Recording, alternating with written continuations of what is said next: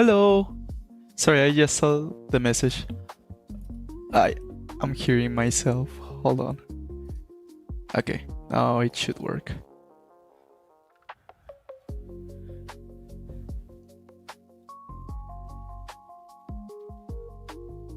How are you? How are things going? Are you doing anything?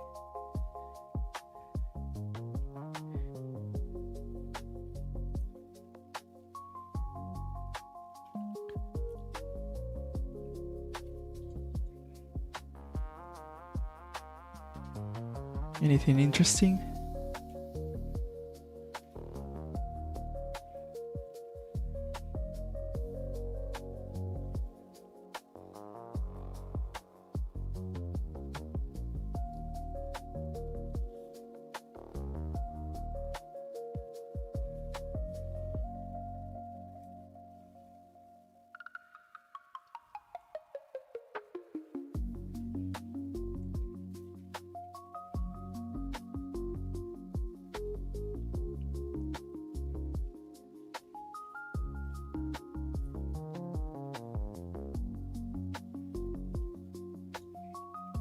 Me? I'm doing good, I think. Yeah.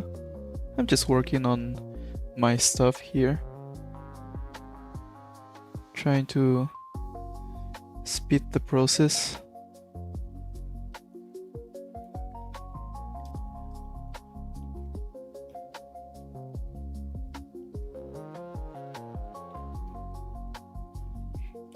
I'm going to avoid render too much again because yesterday I found myself adding too much detail again, and I spent like 5 hours on 3 pages, which is, I mean, it's okay, I would say, but I want to spend less time, so I'm trying to see what else can I skip at the moment of coloring without making it look way too, different from the rest of the pages. So right now I'm just doing the color flats that I'm missing for today because I'm supposed to do three pages, and I didn't did the color flats for this, so I didn't do, sorry.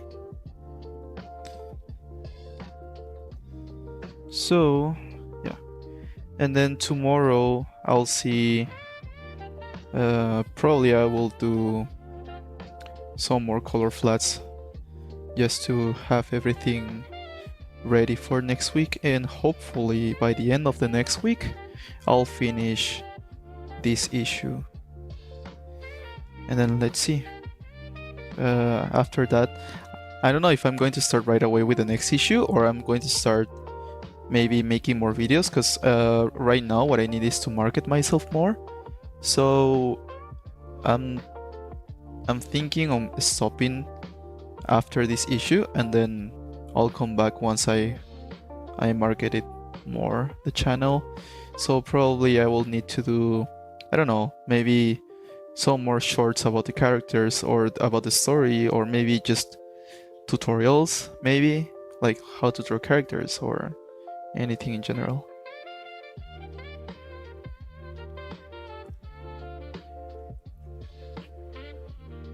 Oh, you're from Germany, holy.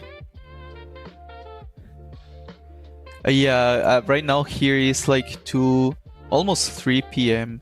So it's quite early for me. I'm sorry, I'm trying to stream a little bit earlier, but I don't know. I always get myself, I don't know how this, like, I get late here.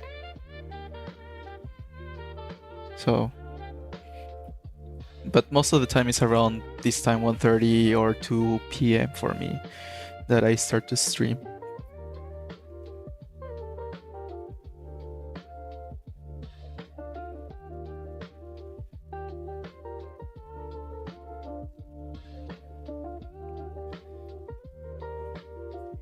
Hey, and if you use the stream for going to sleep, well, I hope it relaxes you very well.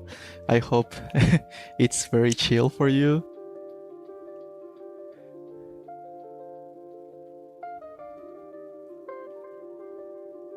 Oh wow, it's 11 p.m. That's a huge difference of time.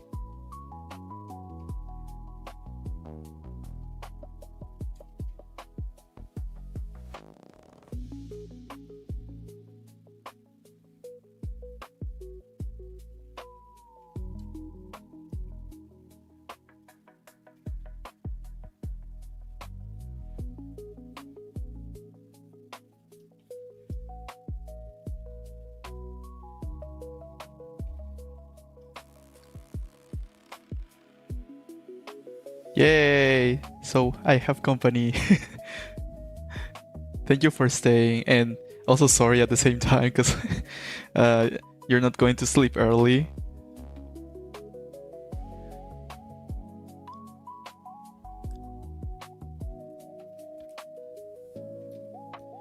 Thank you and sorry.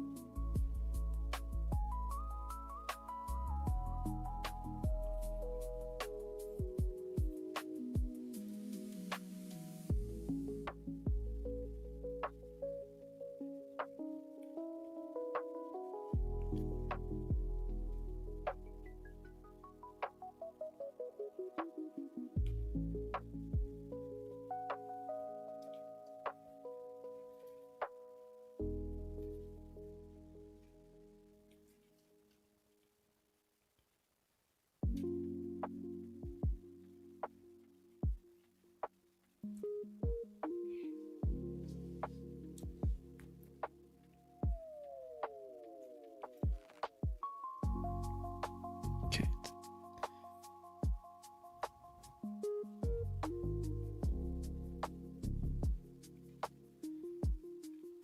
Something. It's a little bit off topic. I just want to share this, but whenever I'm doing color flats, I used to be really picky whenever I was choosing the colors, like for the backgrounds, and trying to be like super accurate with those. But now I find myself just like I just use similar colors but not the exact same, because at the end of the day, like, the values will change once I add the light. As long as it's something similar, I think it's fine. But yeah, maybe some people will argue with me about that, but I just find it this way much easier, and I just realize I think people won't really notice that much once everything is rendered. So, you know, as long as I'm not like, I don't know, if the background here is like grayish or something and then suddenly super yellow or green, That's obviously that's wrong, but if it's really similar, I think I should just eyeball it. And yep, yeah, that I'm saying that because like it just helped me to finish the entire page right now. Well, not the render though, but just the colors.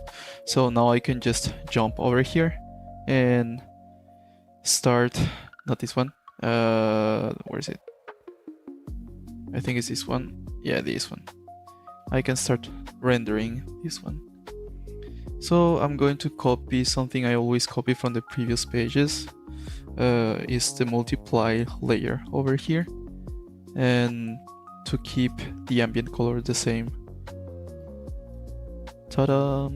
Now it's bluish, and then the rest is just layers for adding light or shadow. Well, mostly light, but yeah. So I will just continue working now. I will shut up. Hehe.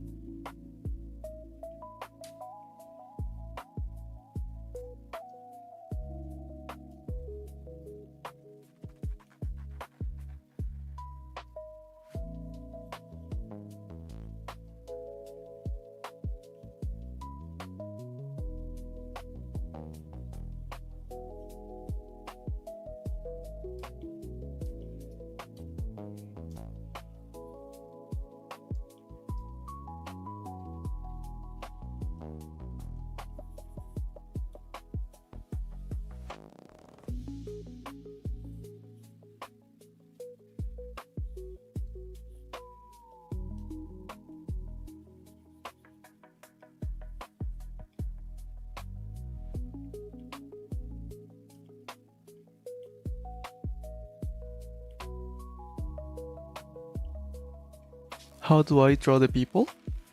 Well, it's based on experience, I would say. Most of the time I try to not use reference when I am drawing figures. So I try to rely a lot on simple shapes and my like mental library, let's say. So I can show you a small sketch maybe here. So whenever I'm drawing figures, I'm just going to... I try to always... Oh, I can even show you like this, like the whole process of the page. Usually the page starts like this. It's a basic layout. So I have like, in the first panel I want to show the wrist of the hand of Lux, showing the watch, like showing the beat, heartbeat, and then I will keep drawing in each single panel like small drafts of what is going to happen. But if you can see in here, the people around here, they are not like clean at all. They are very sketchy. Like they're basically just a bunch of squares, lines and triangles. For the legs is basically triangles. You see, the face here is a bit much cleaner, but the proportions are quite off, right? So here at this stage, I'm just trying to think of the composition. Then if after that, that's when I will start detailing more and cleaning things up. Usually when I'm at this stage, it will look more like this. So when I draw, I put the layout in a blue line in a very low opacity, and then on top I will start fixing things, redrawing everything and fixing the proportions. If you can see, I don't know if you can see over here the lines, the blue line. You see how the nose, even the forehead and the chin is much smaller. The face is much smaller here. I fix the composition even more here, or even here. In the layout, the figure is super small, but here when I start cleaning things up, and once I added like the perspective grid or something, like the background, that's when I was like, okay, no, the proportions of the figure are too small in comparison to the guy over here, so I'm going to draw it even bigger. And I try to keep the shapes really simple. I don't even really detail. You see, I didn't detail the outfit or the hair of the characters, just the most of the outline. And over here is kind of the same. Like, okay, I did add some guides for the outfit, but it's just only the belt, most probably, because since this is kind of like a how is it called, like tight clothes, he's using tight clothes, so I'm just basically drawing anatomy, which is awesome. I love drawing figures, like the muscles and all that stuff, and it makes things much easier for me, because like I drew figures like a bunch of times, the anatomy a bunch of times, that it is just much easier for me to just draw the figure like that. But anyway, and once this is like a cleaner version of the layout, but still I don't have that much details. What if I want to add the, I try to leave the details for the end. So now that I have these pencils, I try to put it in blue line, reduce opacity, and that's when I start detailing, adding the outlines and all that stuff. And right now, okay, so I think I blended merged the details with the outline. But usually when I draw, at this stage when I'm inking, that's when I will start cleaning things up, adding more details like this thing over here, like the details of the outfit, the eyes, and on another layer I will try to add the details like this, the hatching, the shadows, or like this. And also on another layer I will also have the background separated, because I want to, whenever I'm drawing backgrounds, I like to have sometimes the characters hidden, because when I'm drawing the backgrounds I tend to draw the entire thing, if you can see here, even like the part that is like covered by looks like the character here. And then once I have the background, that's when I turn on the layer, and then I will mask the background and hide it. And that's how basically I draw the pages. I think I over answered, like I answer more than what you asked. I think you asked me like how to draw people, and I suddenly said like my whole process of how to draw the page. But yeah, I don't know if this helps. This is basically the way I tend to draw, and obviously I have another layer for the gray tones, right? But yeah, that's most of the time my process. And whenever I'm drawing figures, like at this stage, where is it? Like this one, I try to be really, what's the word, minimalistic, like really simple. If possible, I will draw first the outlines, like the silhouette of the figure, and then I will start adding the volume on top, like here, like some anatomy over here, or even here you see how most of this is just the outline of the silhouette. But that's because I have previous knowledge on how the anatomy works, because I also used to, before this, I used to draw like this. I will draw cylinders like this, right? I will simplify the shapes like this. I'll add something here like the ball, but with time I find it much better to draw the outline and then start adding volume on top. Because I think if the silhouette, this is my way of thinking, but most of the time when the silhouette works, that means the pose will work in the future. And obviously sometimes you will need to tweak things out, because things can get weird when you're drawing. But yeah, that's my logic, at least when I'm drawing. I just look for the silhouette and then I will start adding the volume on top.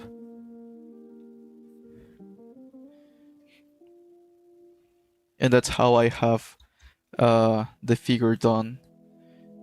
And there's several methods, I think, when it comes to drawing figures. Some people like to scribble a lot, do gestures, like a very gesture,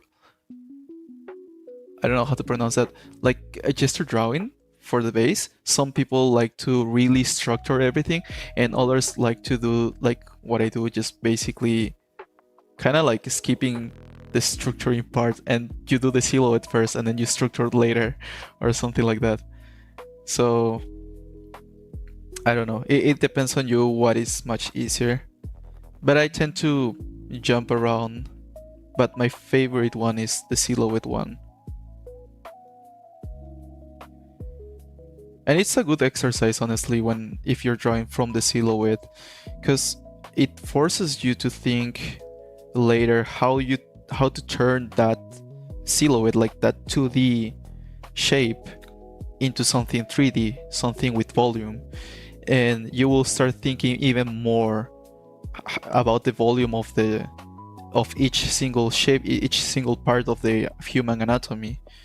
And I don't know if this makes sense, but that's how I how I think. That's how it worked for me, and it helped me a lot to sometimes simplify perspective poses, which is awesome.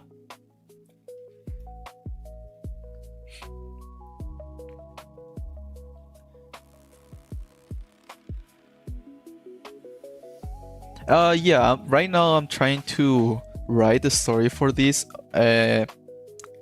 Honestly, I'm just trying to have fun with this story. I'm trying to just draw scenes that it's just fun for me, especially fight scenes or creatures and all that stuff. But especially because I want to create, I just want to create a character that is really OP by the end of the story. Kind of like solo leveling stuff, but not exactly the same, hopefully. But anyway, I'm just basically trying to have fun with this. I'm not really... This is like the first time I'm writing something, so I'm trying to learn as I go and just have fun with the story. Like asking myself like, oh, what if I do this? Oh, what if this happens to this guy? Oh, what if this character dies or something? No, right? So I'm just trying to have fun on thinking what if, and I just go with it. And obviously I have like a general outline for the story, like main scenes that I want to draw, but in between I try to just draw the layout of each single page and see how the story goes as I draw the pages. Kind of like the mangaka, the manga process, I think. It's very similar. I think manga artists, they tend to not really... Sometimes they won't really write the whole story at the beginning. They will, like, by the whole story, I mean like a script. They will draw the layouts of the pages and see the pacing of it, and they will add the text on top, right? And I thought, hey, that sounds quite fun, honestly, because it's kind of like life itself. You don't know where it goes, right? Like, you don't know what is going to happen in your life. You just go with it. So I'm trying to just treat the comic something like that. Like, I don't know what the heck is going to happen in the future, but I just keep going with the story and see where it goes. Just like life.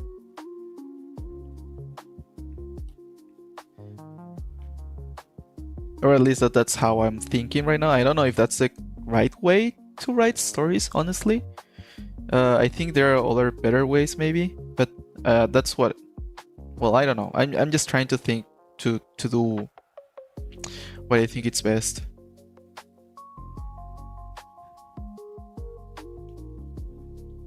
And have fun in the process.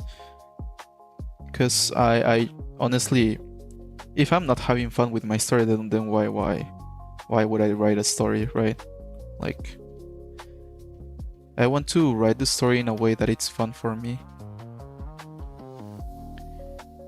Sometimes it might be quite cliche, quite boring for some people. It's not going to be maybe the best of the best, like, oh, the next Naruto or whatever, or Dragon Ball. But I want to do something that is visually like entertaining, and because I'm an artist, right? I want to draw cool pages, and yeah, and just have fun with the story.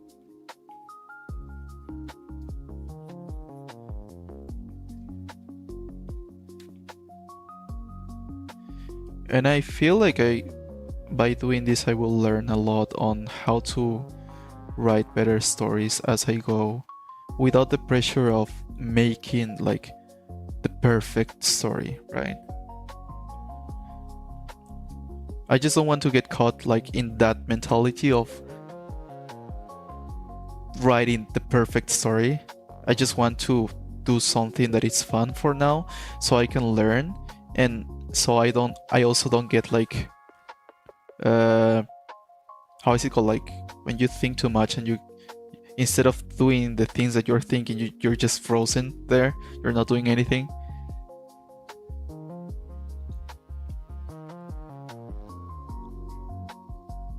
Hey, thank you so much. Yeah, I'm trying to live up to that. I really, I'm a strong believer that you can learn anything as long as you're having fun with it. Because sure, like you have to be really responsible, really disciplined about what you want to achieve, right? But like before that, you have to first have fun so you can build up that routine. Because if you're not having fun, right, like why? It's going to be quite difficult to build a routine and be disciplined. There are two ways to be disciplined with something, I think, and this goes with everything. If you're going to the gym, like studying or whatever, I think sometimes if you don't really like what you're doing, having a partner or someone who does the same thing, someone who goes through the same thing as you, is great, because it's kind of like the gym. For most of the people, when they're starting the gym, they don't really like the gym. Like I remember the first time I was going to the gym, I was asking myself, like, why am I coming here just to suffer, literally, like the meme? And I was wondering. And then there was one time when the weights were getting easier, and I was like, okay, now I don't feel that much pain. Now the weights are better. And then the trainer told me, okay, now you have to increase the weight so you feel the pain again. And I was like, what? Why? and I didn't understand that at the beginning, but having people around, friends around, and being friends with the trainers and all that stuff made things better. And also, like, I had a motivation. Aside of that, I wanted to be a better, just better in health and mental health. So I try to push myself, and that's like another way, right? And I think I went through through the, how is it called in English, like the wrenches. But yeah, in case of drawing, I remember that there were people telling me like, oh, you have to draw from real people, like literally real people, like not even photos. There was someone telling me like, oh, you have to draw from real people to really learn. And I was like, I'm okay, I'm just going to keep practicing from photos. And before, also, there was people telling me like, you have to draw from real people, like photos and stuff. And I was, at that time, I was like, I just want to learn from comics right now. I want to have fun with it. And I started like copying a lot of artists, especially Jim Lee, I would say. I think he was one of my biggest inspirations when it comes to the style and drawing. I remember the first time I discovered him was on like this VZA YouTube videos, like from 1 minute or 2, and you will see Jim Lee like sketching the face of Batman or Superman or Flash like in 5 minutes or so, or even less. I think so, or 10 minutes, I can't remember, but it was so fast. And at that time I was like, huh, how is he doing that? Is he getting paid for that? Holy cow, I want to do that, no? Right? So I was just having fun trying to learn from how he was drawing, his techniques. I bought my first book. I think it was either Justice League Origins, from the New 52, or Batman Hush. But the one that I remember the most is Batman Hush right now. I just love the story and the style of the comic. And I started studying over and over and over and over the drawings. And then I was looking through, whenever I was at that time when there wasn't that much ads on Instagram, I was basically doom scrolling, but productively. Like every time I was doom scrolling on my phone on Instagram, I was 90% of the time, or 99% of the time, looking just for artists. I was trying to get inspired, and once I stopped like doom scrolling for art, that's when I will start drawing. and I was trying to have fun through the whole process, like practicing my drawings, copying other artists, trying to understand their style, trying to understand how they think, how they simplify their shapes, how, or even how they learn, even like. And it's kind of funny because at the beginning I was really copying a lot Jim Lee, and then he said he learned from the book George Richmond, and I was studying from George Richmond so I can be similar to Jim Lee. And then from that I also learned that there was this other artist similar to Jim Lee, and I started studying that same artist, and that's how I went through more and more artists and studying more artists, and my style came to this. I wouldn't say it's close to Jim Lee. Jim Lee's way better. He's awesome. He's like the god on comics, I would say. And but yeah, I learned through like that. Like I had like my own process for learning, and I can only say like 80-90% of the time I was just basically having fun with it, not really thinking of what is the precise method, like what is the exact way that I should, like many other people, learn, or how to be faster at learning. I was just having fun, that's it.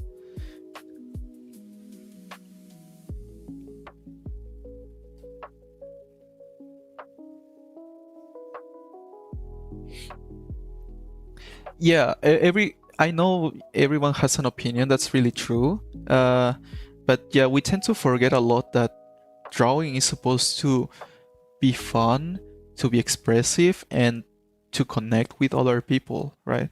And why I remember, I don't know with who I talk about this, but like I remember there was a time I met someone, and I was like, oh, who's your biggest inspiration? Which artist do you like, or something like that. I was asking about other artists that he tends to copy or something, and he said like he doesn't like to look at other artists because he feels jealous or something, and it makes him feel demotivated. And I was like, why?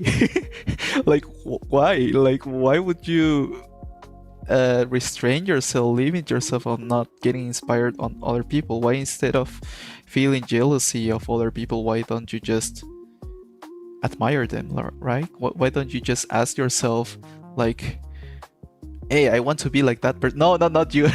Not you. Not talking about you. I don't remember, it was years ago. But it's not, I think I saw that kind of stuff, those kind of comments online too, like people feeling demotivated, and I understand that. It's very common. It's very common. We tend to, like, I'm not going to lie, that happened to me too. And I tried to, there was a time where I was really jealous about other people's art and how they were getting jobs so easily and that stuff. But then I kind of realized that soon, so I stepped out of that, and I tried to force myself again to be like how I was before, and just have fun when I was drawing and learn from them. Because I don't know, I just feel like that mindset is it is very powerful.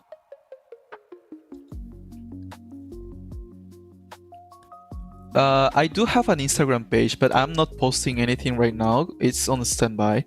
I'm just working on the comic right now. I'm trying to log in on the comic and finish it as soon as possible, and then I will start posting again on Instagram.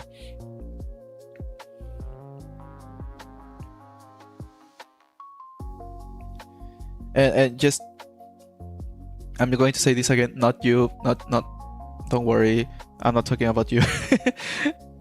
I'm talking in general. Like, I think we all went through the same problem about feeling jealous about people and other artists. It's normal, that's human, right? Whenever someone is better, we tend to feel jealous of them because we can't be like them, and we want to be like them. And I think that's okay. But as long as you notice that and you get out of that, I think you're doing good.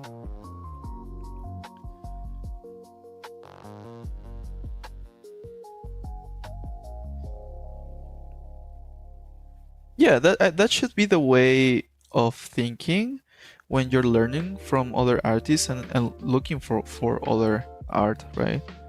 You should get inspired by other people who is better than you, or just not even, you don't even need to compare yourself, right? You should just admire them, and that's it. And be like, oh, okay, I want to draw like that, so that's when you start drawing.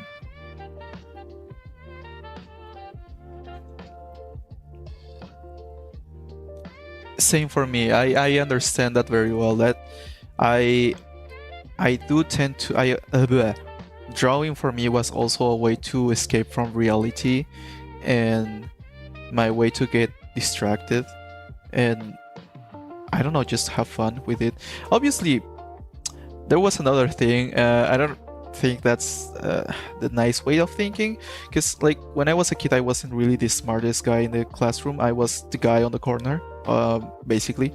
I wasn't really the popular guy or anything. I didn't have friends, so and I wanted to stand out in a way. So and I just remember that I liked drawing and I started practicing my drawing. But at the end of the day, I just kept drawing because I liked it, but not not because of the popularity. So, anyway.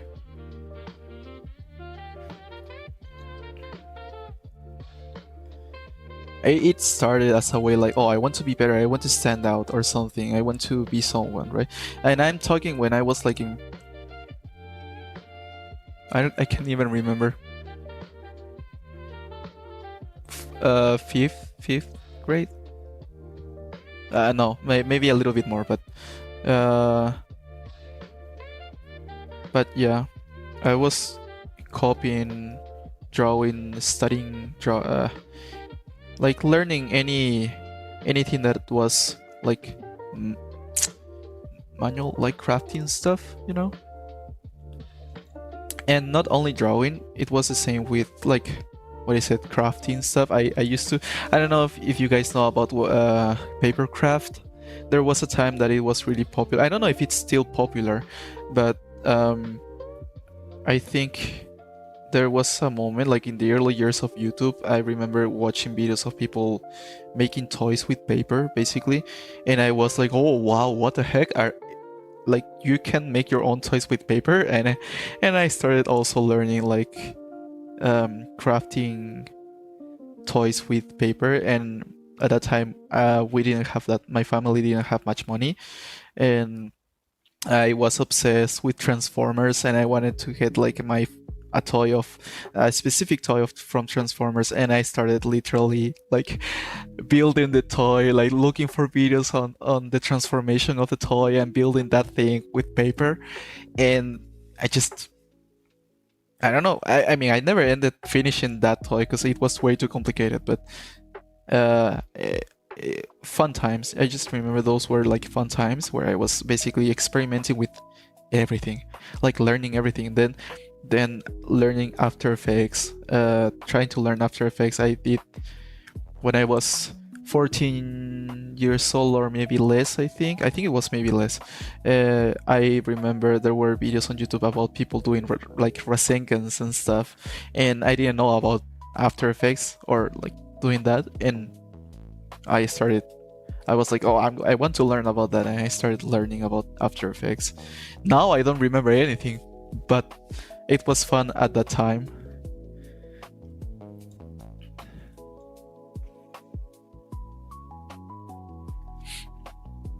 Same. I was, well, mine is complicated. Like I was bullied, and at the same time not really, because I'm from Peru, right? So the thing is that the jokes people tend to do in Peru, they tend to be really offensive, but that's their way of like getting close to someone, because they're that confident with other people, and that's the culture, right?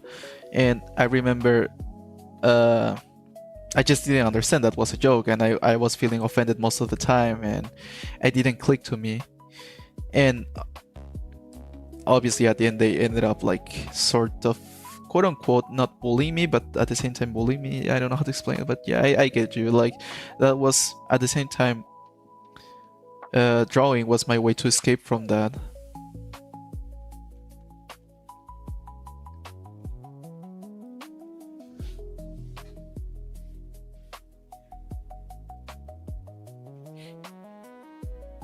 I like crafts too. I want to make a sketch.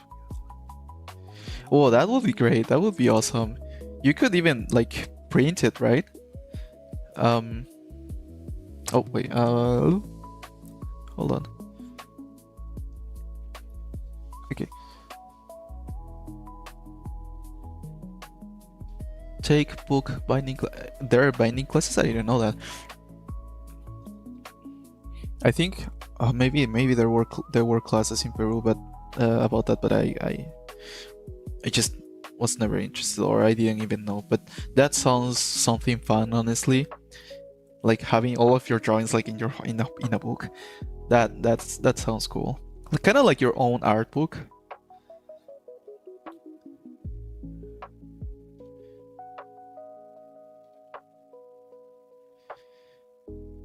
I think I should do something similar, but with my old drawings, you know? Like my very first few drawings. And to have a memory of that. Because I lost... I mean, I didn't lost all of the drawings, but... they're back in Peru, so... I cannot do anything.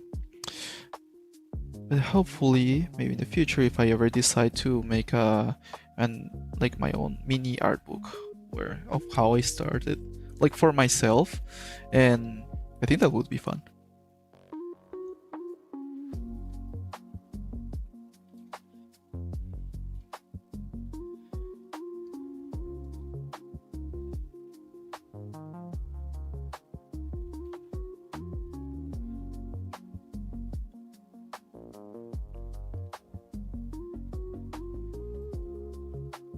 Have you tried doing papercraft before? Or do you know about papercraft?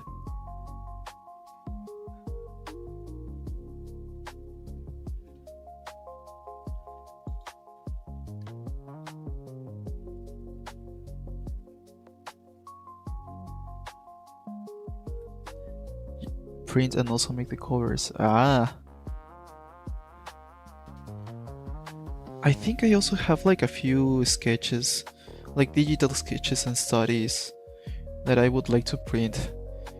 Oh, I just realized like it would have been super nice to have like my whole, like from the very first drawing to the latest drawing, and just to remind myself like, oh, I'm actually improving, I'm actually getting better, and I keep like passing the pages. That would be super nice. I think that's a good way to remind myself like, okay, maybe I'm not that far behind if I ever feel down, right?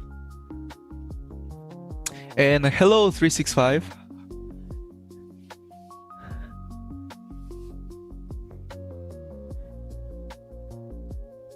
You had a realization on how to approach your comic fanfic?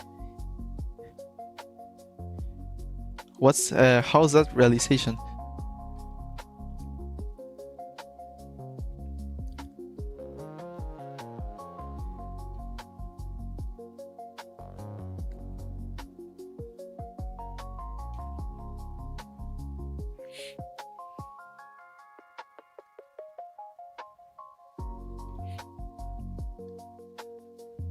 Hey, do what you must, right?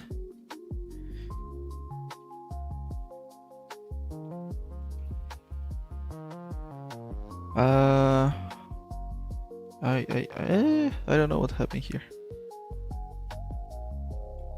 Why does it look like that? I'm just going to leave it. I'll fix that later. I think there's like a gap there. No, you know what? I'm just going to fix it now.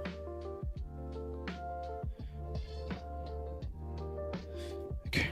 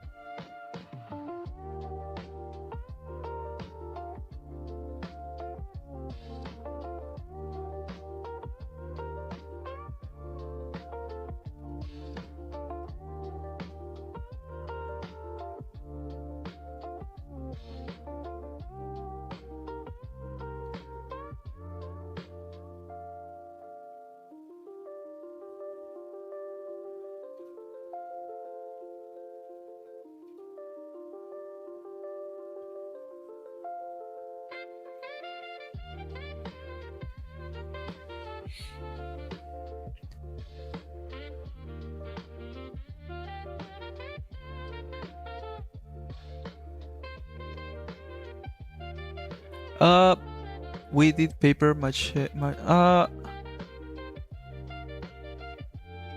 Yeah, yeah, it's the same. We also do papel mache.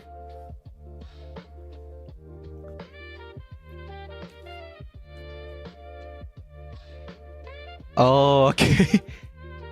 But I don't know, paper mache like for binding or something. But I don't know if we're talking about the same thing, like sculpting. Because when someone says paper mache, I I think of like sculpting something, but not really like binding books.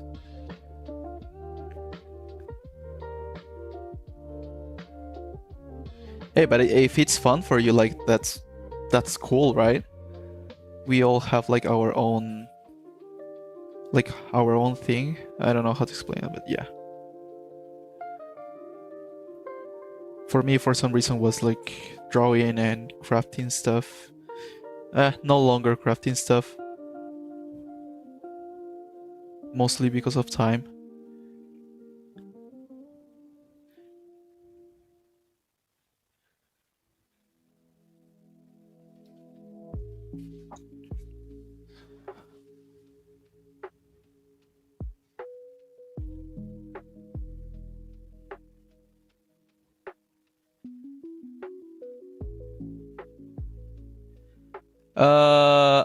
What do you mean? I mean, I know what you mean, but why are you saying that? I do have well, for me, there's no rush, honestly, with this thing. Yeah, I'm just trying to have fun with it, because like it's not like I don't know how to explain it. I'm just trying to have fun with it. If it works, it works. If it doesn't work, it doesn't work, and nah, I just keep going. But I do try to have a deadline, and for example, I'm trying to finish this thing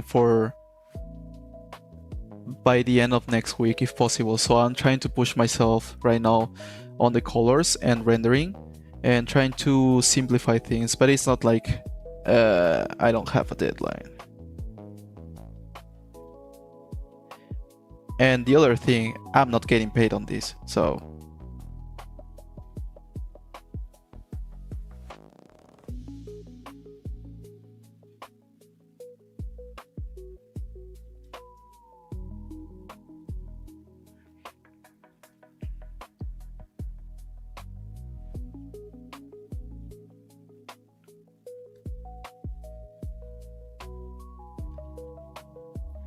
I feel like since this is like an unpaid work, I cannot like sure I can put myself a deadline or something, but there are also other things more important right now.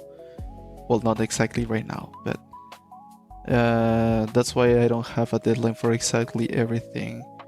And this one, I'm trying to catch up with the story because I almost gave up on this once I came here to Canada, because I thought I was like, okay, you know what, I'm going to study graphic design, I'm no longer going to draw, so why am I wasting time in this? And I want to have good grades, right, on my studies. So right now, at the time, I was just basically not drawing at all. And depends on the priority and time that someone has. But right now, since I'm in summer, I put myself like a limit, sort of a deadline. I want to finish this thing before the summer ends. This comic specifically, but that's it. And then let's see how it goes.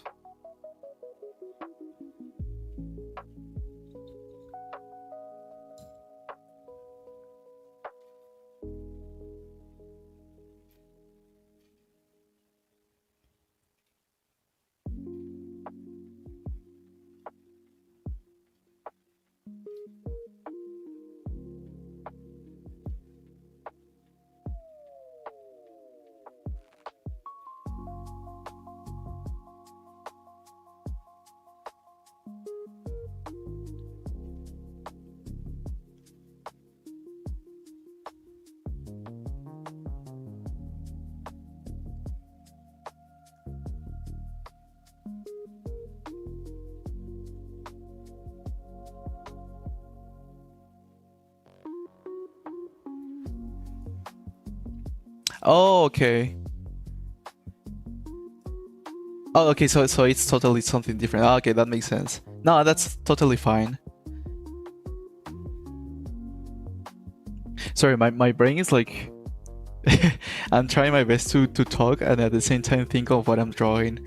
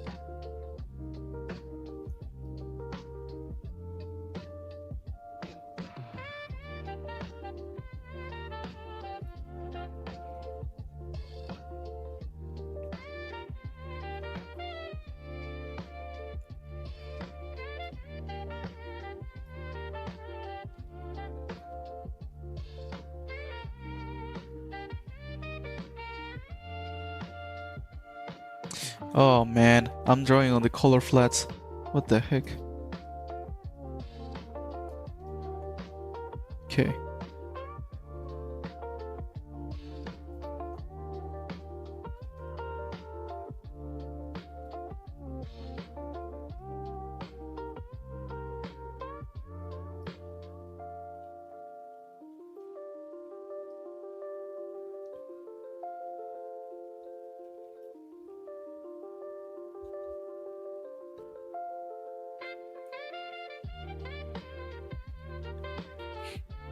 Oh, I understand what you mean though with the constraints. Like putting yourself a limit, a deadline, forces you to finish things, and that's smart. That's very smart because you get to finish the thing.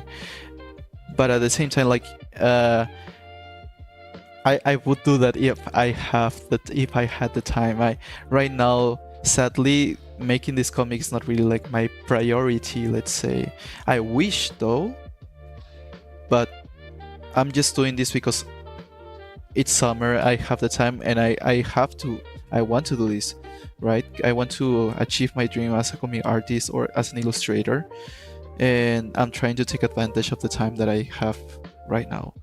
But I cannot put like a deadline, let's say, on I'm going to finish like everything, because many things can happen along the way since I'm studying.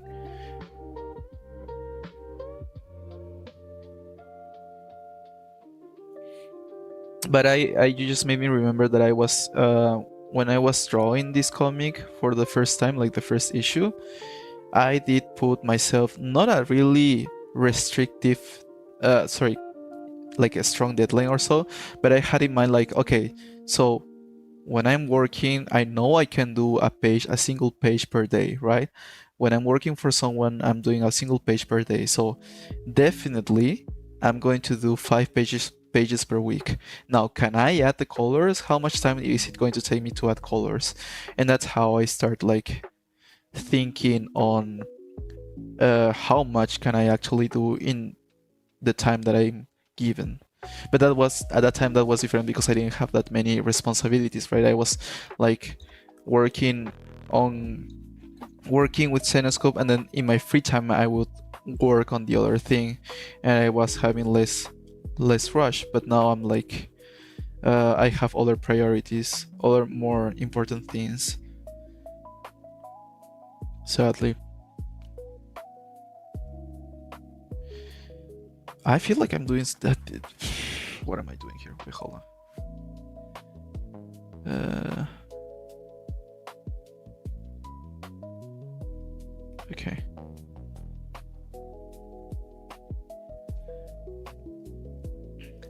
But if that works for you, I would say definitely go for that. Put yourself a limit. And that's a good way to get things done.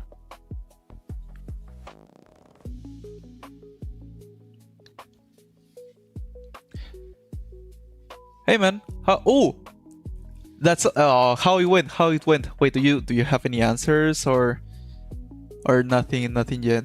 That's awesome. I didn't end up sending anything.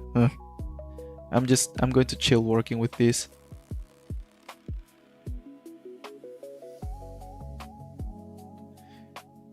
I didn't have the time to finish those pages, so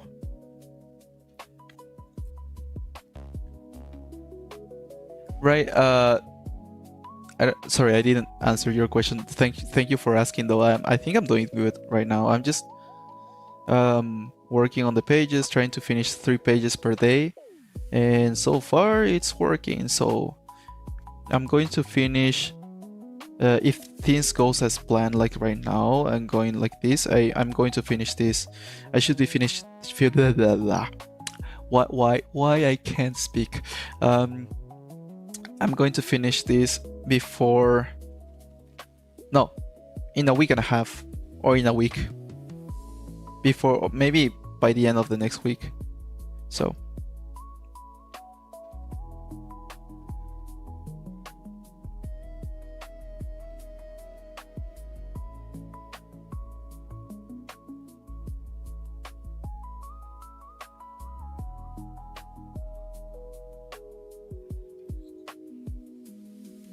And right now I'm trying to simplify a lot my style because in these previous pages I caught myself rendering too much again. But I loved it though. So right now I'm trying to just be mindful, that's it.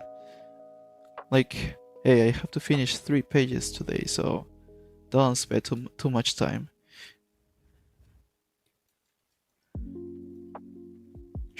Just trying to be more mindful with my whenever I'm rendering and stuff. I keep forgetting that these pages are not supposed to be like each single one isn't supposed to be a masterpiece, let's say.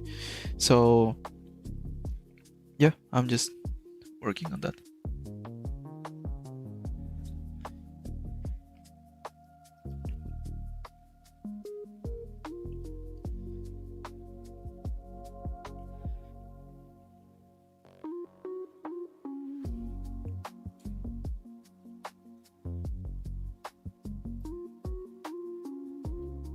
What happened with my... Oh, never mind.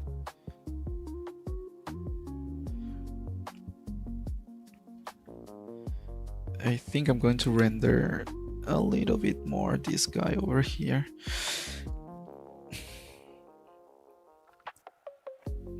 Come on, I need to erase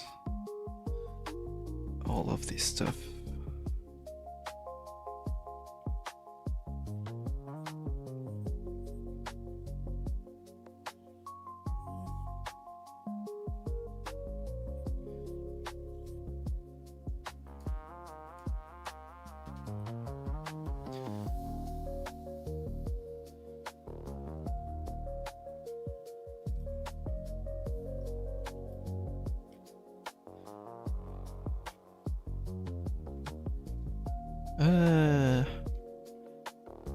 Okay. Oh no. Wait.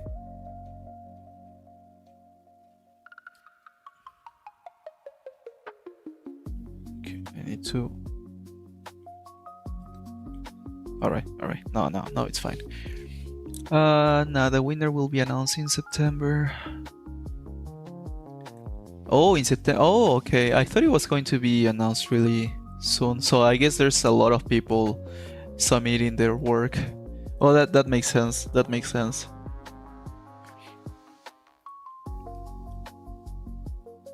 Yeah, I should be finishing this thing in a week.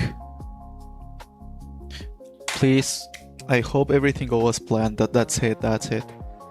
Literally, like, I am forcing myself a lot to, like, I finish the gym, I go eat, I come here, I work, and then go back to sleep, and the next day is the same. And that has been my past few months. I'm not really seeing anyone, I'm not hanging out with friends or anything. I'm taking this as serious as I can, unless like I have, like, I don't know, something important going on. But by something important, I would say, like, you know, at least I have to call every now and then my parents, right? I need to catch up with them. So because I do tend to disappear a lot. So yeah, that's why yesterday and the 2 days ago, I was, well, yesterday and the day before, I was on a call with my mother trying to catch up. And they know also that I'm all the time, like, streaming. So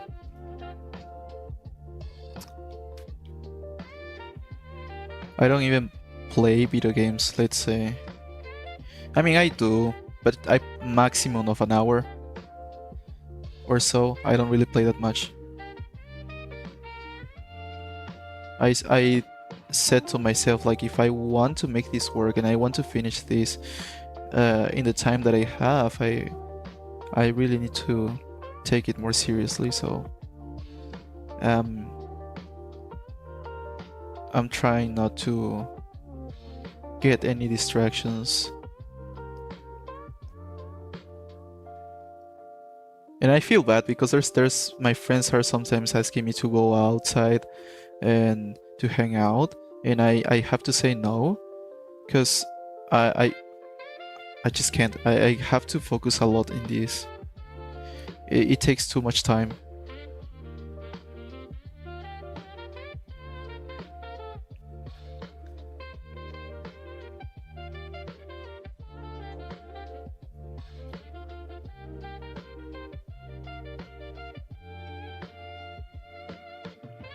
Exactly, the sweet price of success. We gotta do what we have to do, right? And I have to get used to this, because the life of a comic artist, it tends to be really. I think we had this talk before, and I think we all can agree that the life of a comic artist or an artist in general, it tends to be really lonely, because not because we don't want to see people, right? It's because the job is very time consuming, and if we have time, we will have more work, right? They will send us more work because we have time. And I think that's how it goes. But that's my idea. At least that's how it feels. And I don't know, when I was working and I remember I only had like one time with a very tight deadline. And at that time I was basically locked in my cave, just working, trying to push through and finish the comic. It was 35 pages or so within a month or so, and 31 pages, it's insane, because like that, because we have to count, like, I do a page per day, but I also need time for doing the layouts, and the layouts tends to be like I have to read the script and do the layouts, and that takes more like other 2 days, and 35 like the month has 30 to 31, right? And yeah, I was like rushing through, trying to sometimes do 2 pages in a day, and yeah. And if I had changes, then that would be even worse, because like uh, it takes more time because I need to fix previous pages. But yeah. But it was, I would say, even though it was exhausting, and I was really scared at the time when I was doing that comic. I was like, oh, how am I going to do this? Like, I don't know how to do this. Like, I went through so much pressure on my own, and that I got super overwhelmed.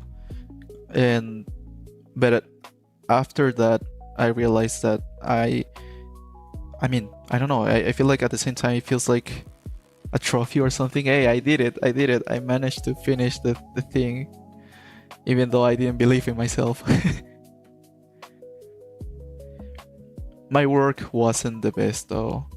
I mean, it was decent, I would say.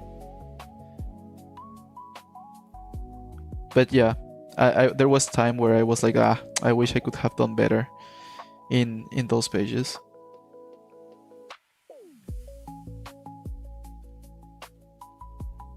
I am very picky when it comes to my own art, and especially at that time. Right now, I'm less picky, I would say, because I have other, like, I learned that the deadline is more important than the art itself, and that people really don't spend too much time on the pages. So drawing the perfect page is not that important. Like, sure, it should be decent, right? It should be nice to the eye, but not like a masterpiece each single time.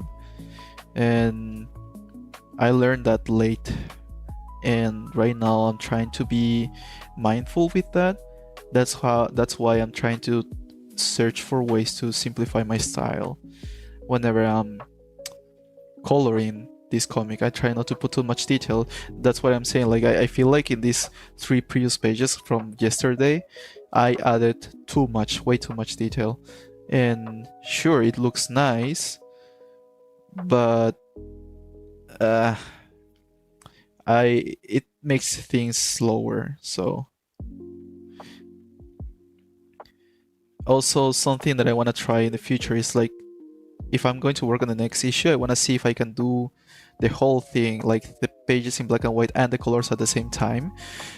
Because I don't know, I just find it like I enjoy doing the colors, and I feel like I can skip so many things if I just do the whole thing in the same day. Because I feel like if I'm doing one day for the black and white inks and then another day for the colors, I feel like I might end up like over detailing stuff, and that's when it comes to constraining myself, like limiting myself, and so I can get things done much faster. And besides, if I can just imagine if I can finish the entire page, like the black and white and the colors at the same time in a single day, that would be super insane.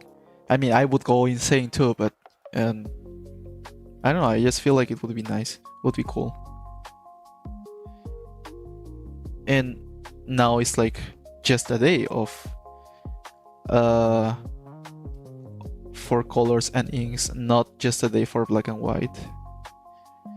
And obviously my style would be now both with colors. I mean, with colors now, not only black and white. The only downside of that is that the pages might turn to digital, if that makes sense. Like, I won't be able to like do original pages, if that makes sense. But I don't worry much about that because I don't really sell originals. So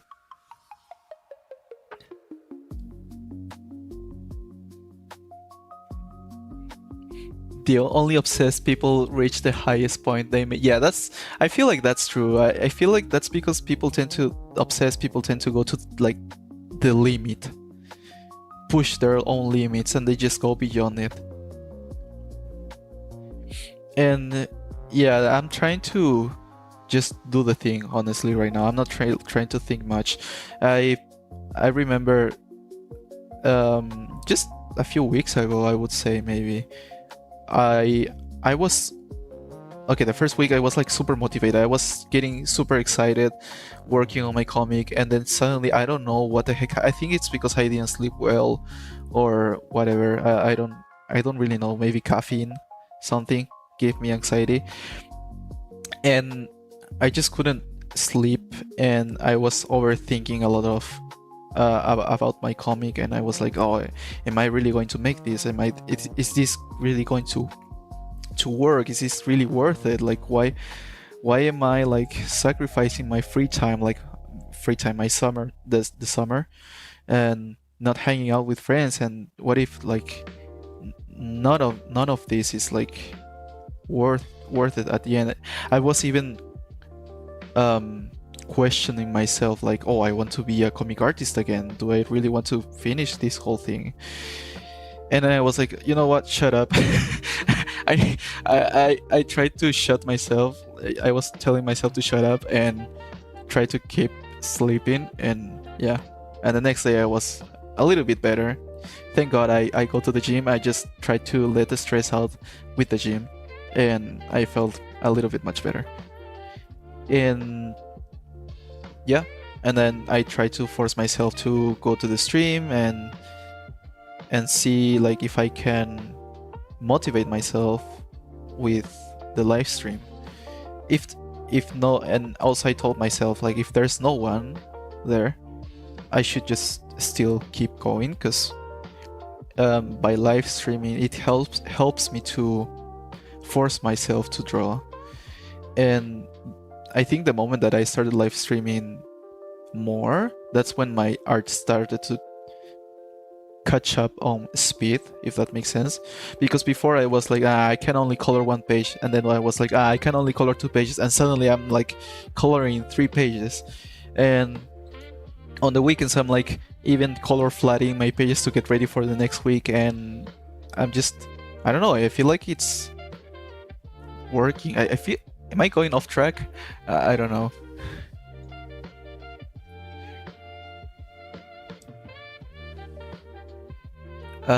Recently discovered a social group that do weekly, just to sketch with others. Oh yeah, I think in Peru they were doing something similar too. That's honestly something cool. I feel like that's a great way to meet new people. I someday I will do that.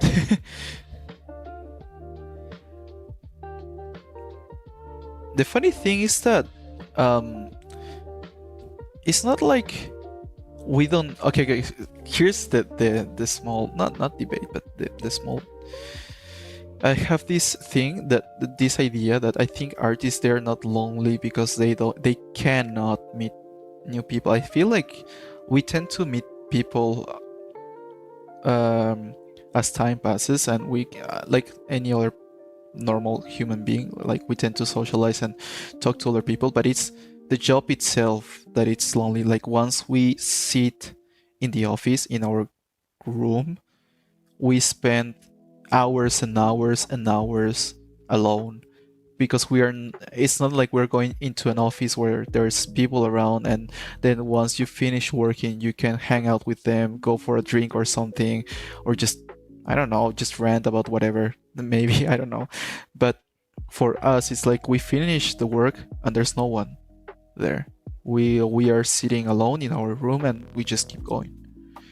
And the other thing is that we cannot also like spend too much time chatting with people, because that's time that we should be like drawing, you know. We don't have that much free time. Exactly, we are our own worst enemy. Oh wait, you're talking about what I was saying before.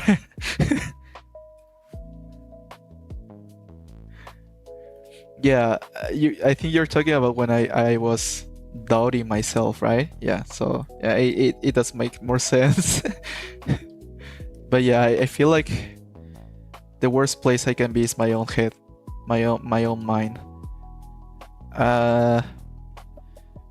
That's why I'm really, really like forcing myself to go to sleep early, because otherwise I'm going to be like overthinking stuff, and that's not good at all.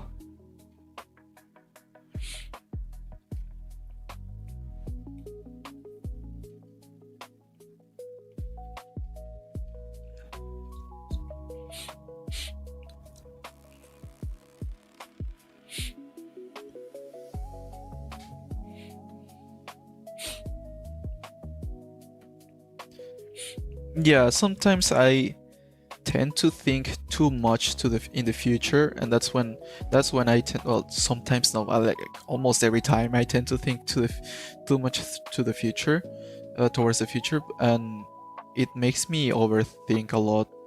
And I'm trying not to. I'm trying my best not to. Honestly, it's just tough because that's uh how my brain works ever since I was a kid. So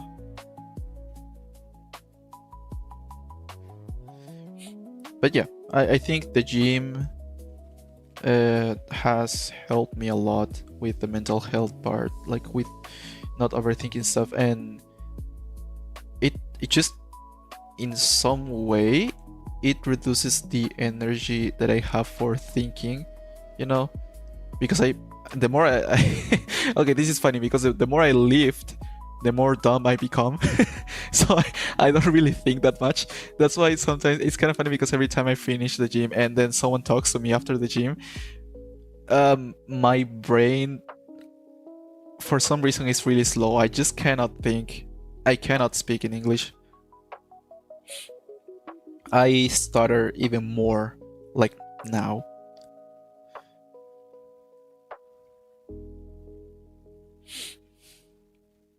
So yeah, the gym has been really helpful with the mental health. And besides, whenever I'm feeling like angry or like something's going on, when I go to the gym, I try to use that energy to lift heavier and be stronger. And well, that's a productive way to use that energy, I would say.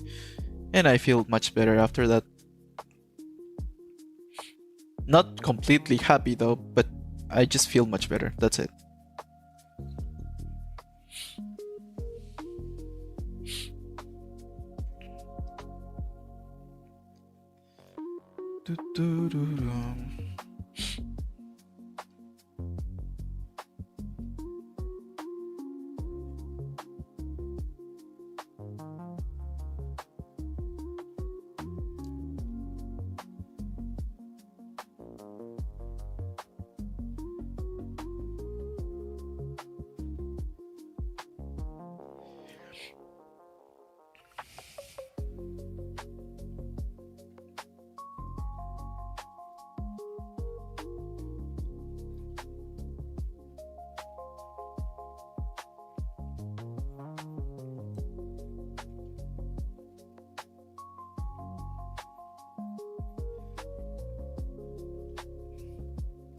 I just wish sometimes that it was much easier to just not overthink at all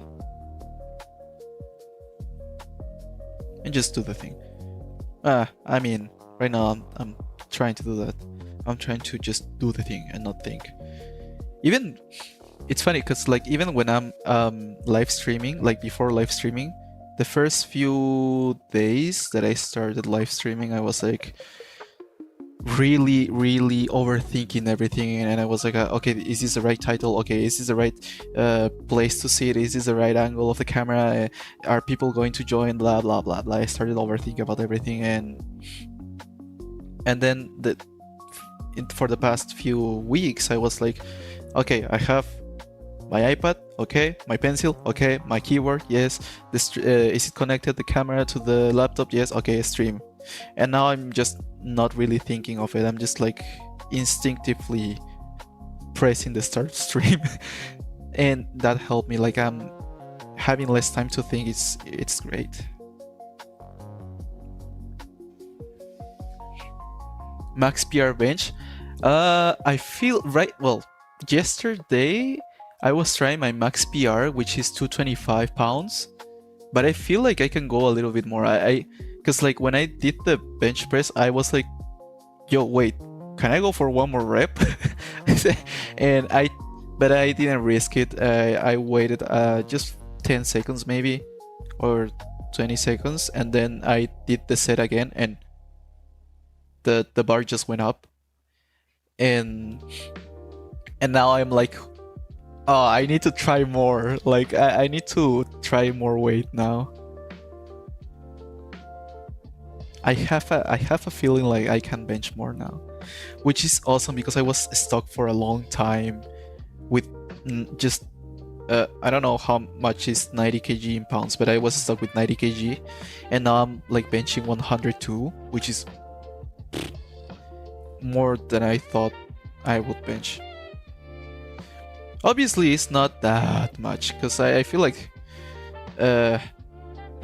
it's I think 225 is like normal now for some reason. I don't know why that's normal, and but for me, like, I'm not a sports guy. I'm not someone that I never I don't know. I just never did sports, and reaching to 25 is like, whew, I feel strong now.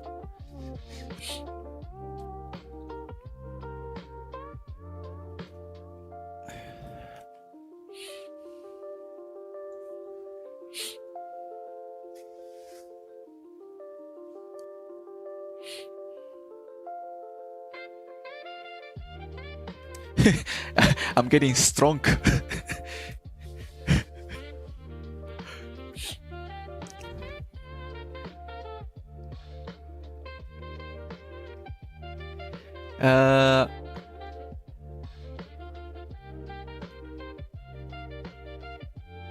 I get you. Yeah. Finding a style can be like, if you think about your style and trying to find your style in the early years, I think it's really mentally draining because you have to find something quote unquote unique, so you can stand out against the rest. But I would say, okay, this is the way I think about style. I would say right now, don't even worry about your style. Just focus on learning from every single artist that you like, from every single thing that you like, because at the end of the day, your style, again, that's my idea, the style comes like automatically as long as you keep improving, because the style is supposed to be everything that you like and you dislike about everything, about the art itself, right? How to draw stuff. And for me, I was like, at the beginning, I was also like super stressed about getting a unique style. But as time went, and I realized that it's not really like I really studied my style or tried to find my style. I was just basically studying different things, styles, and as things went, let's say, I don't know, for some reason I have to make a comic and I have to simplify things like now, and my style obviously changed a bit, but that's still my style, and that's how I started to find my style. Like, I don't know if I'm explaining this right, but just as an example, my style really wasn't this clean. I wasn't even using grayscales. I used to use a lot of black spots, and I wasn't really leaving that much space for colors at the hold on. I wasn't leaving much space for colors, and now that I'm coloring my own stuff, my work is much cleaner. And there will be times where you will see my work and it won't really even have like black spots at times. It will be like just the outline, and that's it. But yeah, just don't focus on your style right now. Just focus on learning new things and improving, and your style will come out automatically. Like literally. Don't even. There's no need to think on your style. Just keep working on your stuff, and don't worry about it. It's kind of funny though, because I don't know. I really thought there was like you had to study your style or really like do the math or something to find your style, but no, it's not. At least for me, I don't think it's like that. And I think I heard about that same thing somewhere else, but yeah. Eesh, this looks too dark. Wait. Uh, is this better? No, wait, hold on. I'm just okay. Whatever. Doesn't need to be perfect.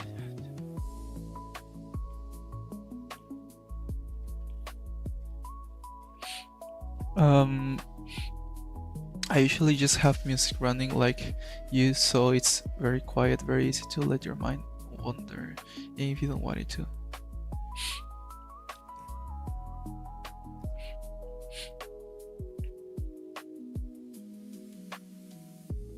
Like my mind wander, you mean like to not think on anything? I mean, it kind of makes sense.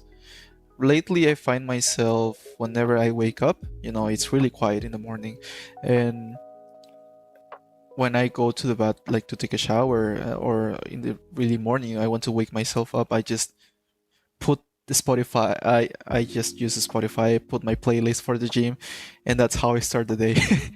I try to just blast the volume of my phone to so I can not really think much, especially because in the morning I'm trying to wake up early, and it's when you try to wake up early, you're going to be like basically a zombie, and it takes a lot of time to just like stand up. So that's why I try to put music in the morning and use that to how is it called, like not really think about anything at all and just stand up. Because I feel like the more I start to think on I have to wake up, it's too early, I can sleep more, I think the more I think of that, the more I convince myself that I shouldn't wake up, I should just go back to sleep. And so that's, I don't know, I that's the way I force myself to do things in the morning. And then my breakfast is basically now a chicken wrap and a white monster. I don't know how healthy is that, but hey, it does help. Not every day though. Like from Mondays to Friday. Okay, it's basically every day.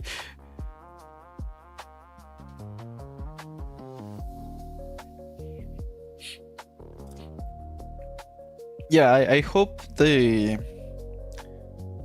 way of thinking about the style helps a lot, and to feel more confident. Going back to that topic, because I don't know, I feel like that's something that is talked about very often when we are starting, and I don't know, that's how I found my own style without even really stressing out that much. Keyword that much. I did. There were times where I was stressing out about my style, but yeah.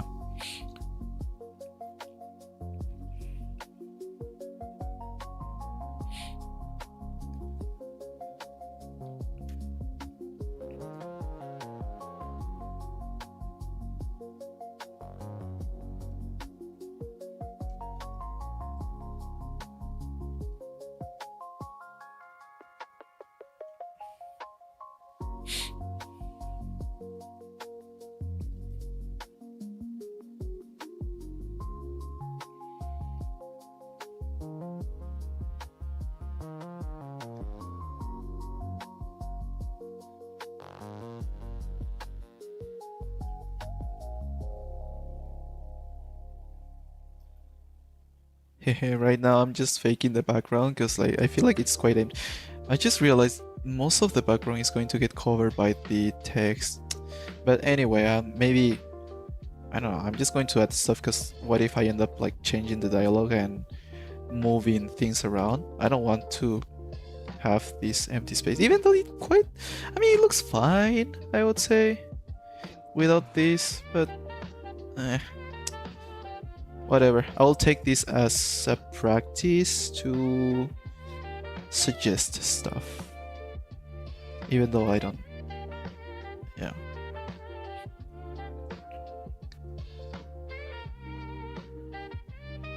Just, I think that's fine.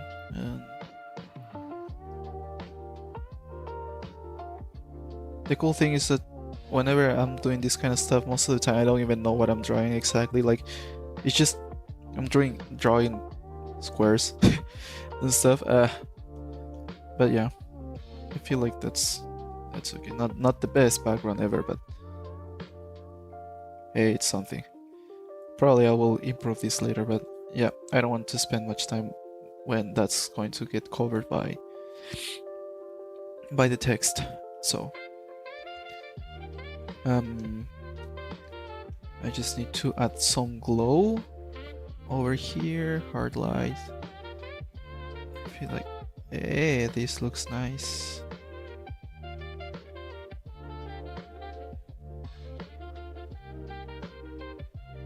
Now this is shining.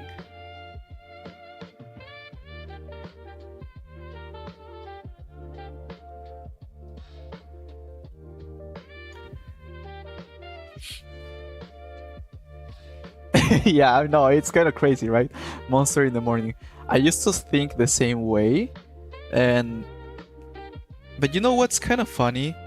Like when I was drinking black coffee in the morning before, for some reason I couldn't sleep later. But now that I'm drinking a Monster, I fall asleep a little bit much quicker, which is weird because the Monster has more caffeine. But I don't know. Hey, but at least I'm getting my PR, right? So I'm getting stronger. But yeah, I should be careful. I should every now and then I will change it to coffee, just to lower down my caffeine doses.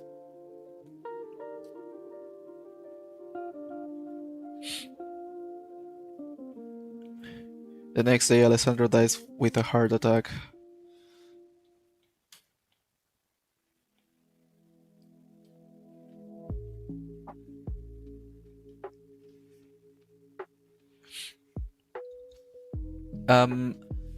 Sure, I know. The iPad that I'm using right now is the iPad Pro 12.9. I think, yeah.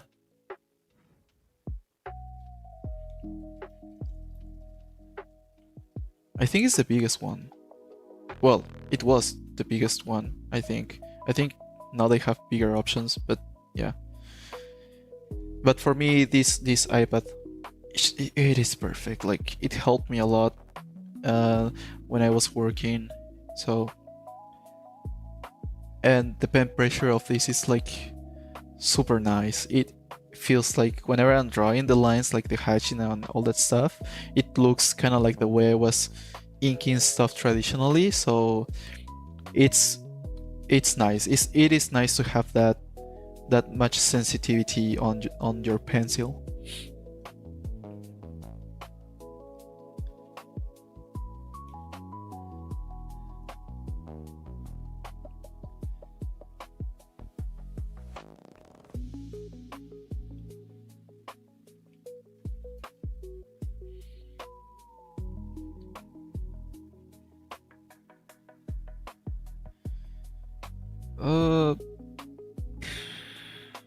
I feel like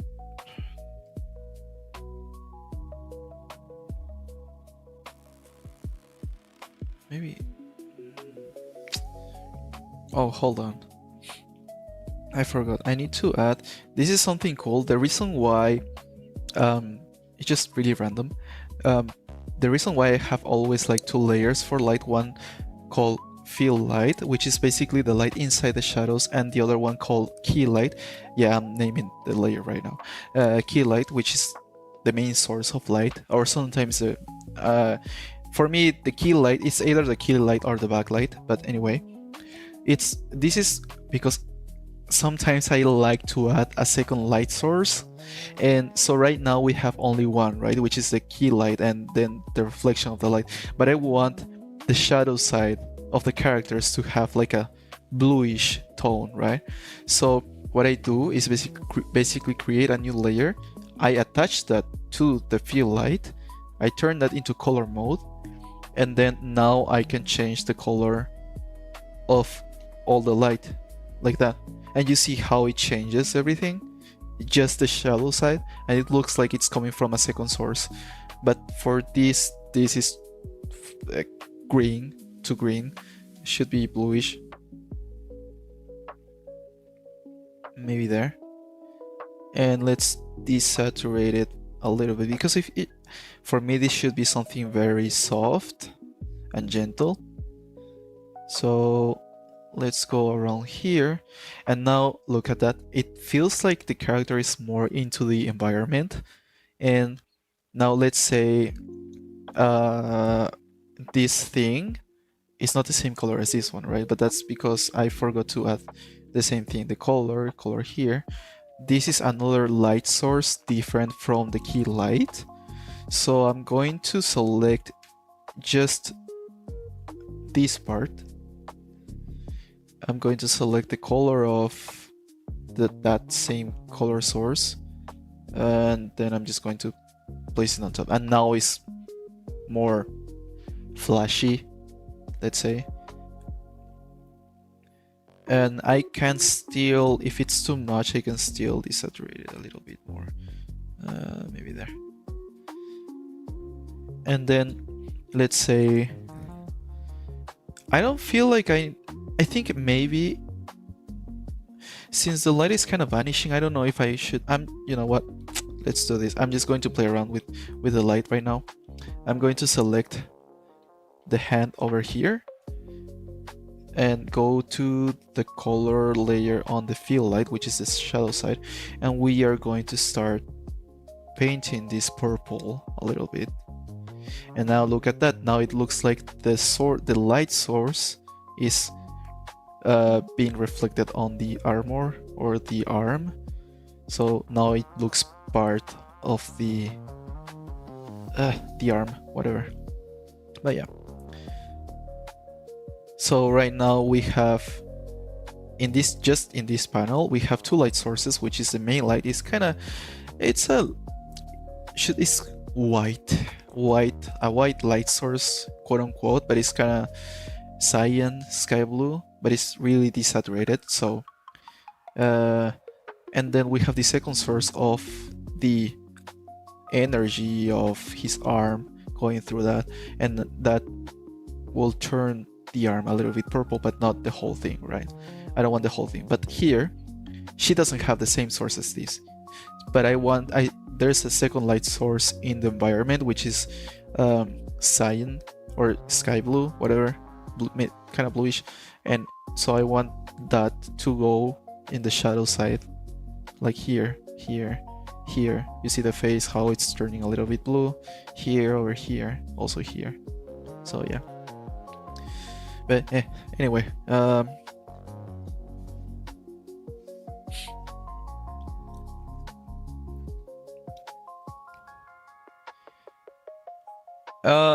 I reading any comics at the moment? No, I am not reading anything right now. What did I just do?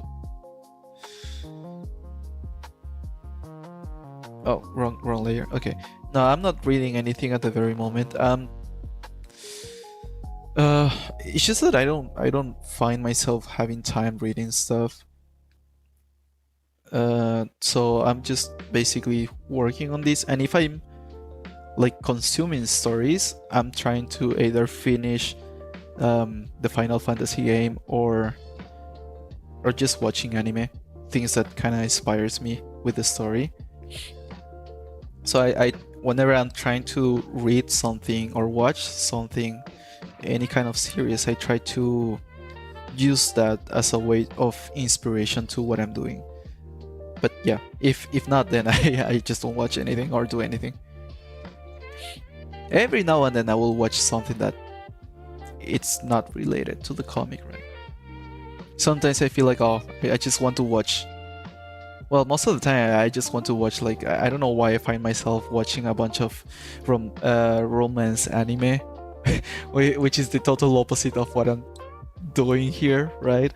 Um, but I don't know, I just find it fun.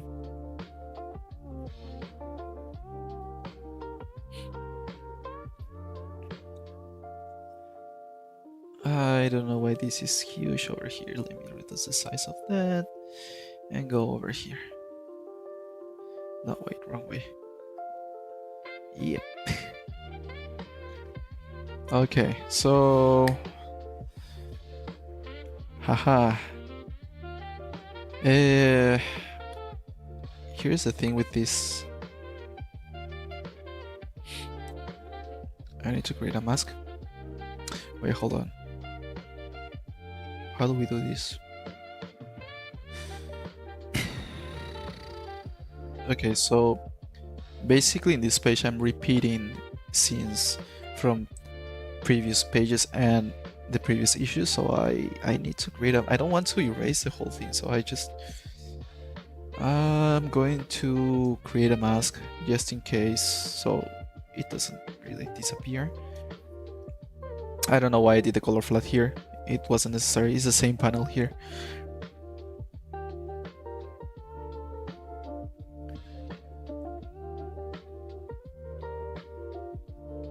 Ah. There we go. There we go. Okay. So now I'm just going to do this thing. I'm just going to work on these panels over here.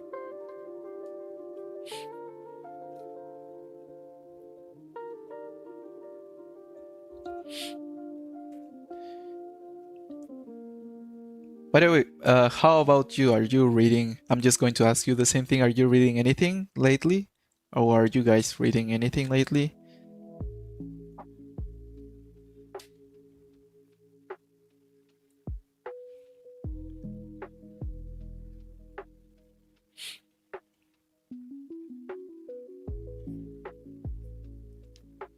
Oh,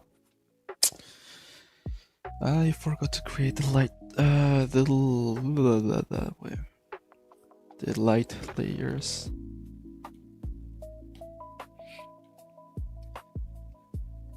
Where's glow dodge? Glow dodge.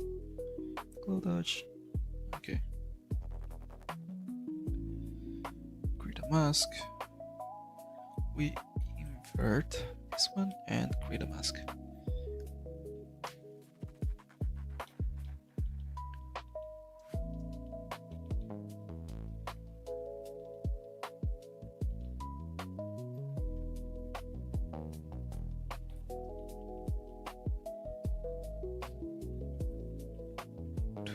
Dun, dun, dun, dun, dun. Dun, dun, dun, dun, dun, dun, dun, dun.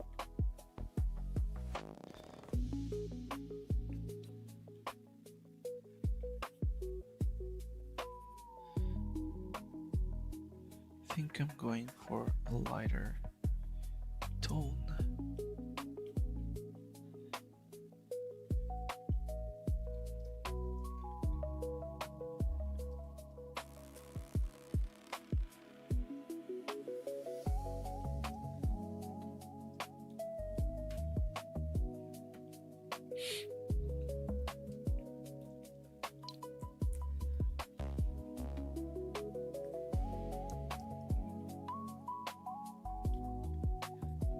All right.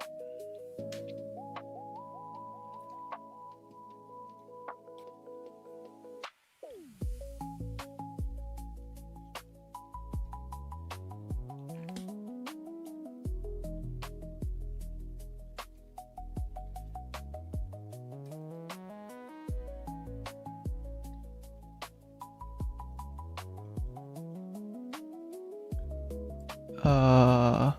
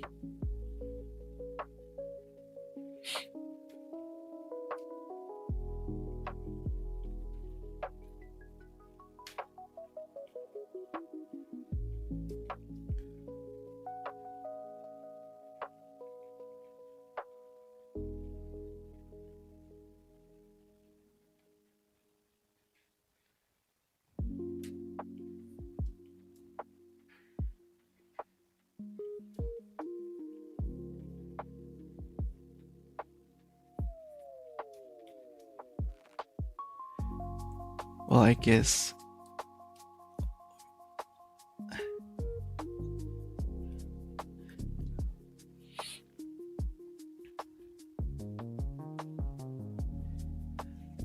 Oh, wait, is it like a new comic?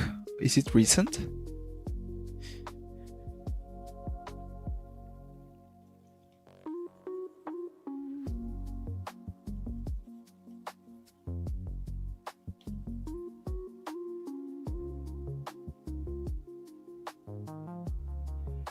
The Many Deaths of Lila Starr. Alright. No, I didn't read that one. Fun fact about me, I don't read that much. So I kind of need to start reading stuff. If I read, like, I when it comes to stories, I like to consume it more as in movies or series. But yeah, if you're telling me it's good, I might check that out.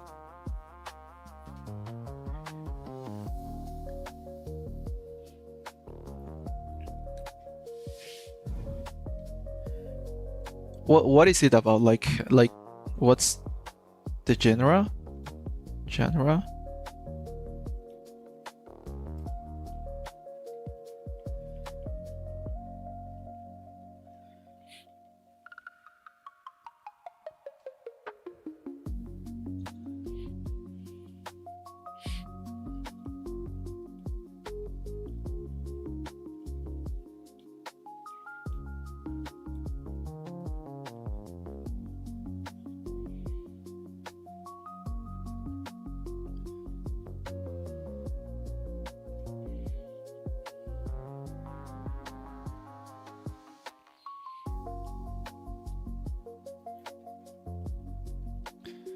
Oh, what is going on here? Oh, never mind.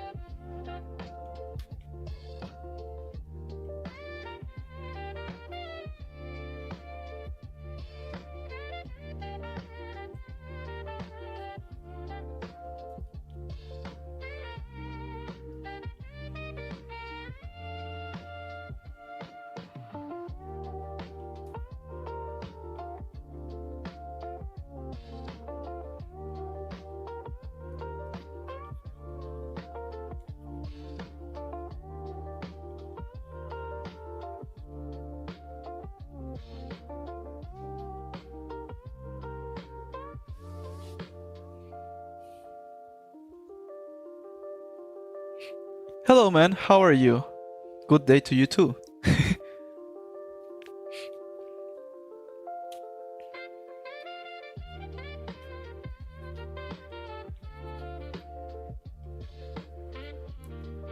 It's about the goddess of death coming to Earth and learning about humanity. Oh, okay.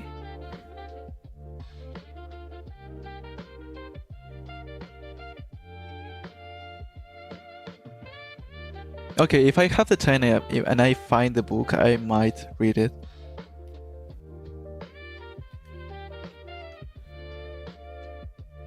I mean, if you're saying that it almost make you cry, right? Or tear up.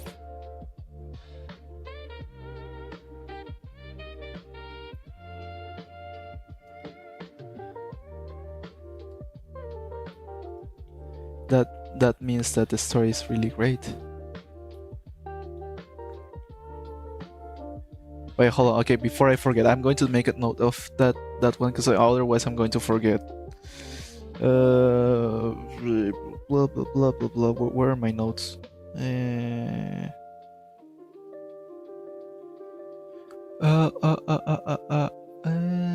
many deaths. The many deaths of Lila Star. Okay.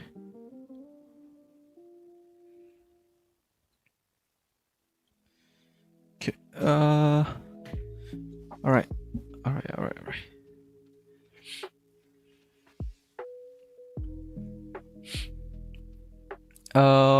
Is it gonna be a digital book or a regular? This, well, for the most part, is going to be just a digital book. I am not going to sell this for now. I am going to put this for free online so people can read it, and hopefully I could reach a bigger audience with this. And if things goes well, like if people end up liking this, I would like to, I mean, I would still like to print the book. I want to print the book in the future, but yeah, let's see. I mean, if people want to buy like a physical printed book of this comic, I wouldn't mind printing this in the future. But yeah. So, but for now, it is going to be for free because I don't know how many people are going to really buy these things if I don't have an audience. Because I mean, my YouTube channel and my Instagram is kind of like how's it called, like hidden. I don't know, with not that much people, so.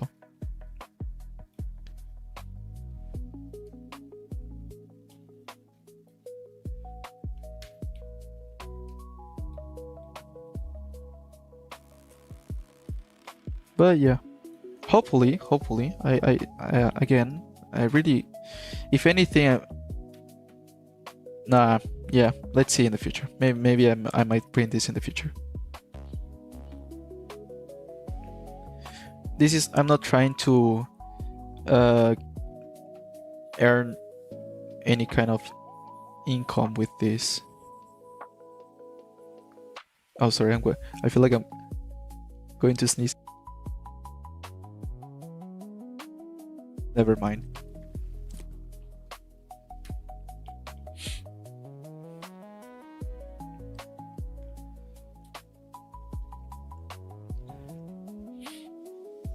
You can get digital if you want.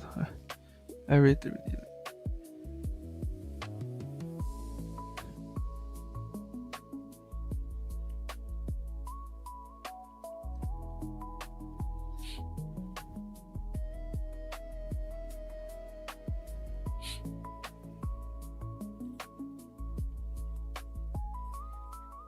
Wait, was he asking for my comic or for for your comic? Now I no longer know.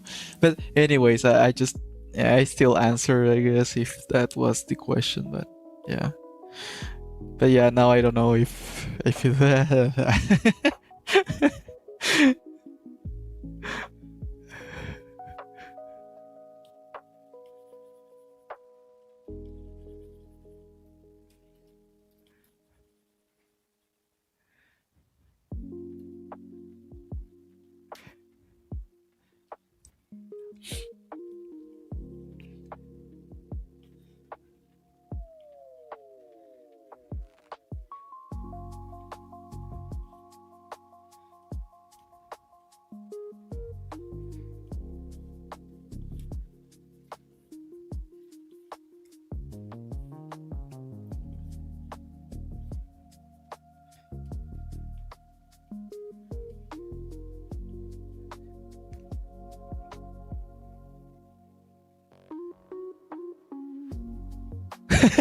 60 squats. Come on, let's do it. Come on, do that now. That's a lot.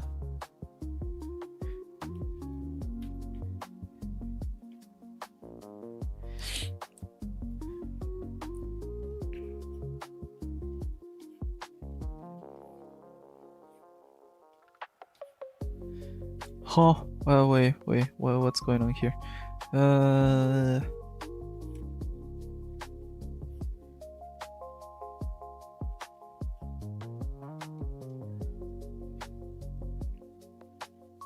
Wait.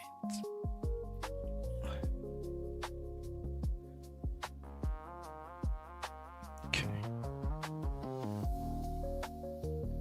Going to fix the light in some of these. I feel like it's kind of weird. Okay. Okay.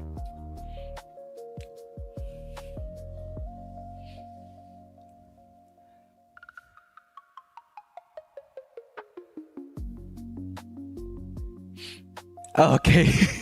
Okay, then I answered the question then. Because I almost felt a little bit dumb thinking that, yeah, I almost thought that you were actually talking about the other comic, and I was here just answering the question.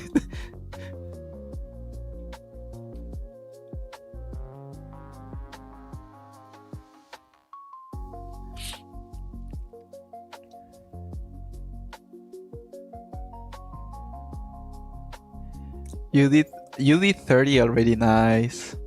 Time to do another 30. Yeah. Alright, I'm going to stream every day. Well, I'm basically streaming every day now. At this point, yeah.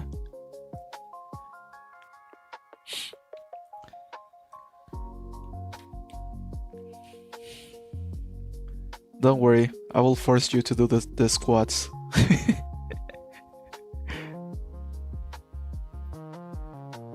You will be strong.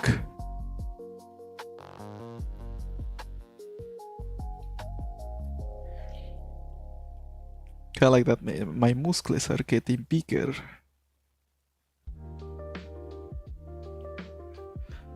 And I'm losing it.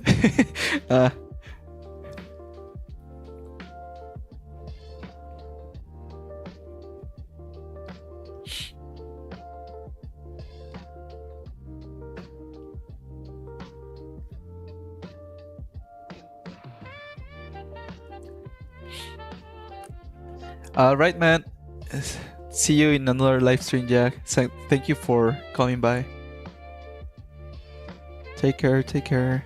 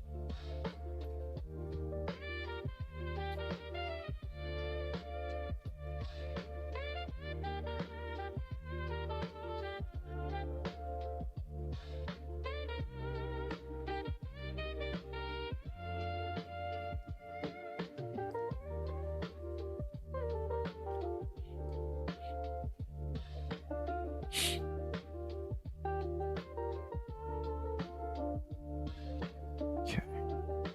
Time to lock in.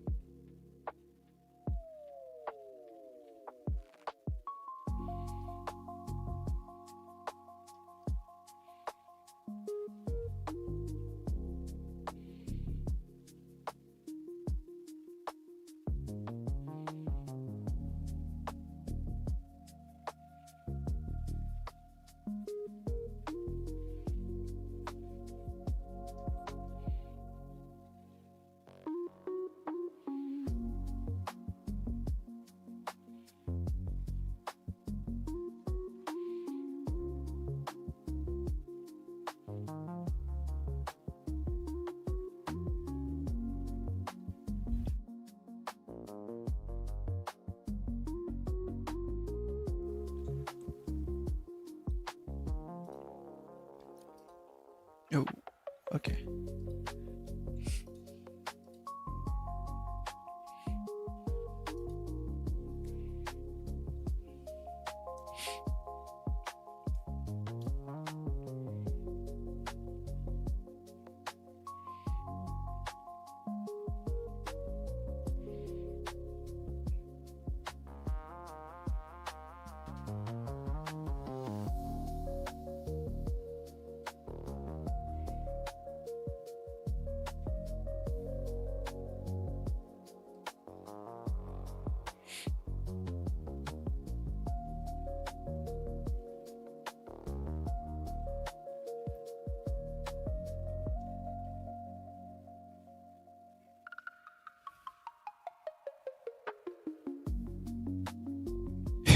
Let's go 60 gesture drawings. Now 60 squats.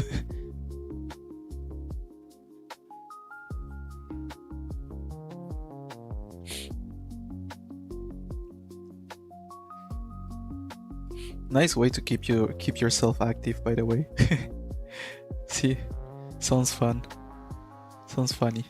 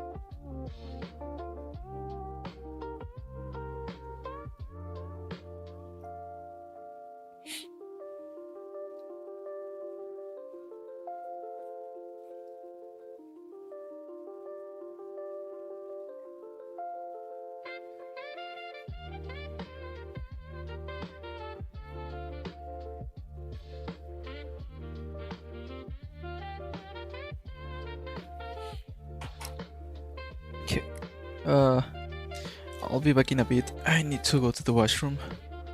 So I'll be back. In the meantime, there.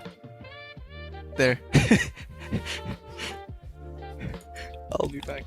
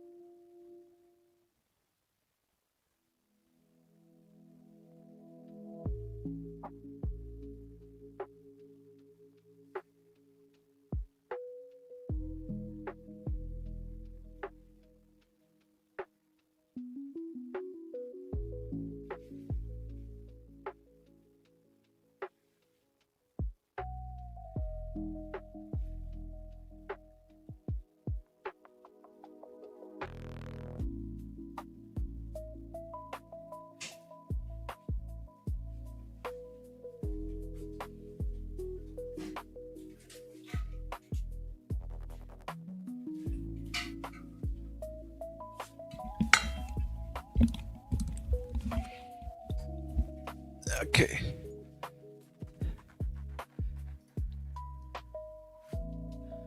Okay, we're back. I don't know why I'm having so much lately a runny nose. It's not like I'm getting, well, hopefully I'm not getting sick, but yeah.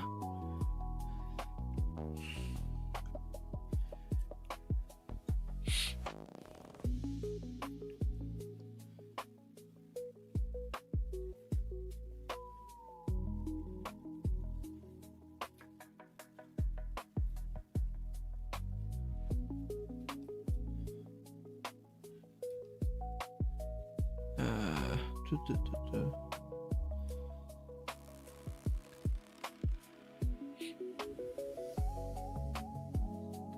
Okay, I think I have enough rendering for this. Hopefully, maybe a little bit more over here just to separate these two. I'm going to add with the lasso tool. I think hopefully this way is much faster. Just like that. And now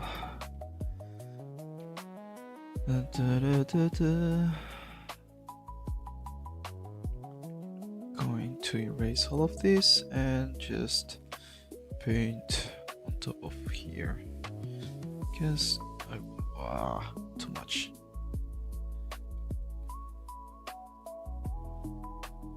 Yeah, I think that's okay. That's decent enough. And should I, yeah, I need to detail this guy over here a little bit more.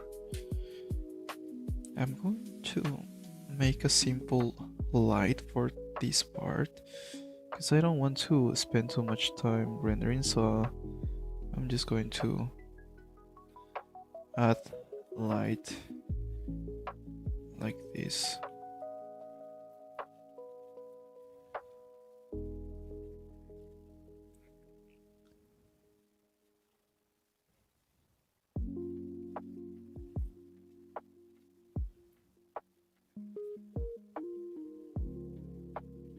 Okay.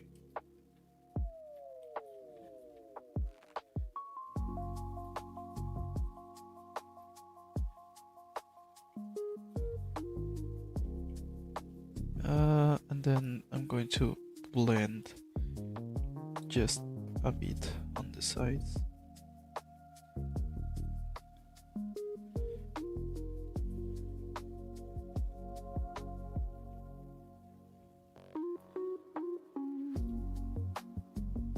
And maybe here.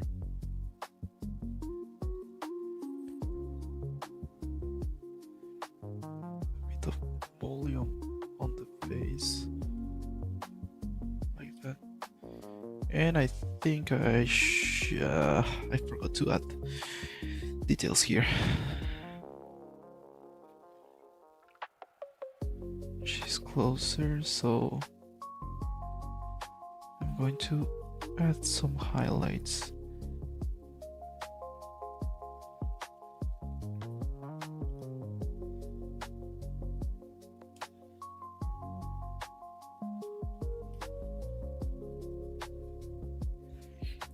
Face cam?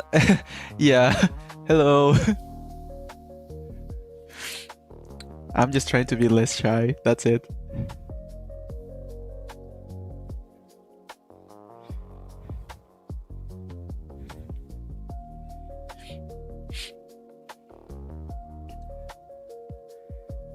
More cam? No.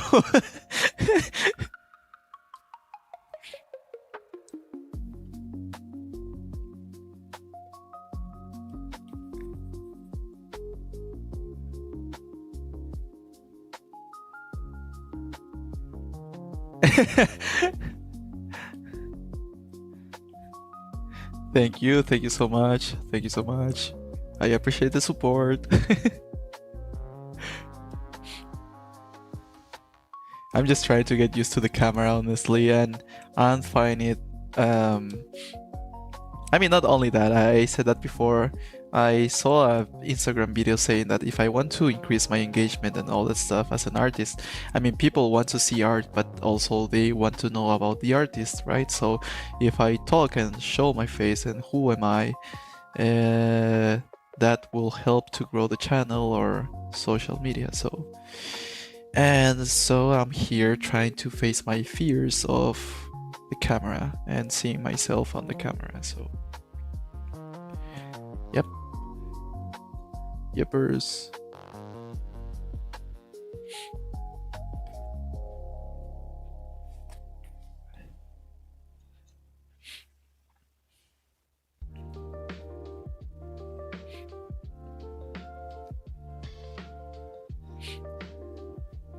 Is this a camera you use in school?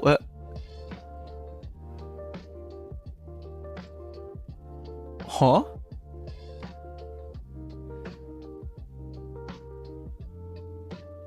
This one? Wait, who am I talking to? Hold on.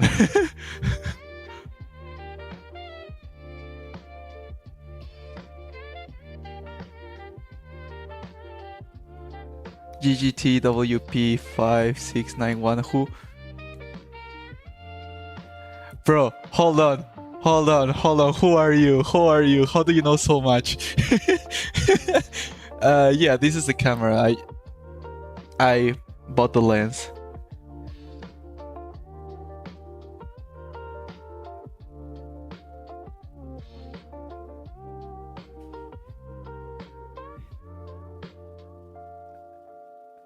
I'm not saying your name. I don't know who you are.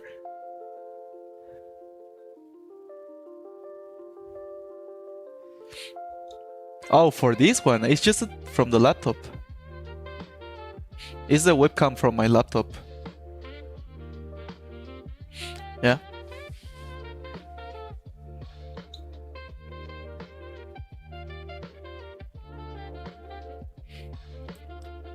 Never mind, I think I know who are you.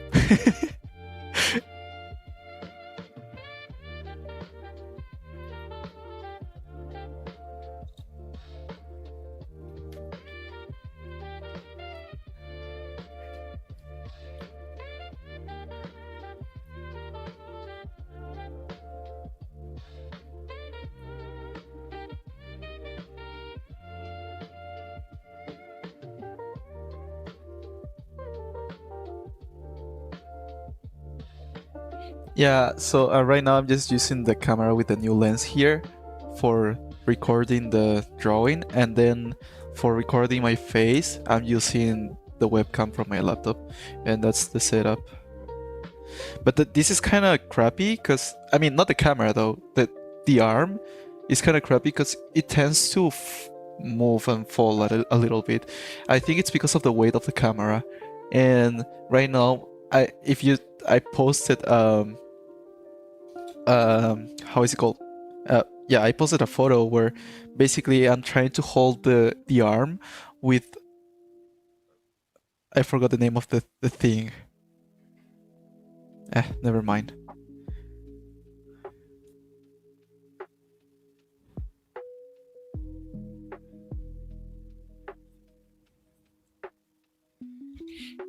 Try buying a mic. Your voice can be ASMR.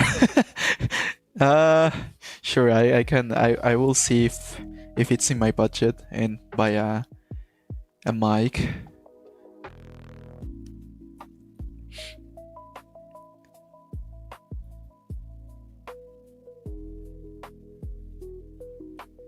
Maybe in the future. But I think if I'm going to buy something now for the YouTube videos, I might end up buying a tripod.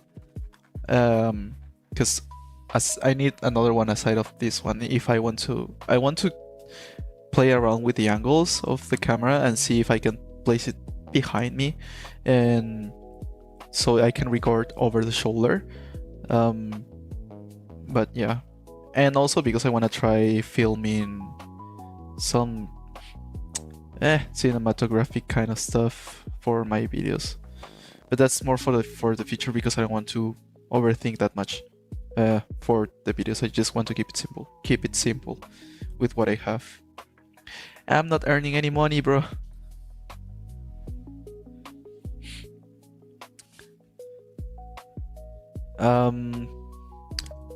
Why not both? Money. Money is an issue.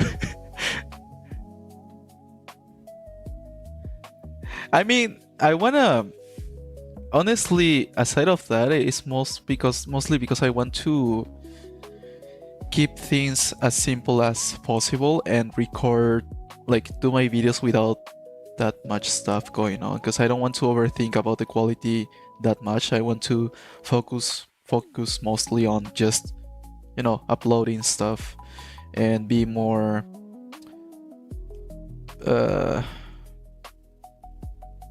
constant with that. But yeah.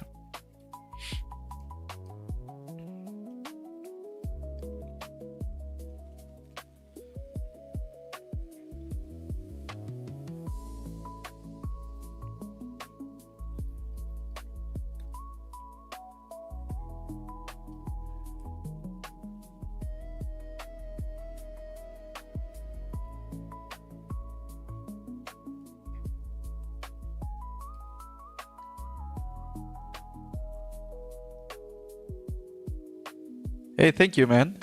Yeah, I think so far for now this is okay. This is decent enough, and in the future I might just upgrade stuff. I want to see how far can I go with just this.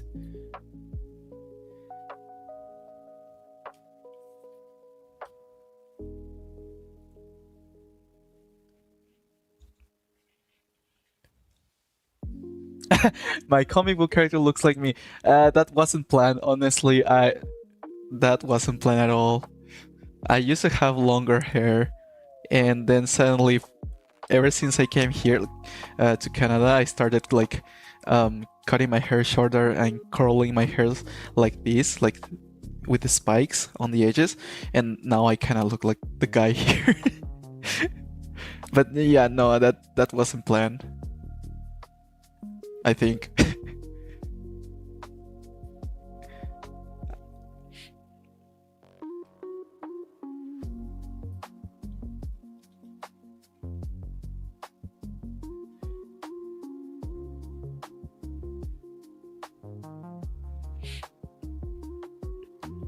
Are your ink lines raster or vector lines?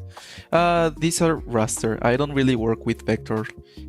The only vector lines that I have around here are these border lines, because it is much easier to just clean things up for the borders, but that's it. The rest is just raster.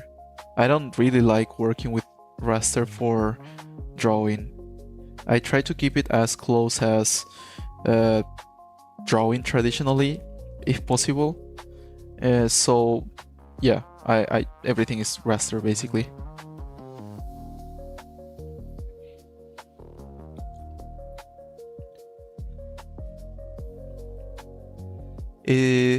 Yeah, it's free, bro. It is free. Everything is going to be free. Right now, I'm just trying to use this to market myself and to increase the exposure, like increase the audience. So, yeah, my voice crack. Yeah, you can read the book for free. Everyone can read the book for free. And in the future, if I want to make and like sell these, I can just print this. And definitely, like if this goes well, I want to do like 2 versions, one in black and white, so you can see all of the details in black and white, not with the colors. And yeah, obviously the other one I would be print. And I think my OBS is connected. Am I back? Am I back? Am I back? I don't know what happened.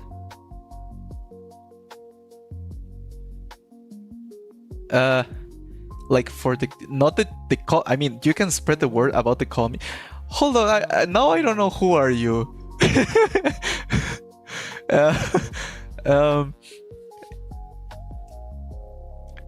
Don't spread the word about like the YouTube channel yet, though. I want to keep it private. I about the comic, yeah, sure, you can do that.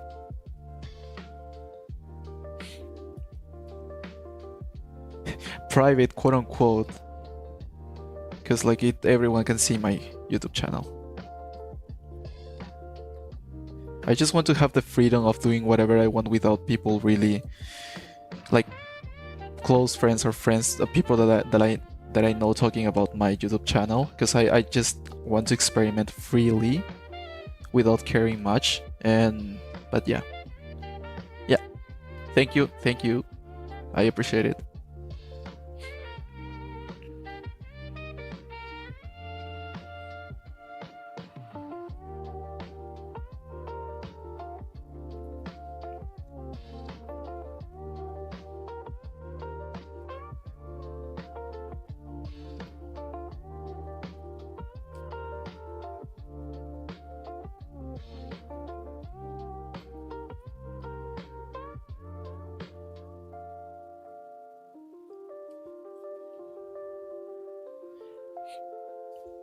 Thank you. Hey, if anything, try to send them to my Instagram account. Yeah. So I have more followers there. I will try to post stuff again once I finish this comic. Like, not the entire I mean this specific comic. I just want to lock in with this.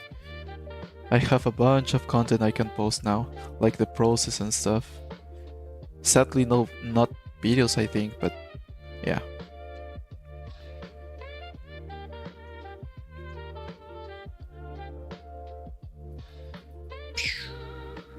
Okay.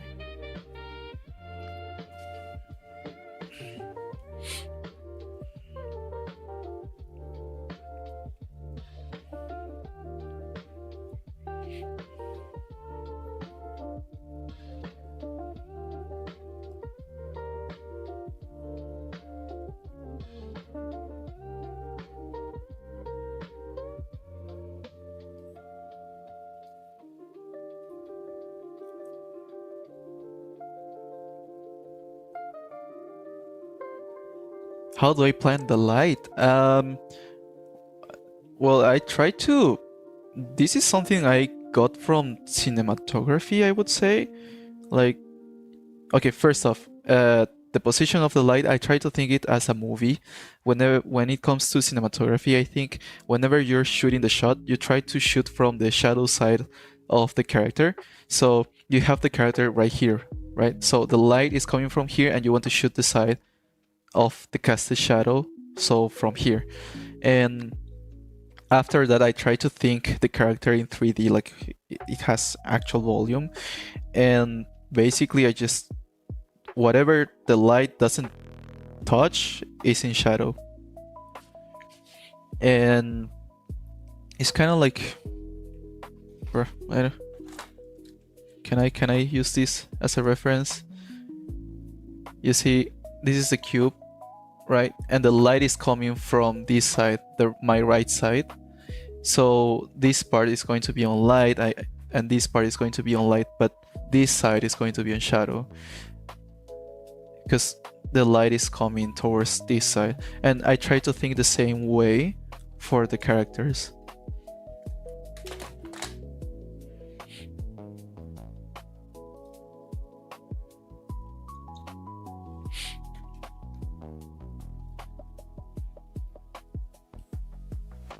I don't know if that makes sense. I hope that makes sense.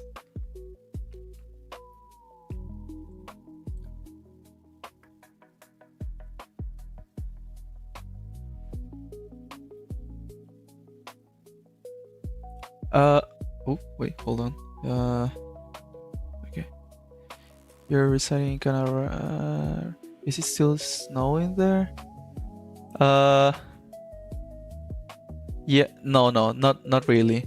Now it's really hot. I think we're reaching like 28 degrees. So, yeah, it's summertime. Thank God it's no longer like snowing, because that was really annoying.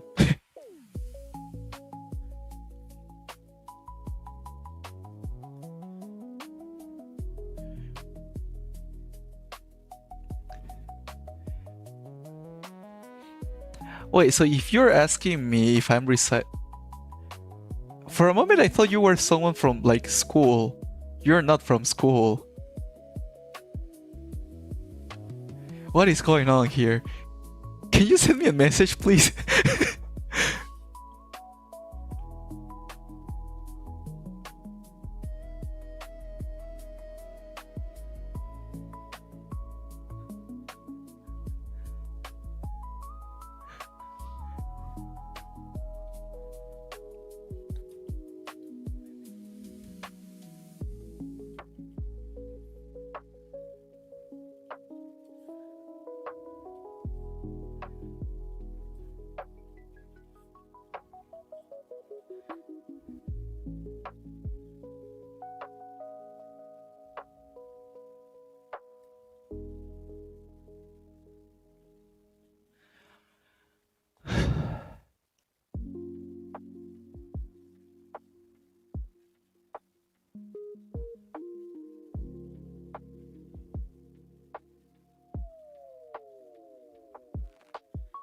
So you're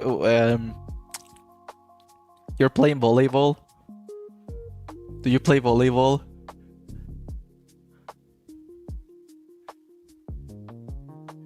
I think that's my only way of guessing. I don't know.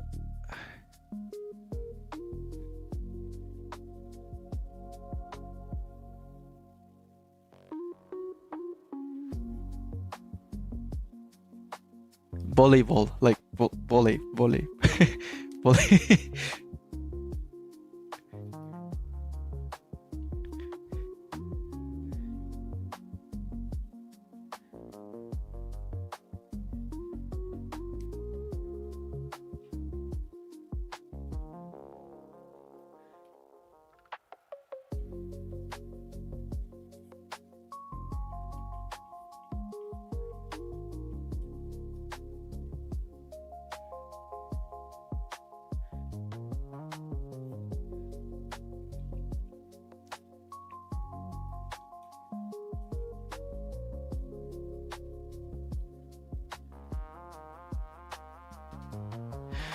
I don't know. Who are you?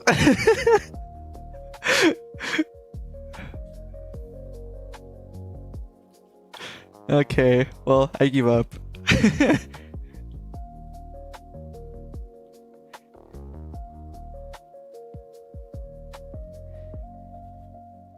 Wait, hold on.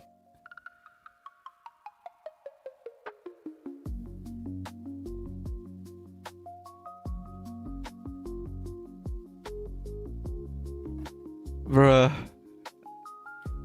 Okay, I have an idea of who you can be, but I don't know, but how do you know? I think I never told you about... No, yeah, I can't be that person because I never told you about the lens. Unless... Or did I?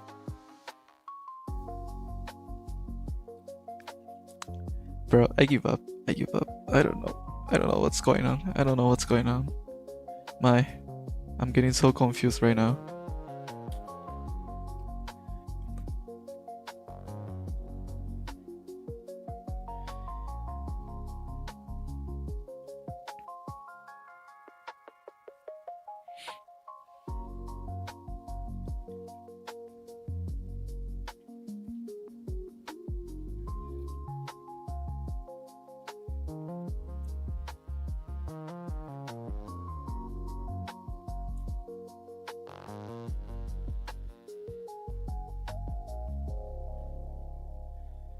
What is going on today? Okay. Oh. Feel like... Hold on.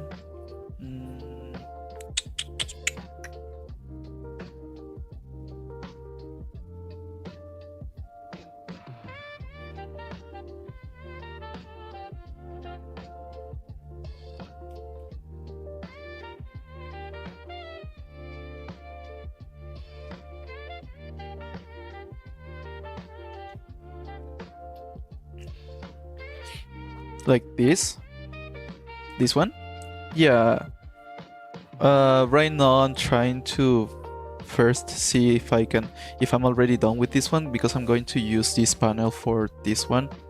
So I'm trying to see if I'm going to render more or just keep it like that.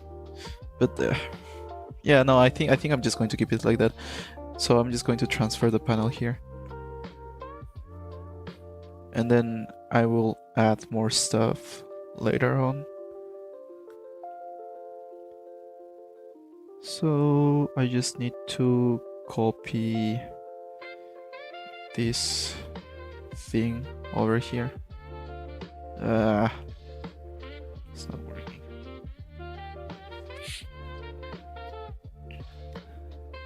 And I need to place that in this panel. So I'm just going to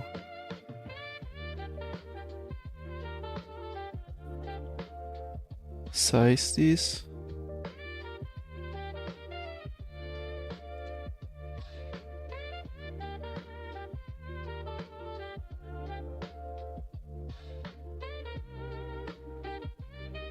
And voila. Okay. Now I just need to create a mask here. What the? Okay, never mind. I'm just going to use this mask and place this here. And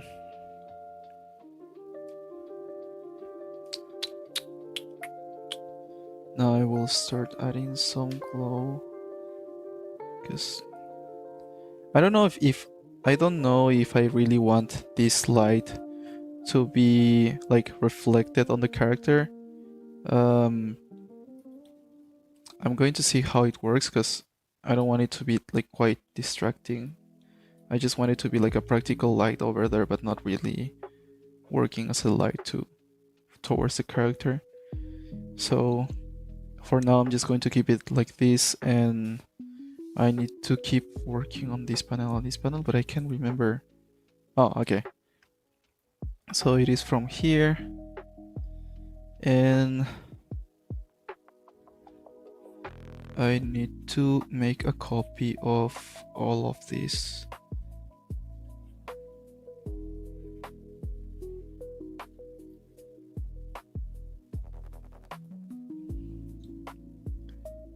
And I copy this thing. I will wait until this loads.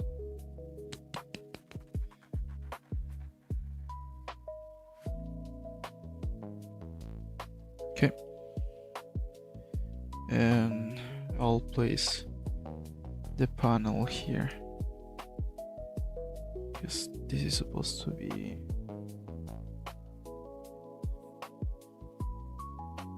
part of this panel.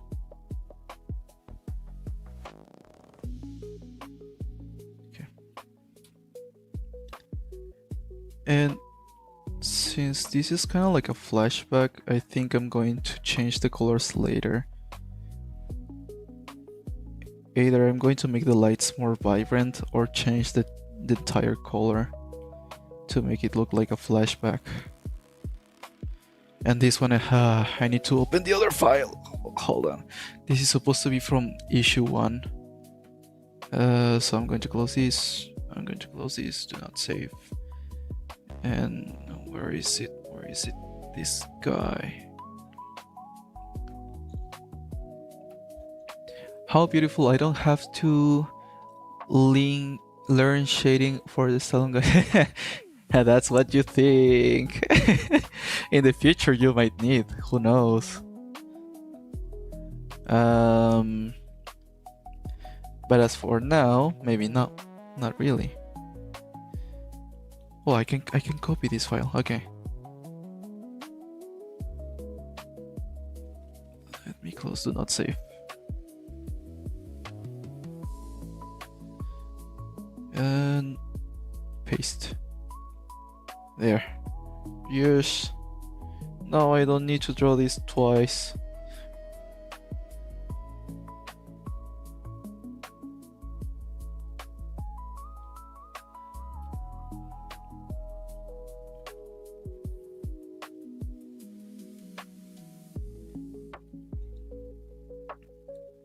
Okay. How do you also handle stories? Do you create them, or are there anyone handling the story? Right now, there's, well, usually if I work for someone, I try to, I have a script. I work with a writer. They give me the script, and then I will start working on that. But for this one, I'm trying to create my own story as I go. I don't really write a script like a movie or like comics. I try to draw the layouts of the page, and I build the story as I go.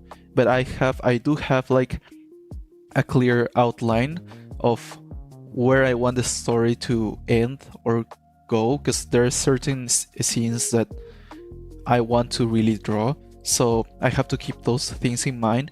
And basically, whenever I'm doing the layout, I have part 1, like the first outline, the second outline, and when I'm doing the layouts, I just fill the gaps and try to build the story towards that end. I think mangakas also do that, so I'm trying to follow that process.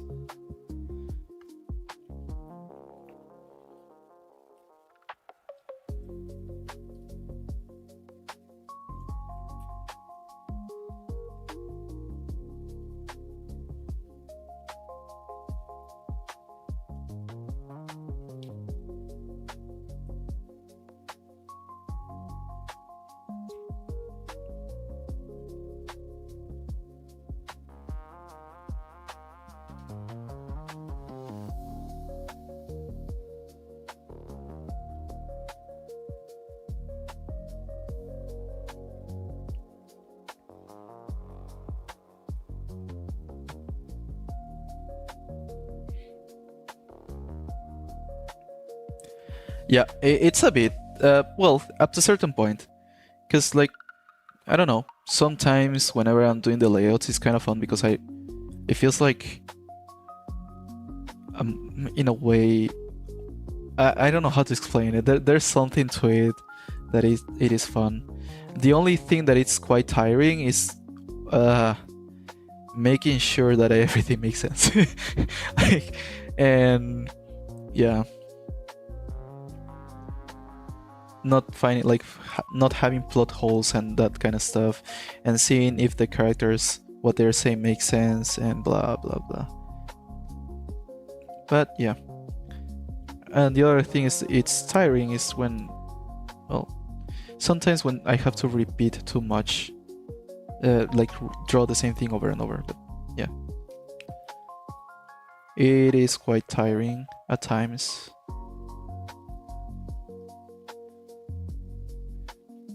Not gonna lie, I felt I was burned out at one time, so probably you know, so.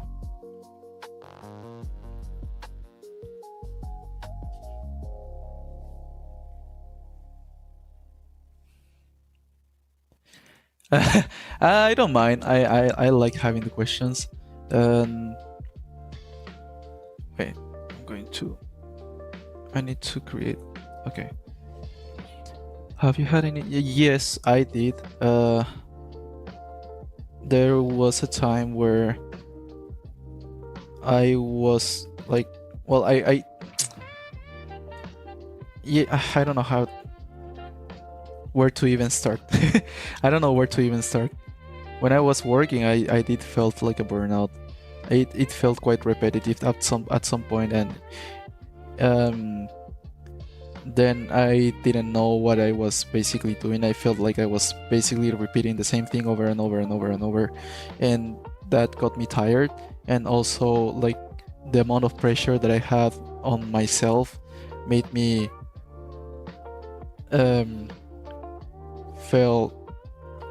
feel more exhausted. And so yeah, I didn't handle it well, I would say. I almost gave up. I gave up for a whole year probably, and that was before coming here. And even after the first year of studying, I still didn't draw that much. It was until summer that I decided, like, okay, you know what, I'm going to get back to drawing and actually pursue this thing. And there's more to it. Like, I had to accept many things, like I'm going to spend most of the time in my dorm drawing. I'm not really going to socialize that much, so I came to that conclusion. And that's basically what every single artist goes through whenever they're working. The first few years are going to be exhausting whenever you're working for someone or trying to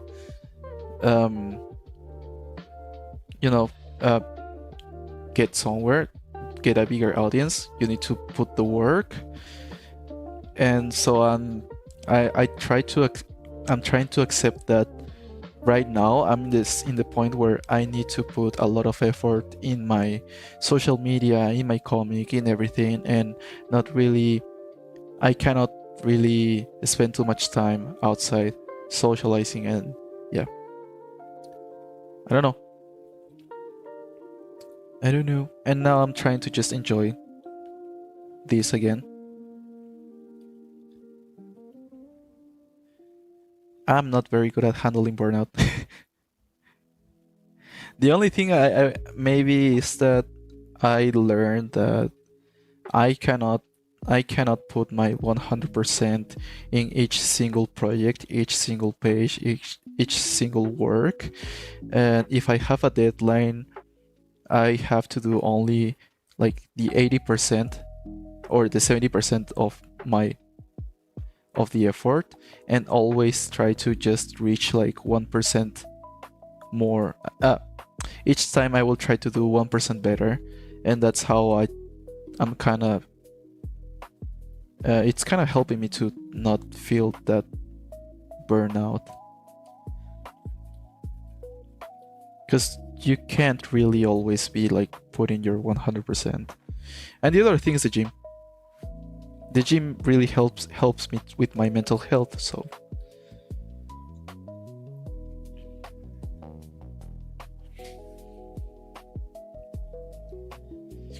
yeah, I try to set my like priorities right now, and I think this is really important, and I want to spend my entire time in this, and hopefully get a bigger audience. And yeah, I forgot this is, I feel like I'm just zooming in and zooming out. I'm not really thinking of, like, I'm trying to think of the answer. But anyway, I'm going to jump to the next page. This is supposed to be the last one, and if I have time I might end up like coloring more, so, or I might end up just doing the color flats.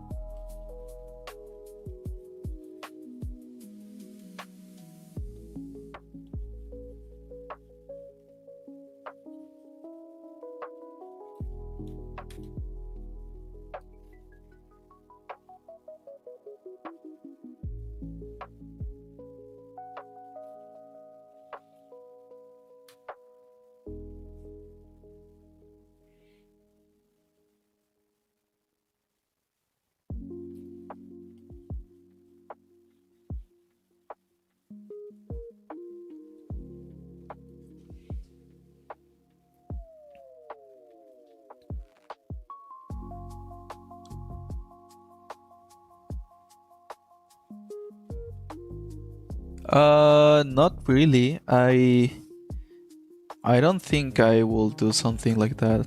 I think I just want, well, as for now, I'm not really thinking that much on the future. I'm just thinking on finishing this comic, and after that, let's see how things goes. I really don't know what to, like, what am I going to do after this in the future.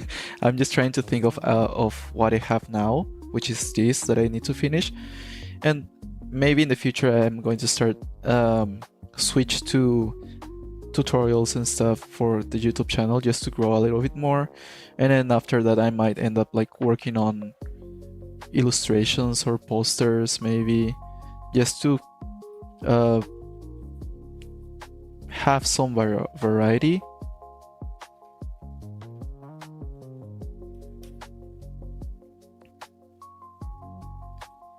And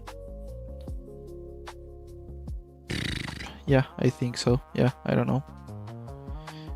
Honestly, I don't know. I don't know.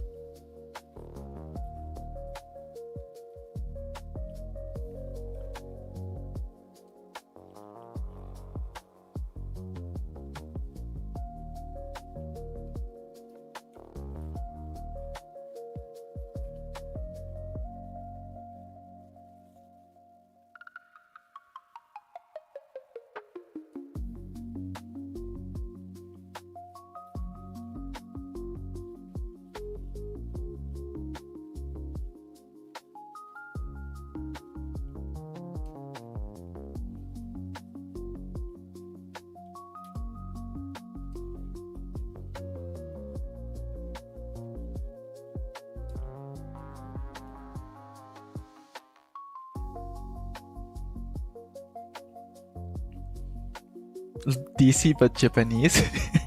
Are you saying that because I'm Japanese?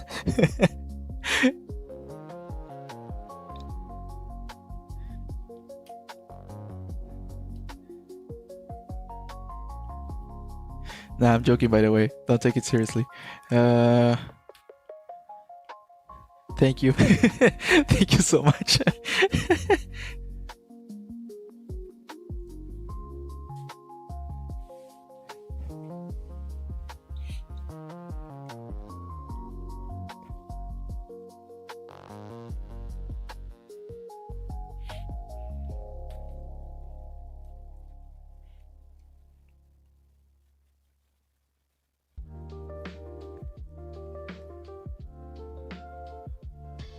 I'm like, bruh, like I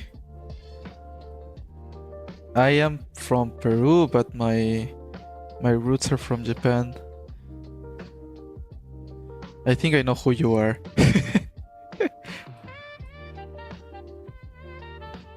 Bro, you know me, so why are you trolling?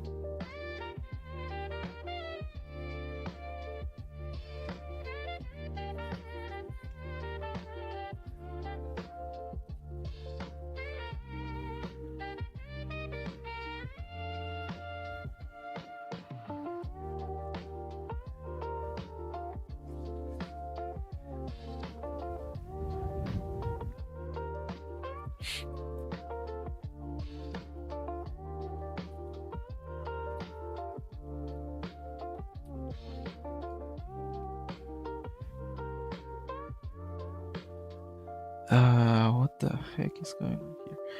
Okay.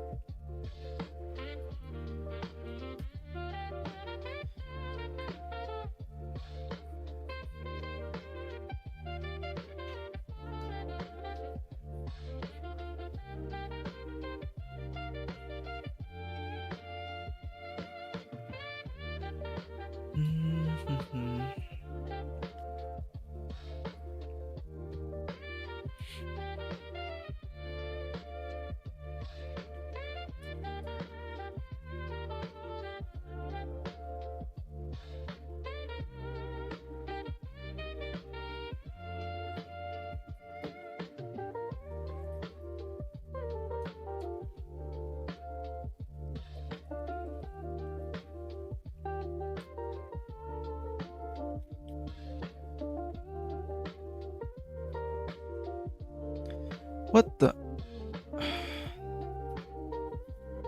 Hold on. I am selecting here the wrong thing, and I was coloring the background by accident.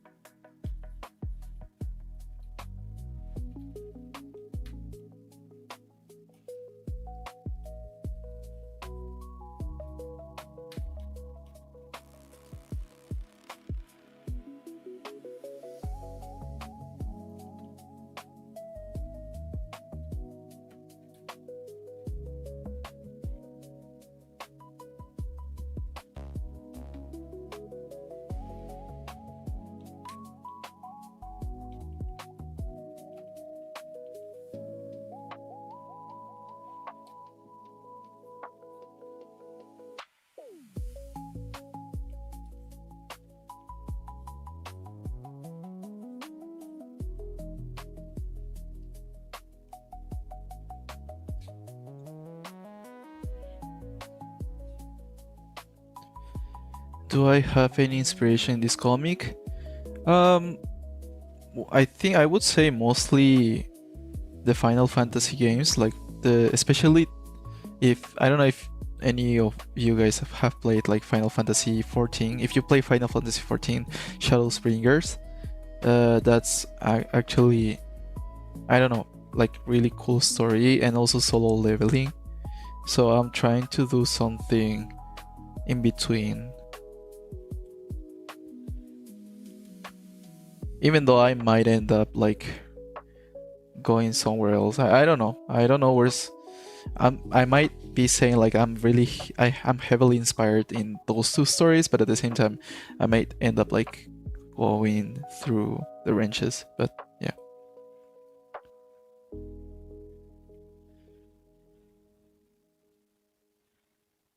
But yeah, I think Final Fantasy 14, Shadowbringers, or Final Fantasy 17, 16.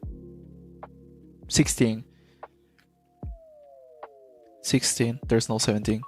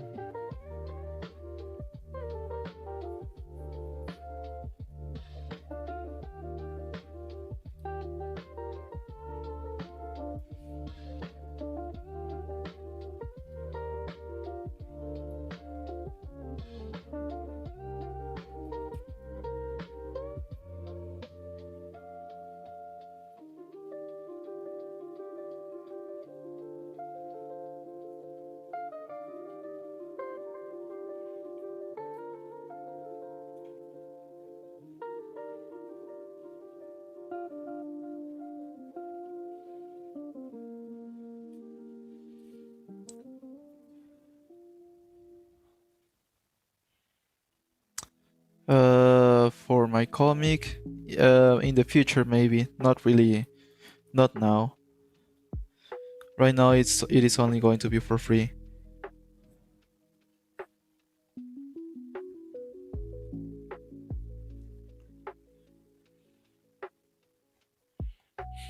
The plan with this is just to reach a wider audience with the comic first, and then later I will consider printing the comic.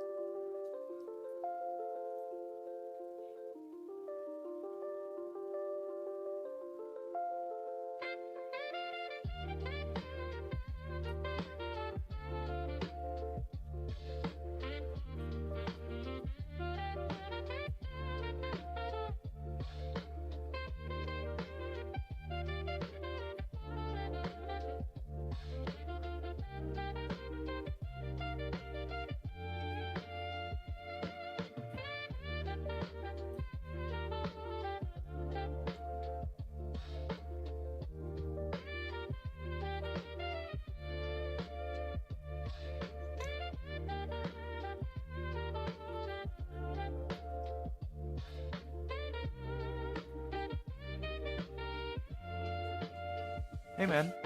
Yeah. Thank you so much. Yeah. I'm almost finishing this one. I'm just trying to render a little bit more since I have a little bit of time. And then I will start probably doing some color flats because it's 7 p.m. So yeah. Thank you, thank you.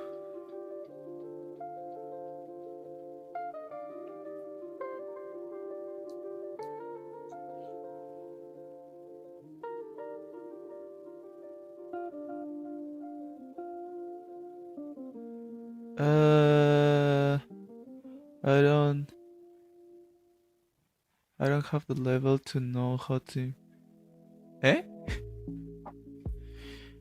Well, that's not the thing. I just don't like sharing. Here's the thing. I don't like sharing what I'm doing, my personal projects, to people that knows me personally because they tend to give advices that I don't really care and I don't really want to know.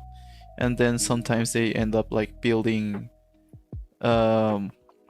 more things to worry, and I don't want that. I think it's better to just build things alone on my own. And that's why I don't want to share. If by networking you mean sharing my YouTube on social media, and that's why yeah, I prefer to do things alone. I don't like my friends talking about my YouTube channel and oh you should do this, oh you should do that, oh you should draw this person. No, I don't care. Don't tell me what to do. I just want to do things on my own pace, and besides, I don't want people then making jokes about what I'm saying, what I'm doing, even if it's like very minimal. I just hate that.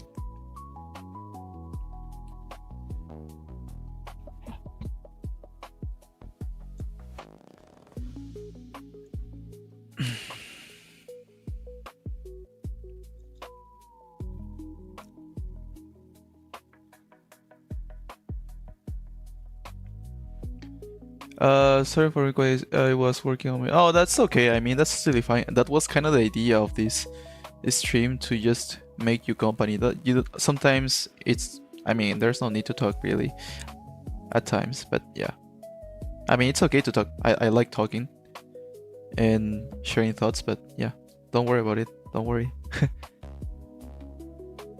Go take a nap, go to sleep, and yeah, I see you on the next one. Thank you so much for staying for so long.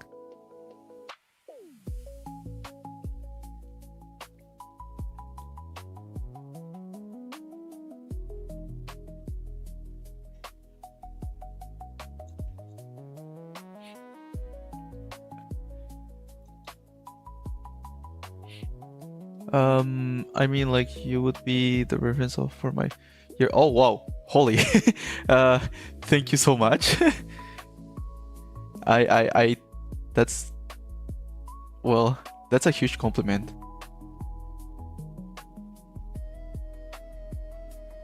I hope to be a good reference and be a good teacher. I just hope I teach you. Yeah, I forgot the word in English. Never mind. But yeah, thank you so much for the compliment. I thought you were talking about like sharing YouTube on my social media, but yeah, I answered that's one of the main reasons why I really don't share about my stuff. And it's mentally draining, honestly.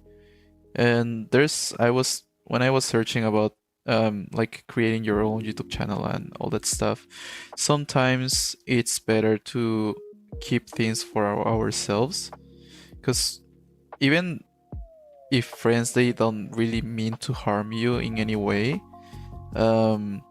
sometimes their comments can be a bit mentally draining because they think they are helping you, but at the end of the day, it's not really helping you. It's just giving you more things to worry about. And I feel like it's better to experiment things our own way, in my own way. So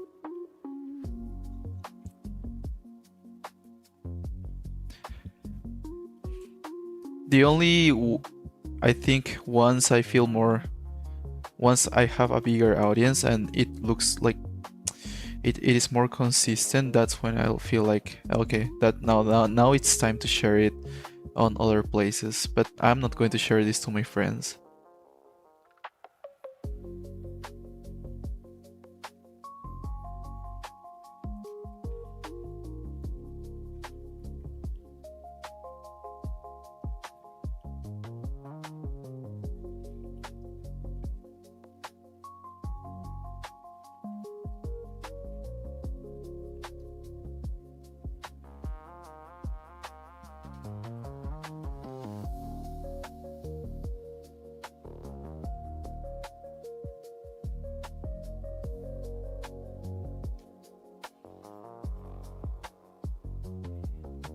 Or at least I try to, unless they end up finding out about it on their own.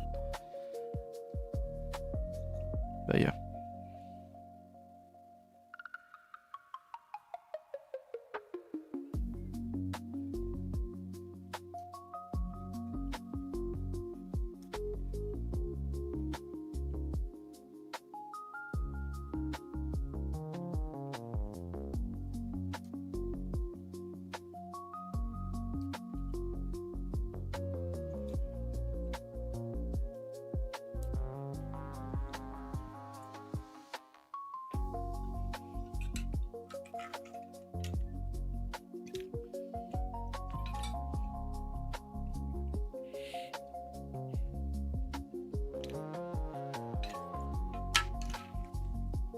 I'm going to grab a little bit of water. Did you do all of your squats, by the way? 365. Are you still there? I don't know if you're still there.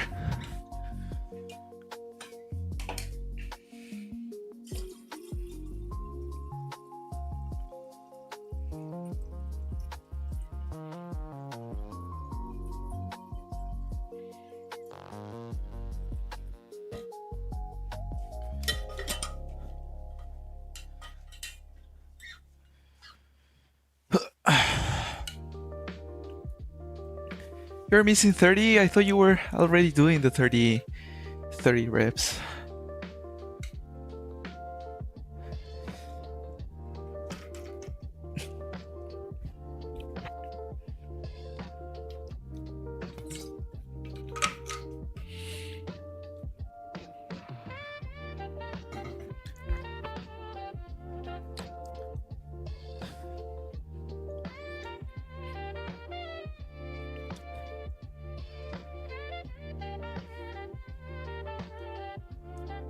Not 30 factorial though.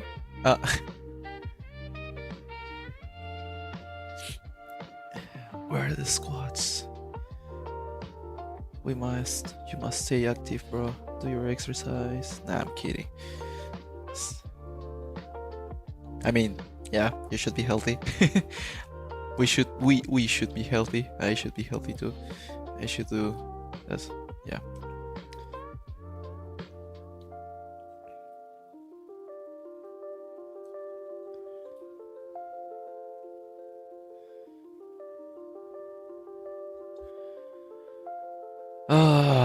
All right. I think this page is done. I'm just going to close this and save everything, and I want to compare these two other pages just to check that everything follows the style. You see what I mean here? Like I rendered way too much the face. It looks super nice, but it's too time consuming. I should be like more like this, I think. But I think I am going to end up rendering now a little bit the face. Yeah, I'm going to work in this one. I think it needs the highlights just a little bit.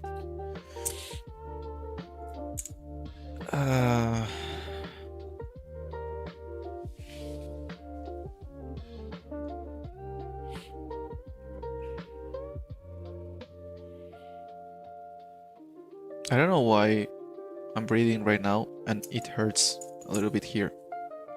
Like if I was breathing cold air, Nothing to worry though, that happens every now and then. It's not something really, like, really bad. Hopefully.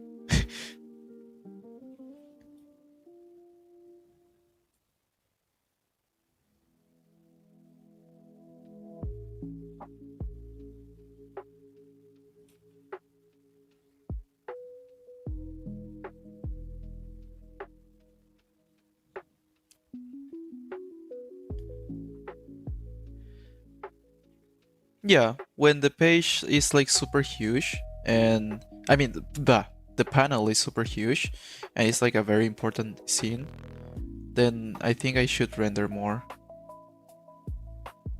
That's what I'm trying, but sometimes I end up finding myself like, oh, just like I just like rendering faces, and then I end up like rendering more stuff. So right now, for example, I feel like this face needs to be rendered just a little bit more, because I was looking this page, and then suddenly this page is like with no highlights. So I'm just going to add some highlights here. Look, I even forgot to put the color of the lips. And I forgot to add the highlights on the eyes.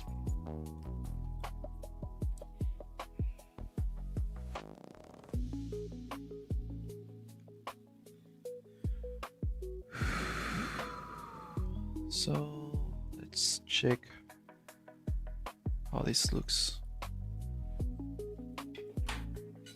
I'm going to drink some water again.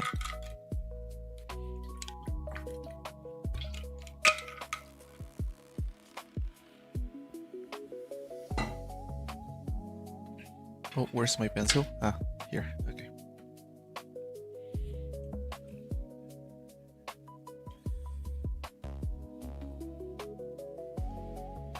I'm starting to miss every time I render like this.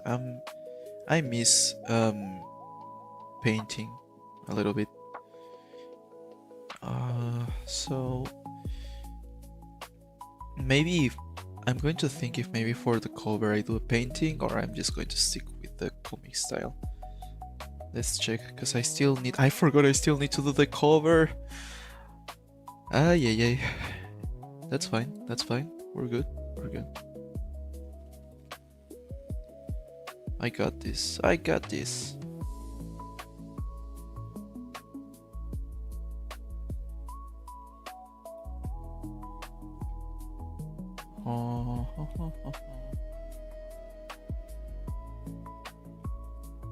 Okay.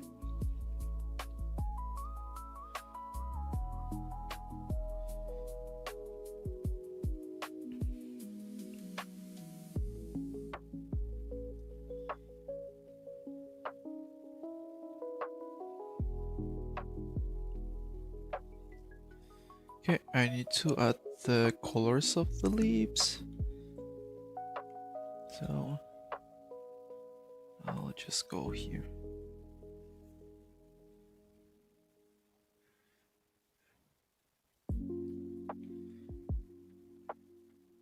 Ish, wait.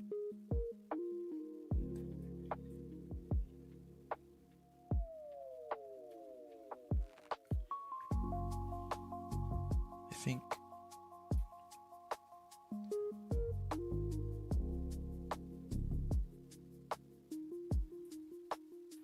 no. Oops.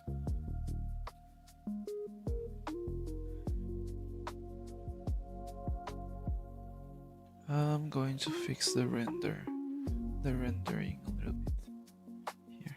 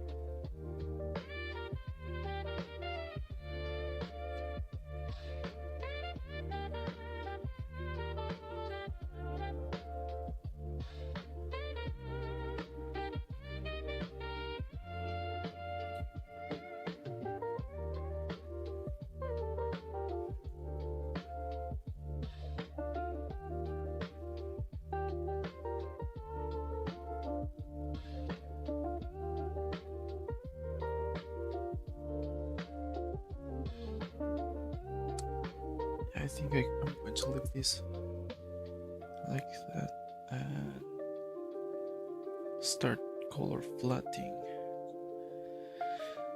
a few pages until probably 8:30 or 8:40. So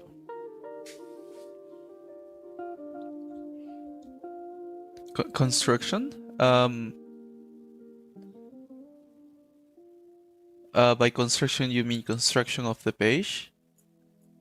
How I break down the poses? Sure. Let's open.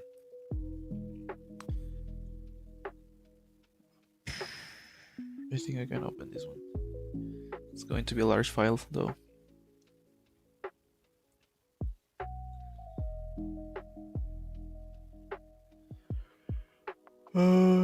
Wait until it opens. Hello.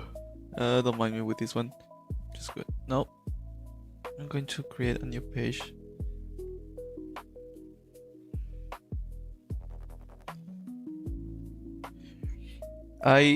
For this one, okay, here's the thing. There are several ways whenever you're drawing figures.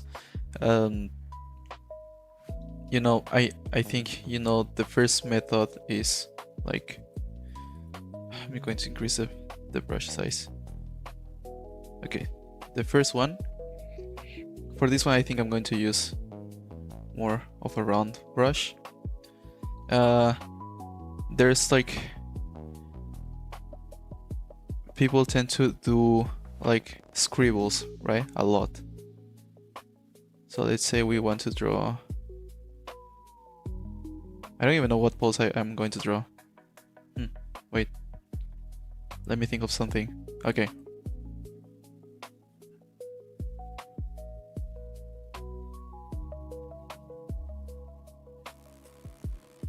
This is very common. This type of sketching at the very beginning when they're drawing, like for constructing their forms and their figures. This helps a lot whenever it comes to like drawing dynamic figures, and it gets the pose quite fast. But the thing is that later you will have to construct the shape. So let's say, okay, we have this like a scribble, and when you're doing traditionally, you will want to erase softly. In this case, I'm just going to create a new layer, honestly. I think I'm just going to do that. And then we know that the pose is like, the guy is jumping, looking down, kind of like, I don't know, just a random pose. Not superhero kind of pose, but then we will start cleaning the outlines, and you can either construct, personally I prefer not really, these days I don't like doing much construction on the poses. I don't know why, unless it's like a very complicated pose and I need to see through everything, like if it was a 3D. But yeah, you can do this. You can start adding cylinders, boxes like this, right? Then you have the knee over here. You will start by drawing the whatever is in front first. So I tend to draw the knee kind of like a square, like this, and the leg is basically another rectangle like this.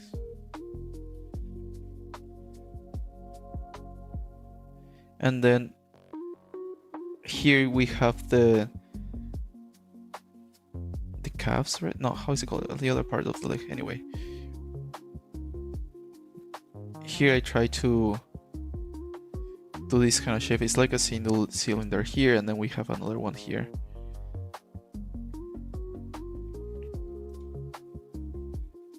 And then I'm going to erase a little bit. Where's my brush? Ah, there we go. I'm pressing the wrong keys. Hold on. Okay.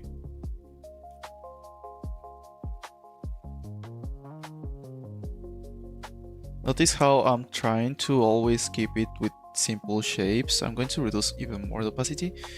And as I go, I try to fix the proportions of it because this leg was too long, this feet was too long too. So I go like that.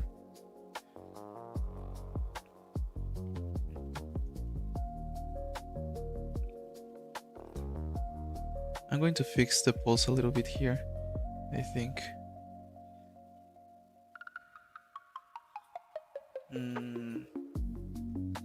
Or should I just go with the same one? Maybe I'm going to rotate the hand like that. When it comes to the hand, I try to, for the palm, is just a square. And then I start adding triangles around to finish the fingers. Fingers most of the time will be either triangles or just squares, and I try to think of as if it were like tapes. I don't know. Like, I mean, I draw the fingers like this, like if it was a folding paper, and I will slowly add more volume to it because now I already have the pose. But honestly, hands is like very complicated. It tends to take so much time.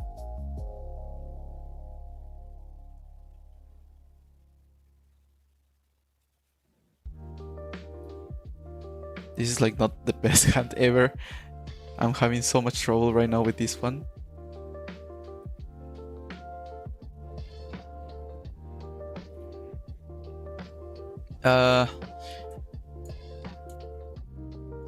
And then you keep going like that.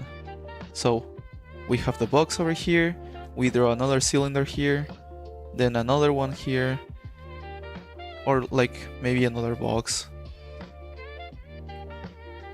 and you keep drawing the hand. I'm just going to draw a simple pose for the hand, I think. I like to draw the hands like this at the very beginning, and then later I will start like constructing more.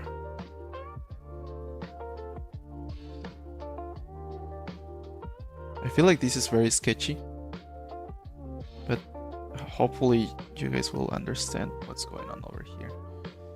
But yeah, even I think, yeah, that's the size. I'll finish the leg over here, and now here I'm actually adding, like, usually when you see how to start drawing figures, you will see people doing like this basic shapes, which is really great because it helps you to think in 3D. But once you start knowing a little bit more of anatomy, that's when you can start playing around and draw the outline right away. And you can draw the guidelines like this to show the 3D form, and then the knee. And now I'm going to just throw the leg over here. And something that I like to do whenever I'm drawing legs and arms, the last part, this part exactly, I try to think it of a small box like this. So if the feet is going to be the foot, whatever, the foot is going to be like in this side, this is going to be, the foot is going to be like this, right? Sorry, and from the side, then it means that I should show more of this side, and I will create like this angle over here, like that.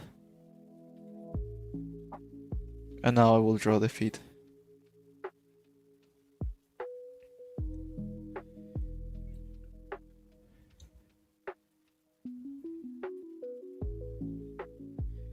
And you can play around here with the proportion. I think I can make it even smaller. The head. Honestly, whenever I'm constructing the figure, I'm not really... Lately, I don't find myself doing just like cylinders. Like, I can't even draw a cylinder. Like that. I don't do this. I don't know.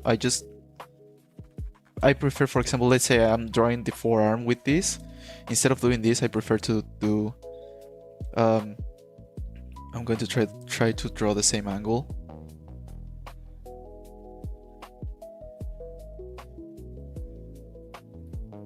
I try to draw this way.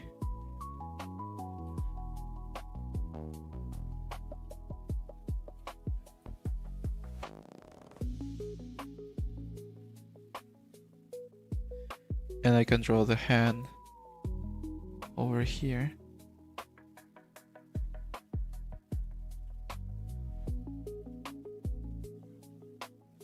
Again, I'm not trying to focus too much on the details on the fingers. I'm just trying to suggest. I don't want to waste time right now drawing fingers and the hand, so it takes me too much time. Yeah. So yeah, whenever you're drawing the palm, try to draw the longest side of the small box over here. So what I mean is this part, this.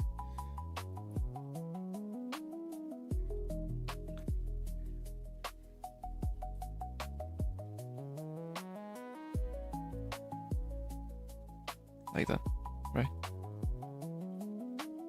I don't know if this makes sense. This is my way of like simplifying the shapes and constructing the form. I already got used to drawing this way because of the amount of times that I draw the same pose over and over.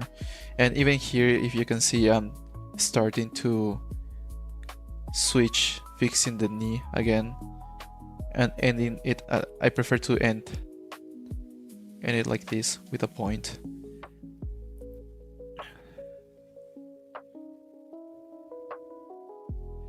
Good evening, by the way. And yeah, I'm here in Canada. I'm in Regina at this very moment. I'm just studying here. I'm going to stay for a year or so. One more year studying. Yeah. So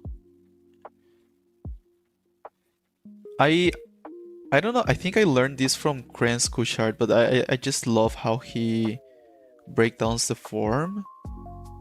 It's like the simple shapes are also kind of following the anatomy in a way, and try to think also as if it was a toy, you know, because you know how toys has like this kind of like the knees separate from the leg and all that stuff. You can do the same thing, and that way you can learn like the joints.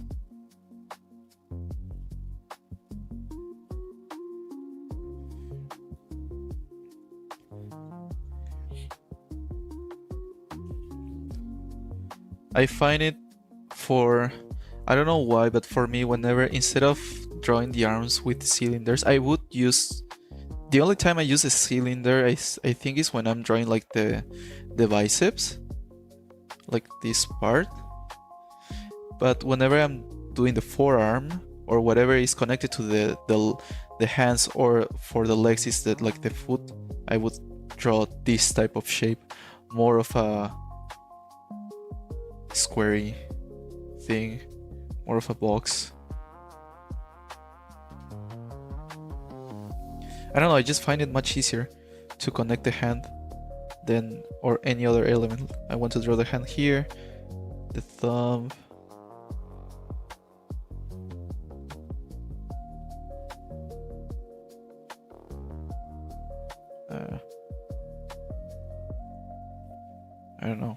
something like that.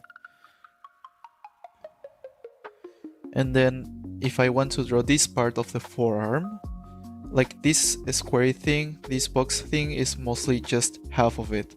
And then this other thing, that's when I will add just a little bit of like a cylinder shape, but not that much, honestly, because it goes all the way up like that.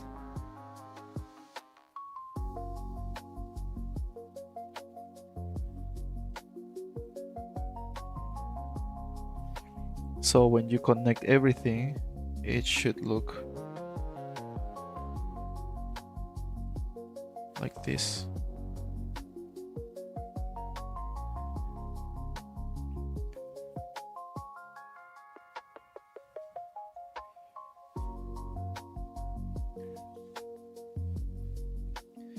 Then, well, I think I ended up explaining the all of the three in just one drawing, all of the three ways of sketching. The other thing is that I like to not really construct the body. I like to draw the silhouettes at times. It really depends on the pose.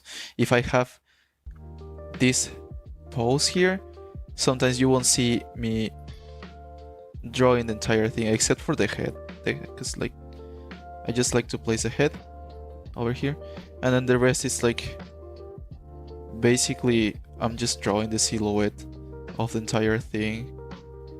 I try to place everything right away, but I think this one is a little bit more tricky if you don't have the experience on thinking all of the shapes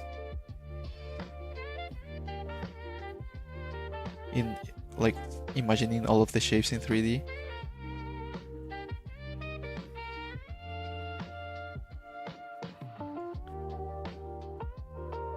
So I will be like just throwing shapes like that.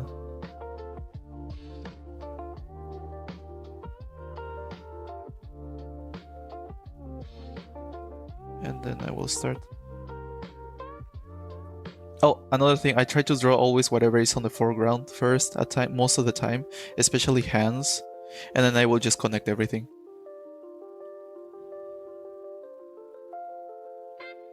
I change a lot my process, honestly.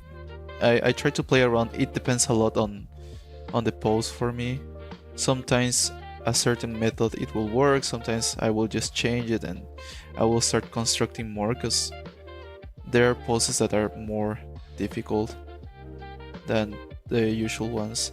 And yeah, so like that.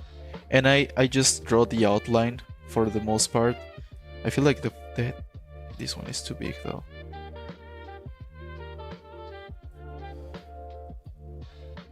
And then here, that's when I will start adding details inside. Right, I will draw the chest, I will draw the ribs over here, I will draw the bicep if I want to here. Like that. Here, you can still arrange things. I feel like this looks kind of odd. Hold on. Like that. Okay, the pec here. Right, like that. I can still fix the shoulder so it's not so pointy like an armor or something. Then, and just like that, that's how I will start adding the anatomy. I strongly believe that if the silhouette works, most of the time the rest will just follow through. It will just work. So I will just keep adding details over here, and I can start adding like the anatomy on top. I will draw the calves over here, and then the knee and this one. And now I can fix a little bit more the head, maybe. Maybe I want him looking more down. So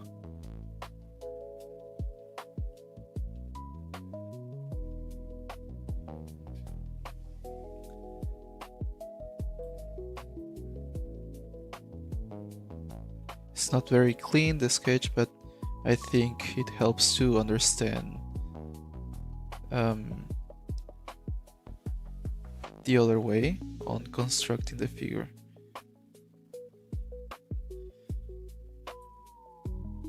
Like that. Oh, sorry, I just saw your other message, Brian. I'm curious, how did you end up there? Was it experience to get there? What are you studying? Is that your place? Are you renting an apartment? Well, basically, wait, I think I did answer this before. I was getting less. Okay, the whole story is that I was basically getting less work, and then my parents told me that the opportunities here in Canada, they were closing, and it was my opportunity maybe to go outside and finish my studies outside and hopefully find a way to live here, you know, but the PR and all that thing. And so, or just get a job here, right? To find a stable job and so on. And so I'm just here basically just studying for now. I'm not really working. I couldn't find any work yet, and hopefully after graduation I can get a job or something so I can stay for a little bit more and gather more experience. But yeah, I was basically kind of switching careers, and then I found out like, nah, what am I doing? I want to go back to drawing, so I'm here again. And yeah, many things happen in the past few years.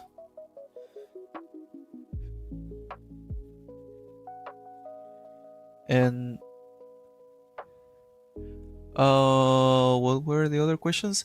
Well, I'm studying graphic design. Oh yeah, I did say that. And not really my cup of tea, I would say. I'm decent at it. I'm doing good. I would say my grades are fine. But it's not like I'm passionate about it. No offense though. Yeah, I'm not going to say anything else about that. But yeah, my passion is mostly just drawing. Like you see here. I hate this hand. I'm drawing this hand. I don't like this hand at all. What if I just chop his hand? Done. Now I don't need to worry about his hand. And right now I'm staying at the university has a housing services, so I'm staying here. I'm renting like a small dorm.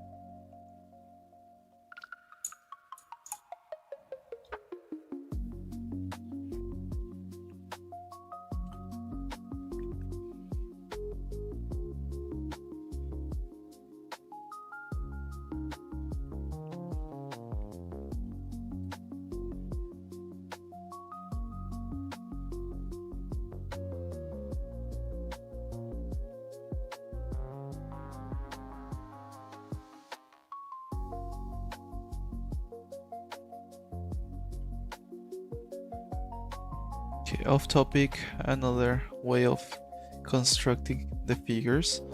This is I learned this from Kren's chart. It's not, obviously mine is not very accurate, but I find it really nice to construct the figure through boxes mostly, and not much through circles and stuff. For example, for the head, instead of drawing a circle, I prefer to do like crayons, kind of like a small box, like that. Even the chest is a small box, like this. And then for the legs, I think he does again another box this way.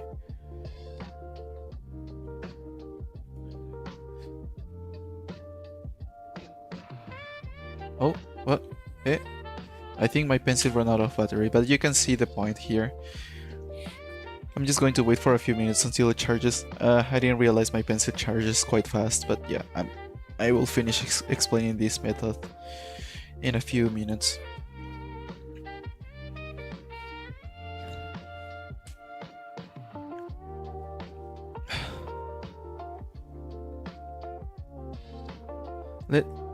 Let's see if we can find maybe references here from crayons. I don't know if I'm going to find it though. In the meantime that it loads.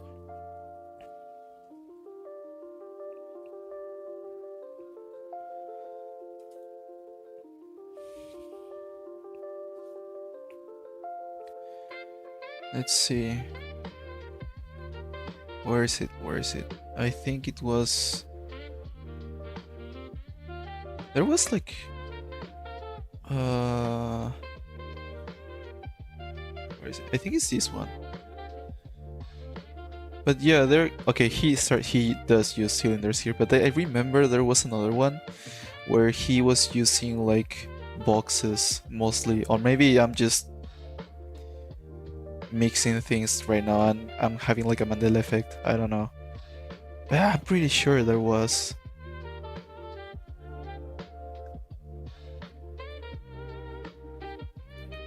But I just love how he simplifies the shapes. They're just... I don't know. It's easier to understand, I think. And it mixes both anatomy and simple shapes.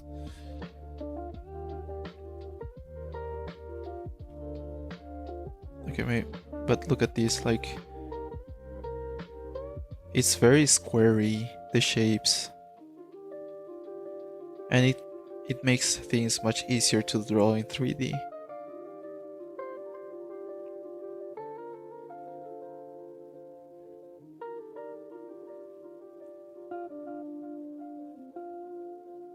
And if you notice, like, it's kind of like... It looks like those figures, the bodycon thing, the toys, you know?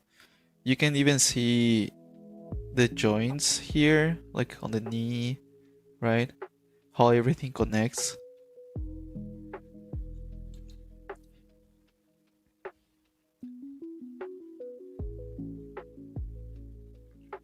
Yeah.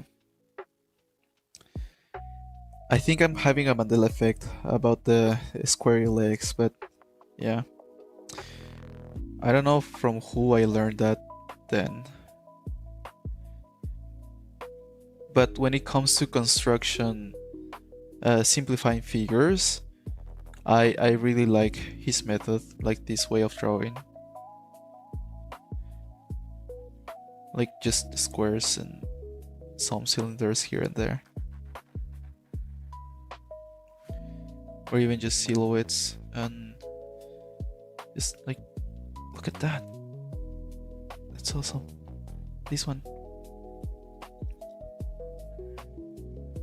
Okay, these are not squares. This is right away anatomy. But yeah.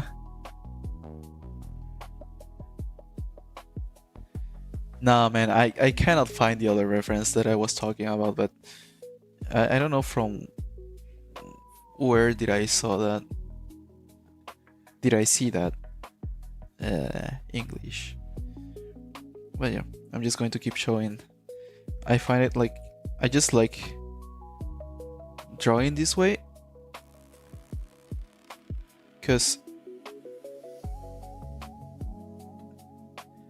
it is much easier for me to know the planes of each single part of the figure.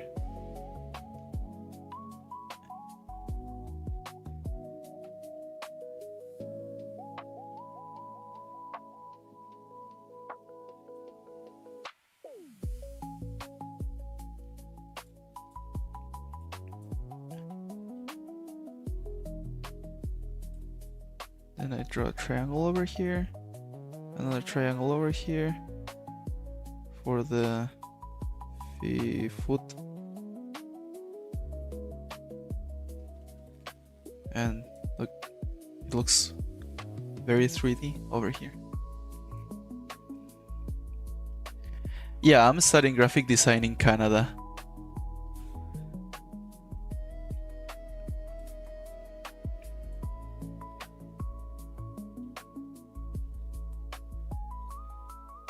Let me draw another. Finish the arm. Again, using boxes.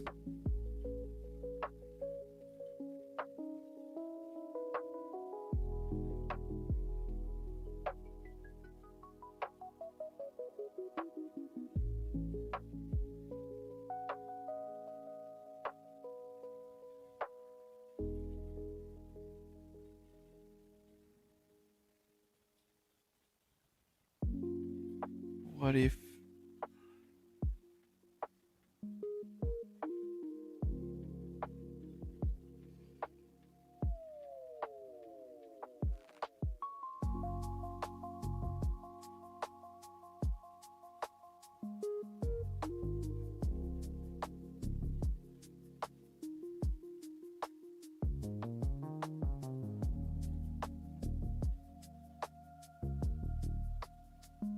okay, now here I need to add a little bit of anatomy to connect things.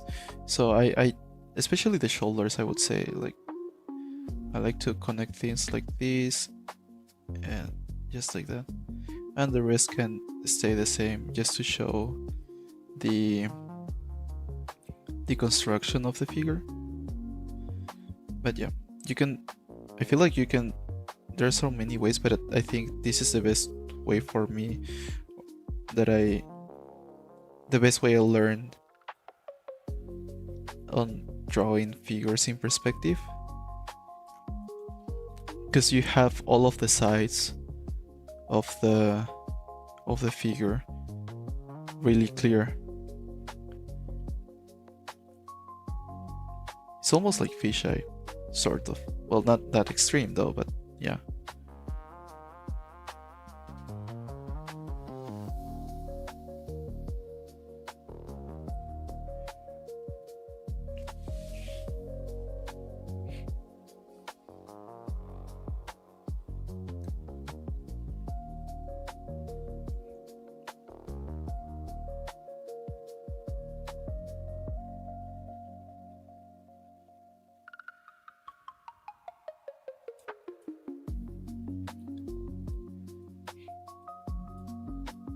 Let's try to draw someone here looking up, maybe. Again, another square.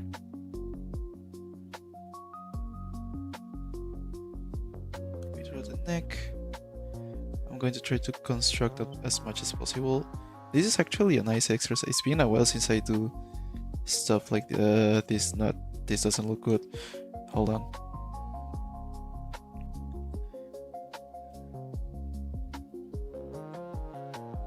Okay, now this is tricky.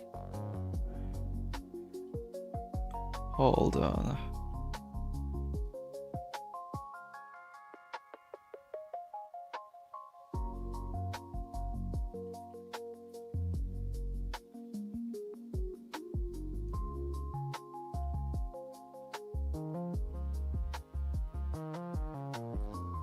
There.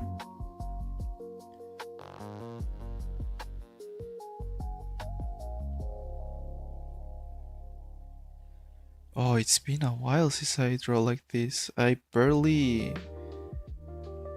barely draw like this without a perspective grid. But let's try. It's just a practice, right? So I think I can.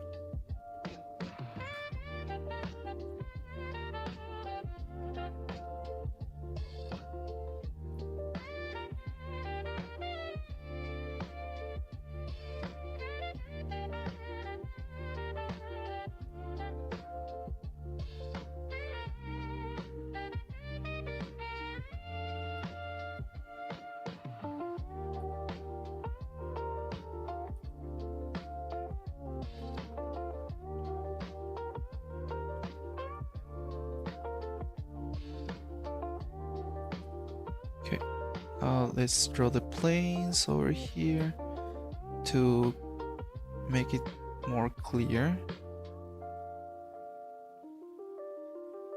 And yeah, voila.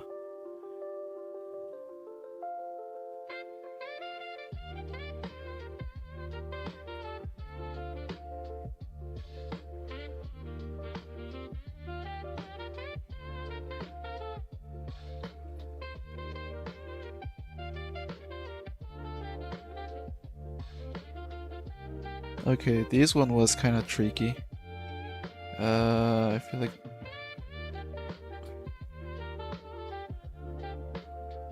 I think for these kind of poses, that's when I will use references, because it's everything is overlapping everything, that it makes things much difficult for me to see through the like, because everything is again overlapping everything. But anyway, so I'm going to draw the hand over here again, maybe in a different position, but how about that? It doesn't look good.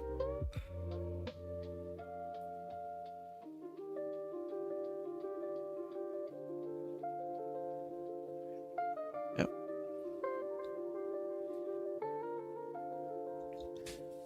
There we go. That's another pose.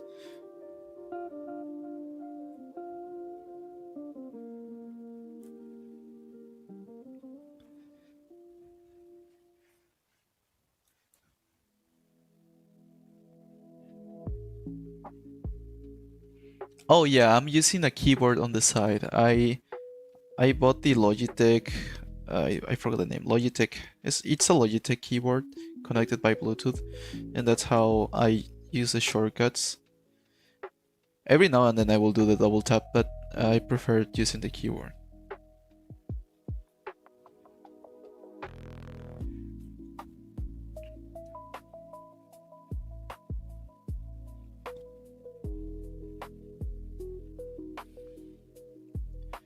Ta-da!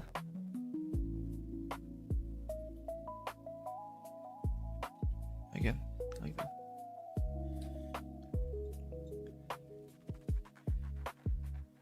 What if I draw someone walking towards her, but looking back? Let's see. So it should be, maybe I'm going to, maybe here. Let's see.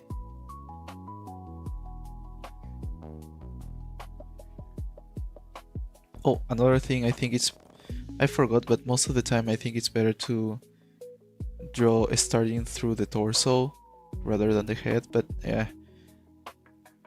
But it really depends. Most of the time I will find myself drawing starting from the torso or the head, and then I will start following the rest.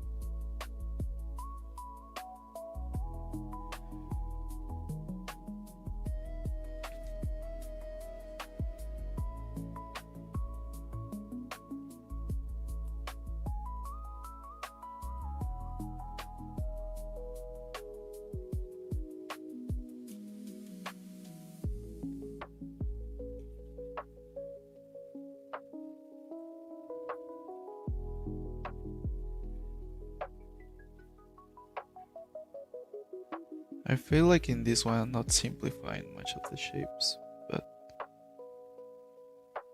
yeah, let's try. Oof, what happened there?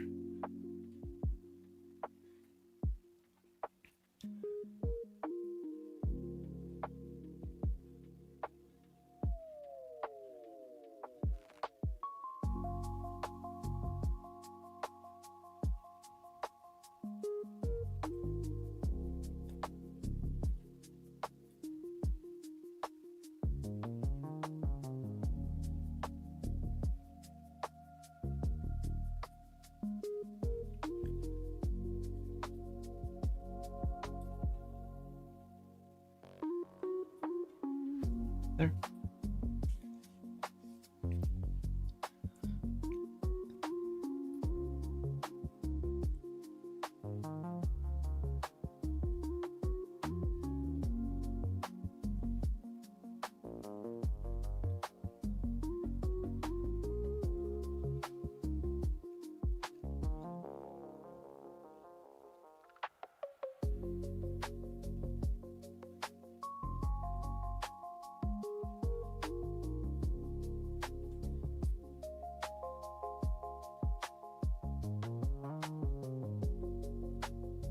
Maybe I'm going to draw the leg a little bit forward and then the leg over here.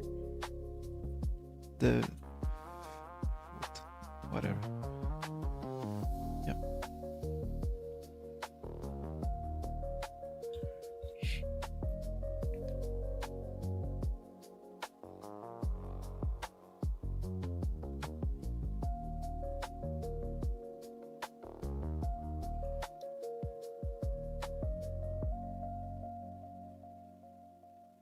But yeah, I think that's the way I learned how to draw figures. I would say, like, to place them in perspective and construct them, and then I will start adding anatomy on top. But yeah, then if I want to, let's try. Let's see. Now let's see if I want to add anatomy on top. If I want to make them, what if I want to draw this guy so super bulky, from not bulky but, you know, athletic?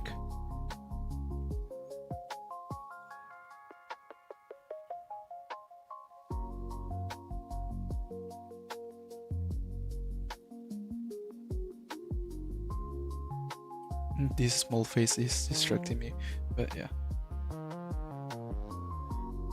I like to draw the pegs first for some reason. It's just easier to draw them. I don't know. I don't know. It's just easier. Then the shoulders. If I want to make it bulkier, I think I should widen the shoulders. But let's try it this way. He's just going to look athletic, maybe.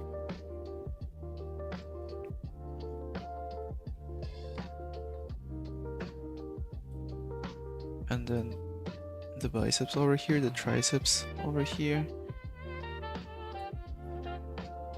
Again, the triceps over here, the biceps here.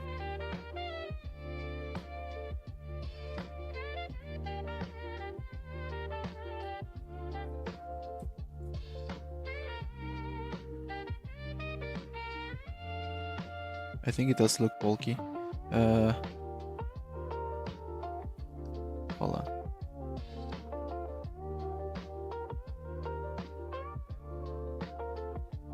Okay, the anatomy on the forearm. For example, here I notice that the hand is too low, so I'm going to fix that a little bit here. The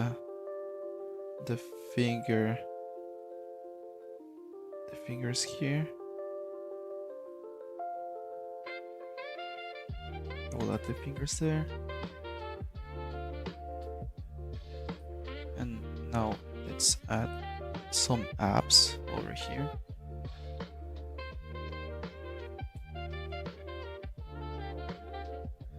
the ribs.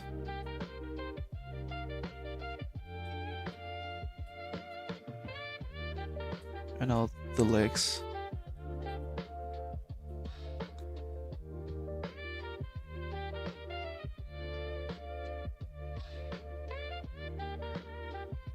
I am not going to draw the anatomy inside yet. I want to figure out the outline first.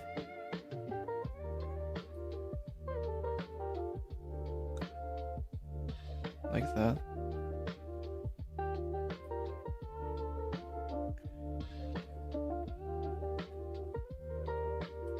And then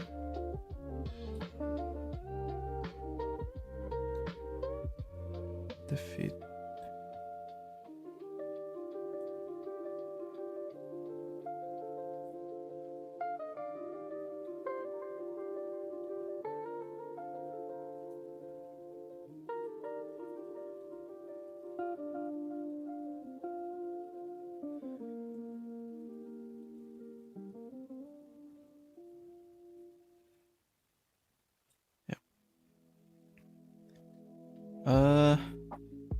This guy doesn't look too stable. I think I need to... Maybe there? And maybe there.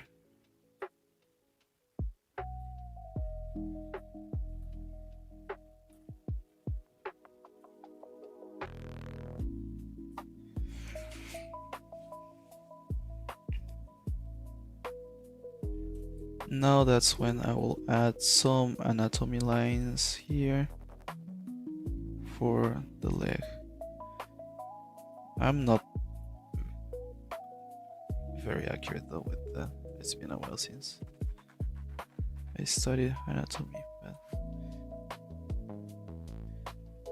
let's see if I remember.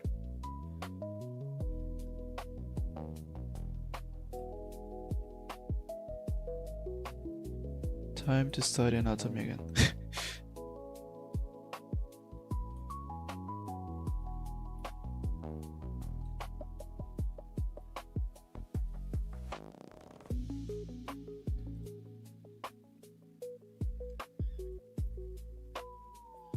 There we go.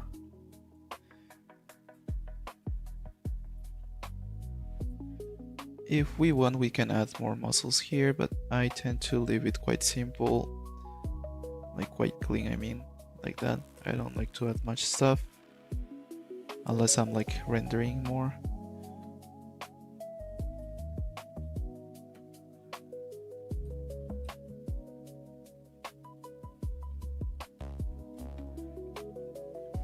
Then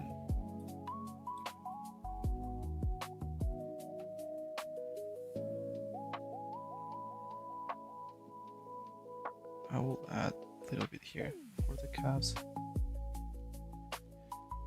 And like that. I'm just going to add the face here.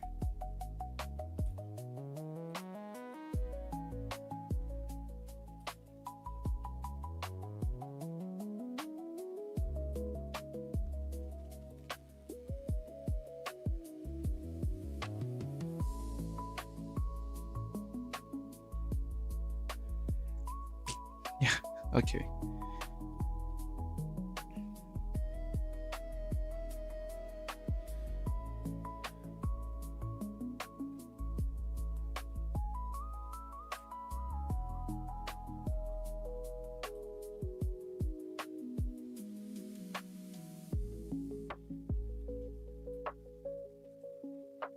There we go. I feel like I still need, like, usually I don't really leave stuff like that. Whenever I'm starting to ink, I try to clean things up, and that's when I will find most of my proportions issues. I think right now, I forgot to add this thing, but anyway, I don't know. I feel like that's decent enough, but I could still make things better.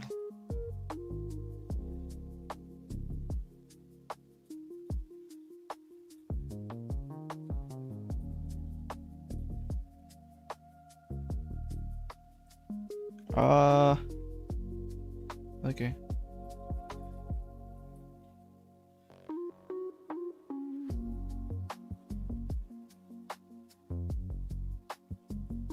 There we go.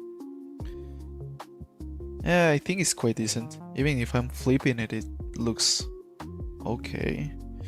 I don't know if it's this thing that is making it look awkward, but yeah. Anyway. Don't worry about it. There's no problem in that.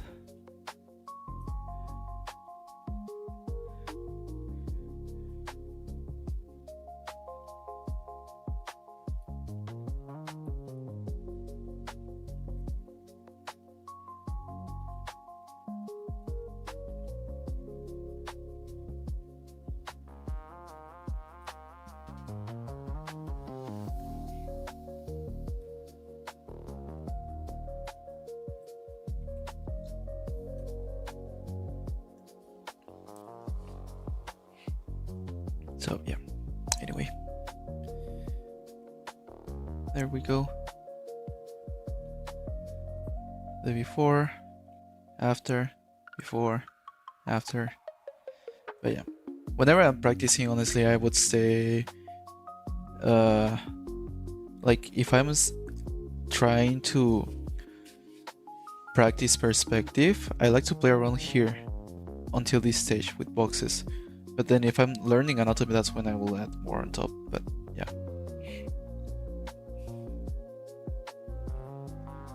I don't know if these answer all of the questions, but about how to construct the figure. I'm pretty sure like I have some anatomy issues here and there, honestly, because it's been a while since I practiced my anatomy. It's not that 100% accurate, but to be honest, I find myself most of the time just, for example, for the forearm, just drawing this. And that's it. I don't draw the whole thing. And for the shoulders, I remember it was much easier. I just forgot how to draw the shoulders. I think it was something like this, right? There are like three major muscles in the shoulders. But yeah, I need to practice again. It's been a while.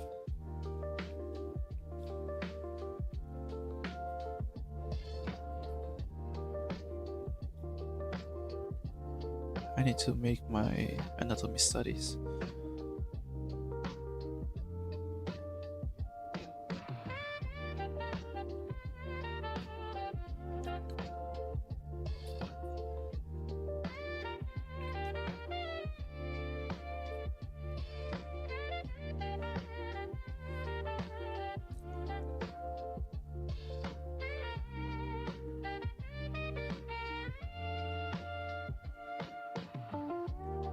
It is cool.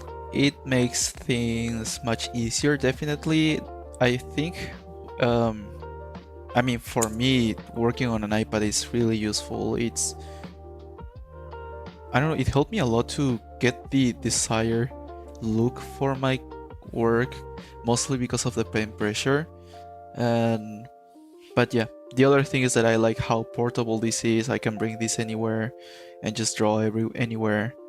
And if you like the feeling of traditional drawing, you can also add like a screen protector on top with a paper feel and that will make like the noise of whenever you're drawing on paper, it will make the same noise, which is really nice. And yeah, that's, I don't know what else, honestly, but I think that's one of the major things that helped me out to, not that made me fall in love, let's say, with the iPad. And imagine if I was using still using like the XP pen, I wouldn't be able to bring that here. So that's what I mean. Like the portability of this is really nice.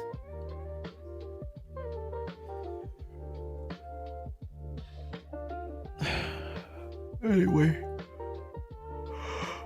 I'm going to close this.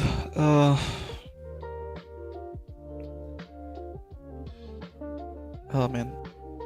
Okay, let's close. Bye bye, sketchbook. And I should work a little bit on the color flats, I think.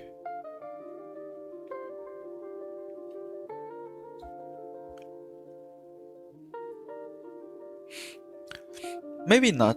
Maybe right now, no, but depends on what you look for. Honestly, for me, also, I think if you're planning to buy a like a tablet with a screen to draw, I think this is a cheaper option. The Cintiq ones are quite expensive. Also, I mean, there's also the XP Pen options. That's also cheaper than this one. But yeah, that's my opinion on the iPad and why I choose the iPad over anything else, at least for now. Thank you so much. I appreciate it.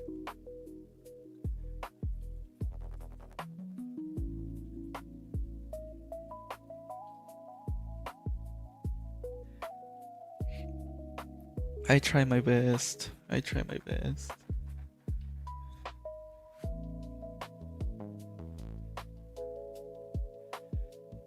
Okay, let's do this thing. Really. What? Ah, I didn't choose the color. Okay.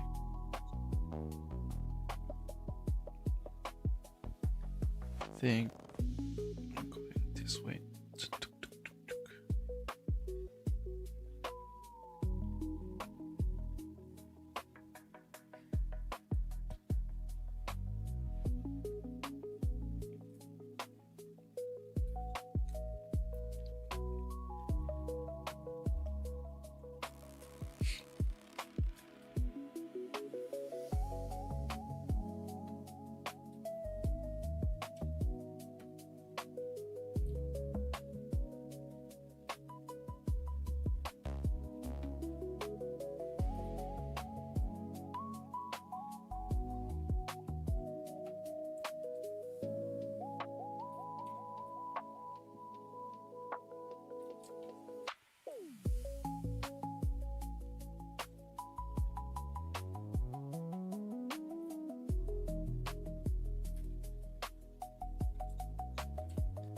Okay. Right now I'm not doing anything fancy, honestly. I'm just color flooding everything. So yeah, that's why I'm not really talking that much. There's nothing much of a. I don't think I need to explain anything here. I'm just choosing, adding the colors on top.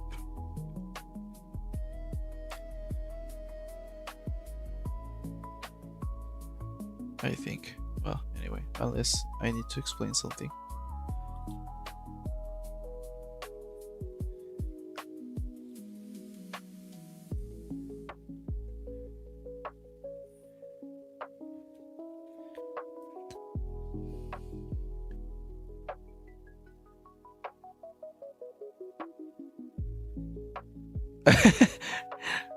Well, if you use it a lot and it's about to break or something, then yes, I guess.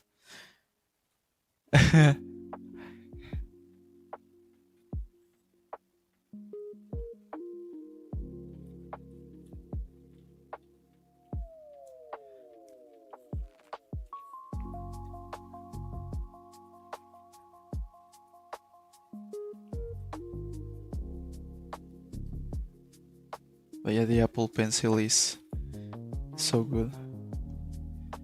I can't stress enough about the pen sensitivity, the pen pressure. It boosted my artwork so much. Like, I was trying so hard to make my artwork look traditional. Um, I could never achieve that with the XP pen before because of the pen pressure. And it sounds dumb, but yeah, it was because of the pen pressure.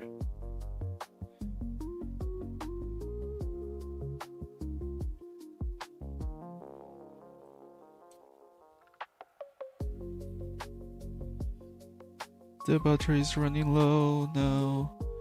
Hey, this is a race now. Will I be able to finish the color flats before the battery runs down? I don't think so, honestly. But, let's see. I'm just going to finish coloring the uniform. Tuk, tuk, tuk, tuk, tuk, tuk.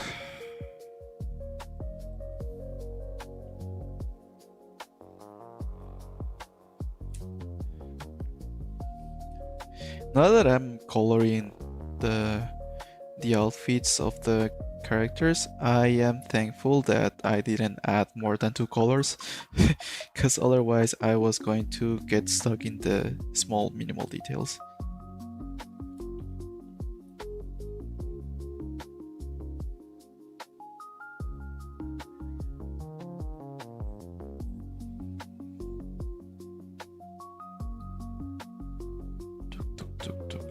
Okay.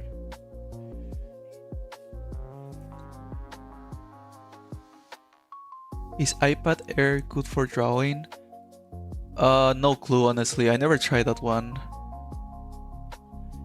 I would say try to compare. I don't know if that one is using this same pencil or the other one.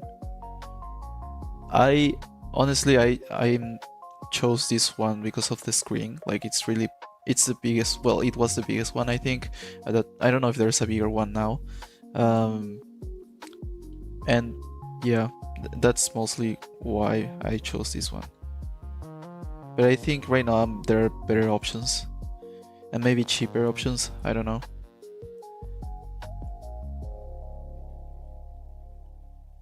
Oh crap, no.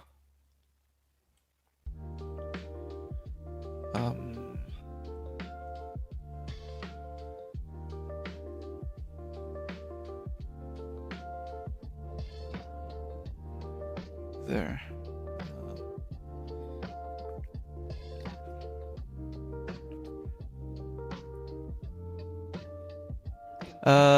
Lasso tool and the field book. This is an asset that I downloaded. I don't know how it's called though. I think if we go here, let's see if I can remember how to download. I think it was here. Let's check.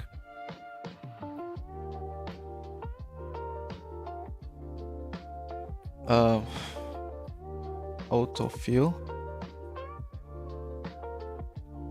I can't remember how it was called. It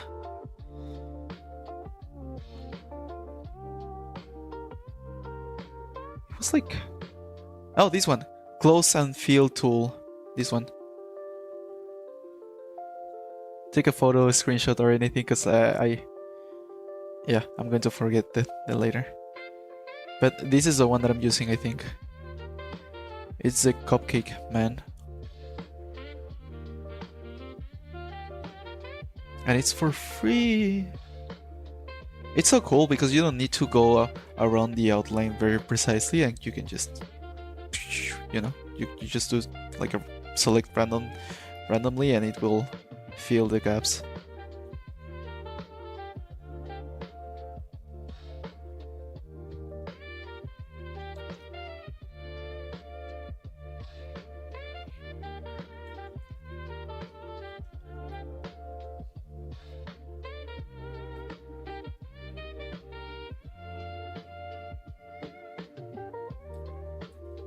This is so nice. Look at that. I don't need to select everything so precisely. And I could just throw it. Ta-da! The nicest thing about this is that if you hide the inks, it will still fill the gaps between the lines. So there won't be like any white spots in between.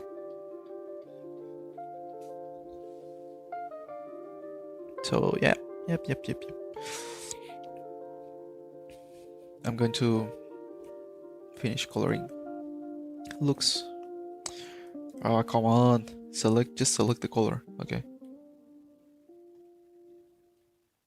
Okay.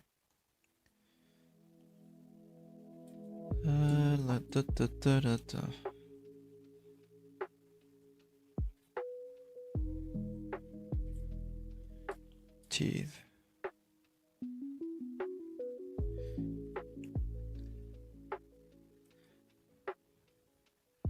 The only thing about the cupcake guy or whatever, the background needs to be white without any color, so it works. Because if you, let's say, let's do this again. Let's say I want to color this one, but I have this color. If I do that, it will still paint on the other side. In these cases, I think it's much better to just use the lasso tool and the bucket tool. Or like, let's say, look at this. I will do the selection even outside of the eye. I use a bucket tool and it will just fill the color inside the eye because I'm selecting this color with the bucket tool. So, but yeah.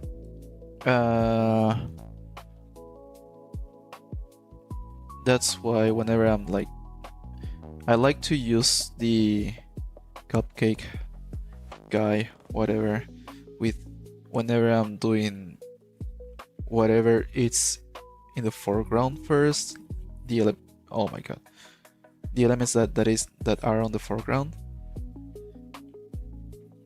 or that it has much detail. For example, this one has a lot of details, and so for me, where is it?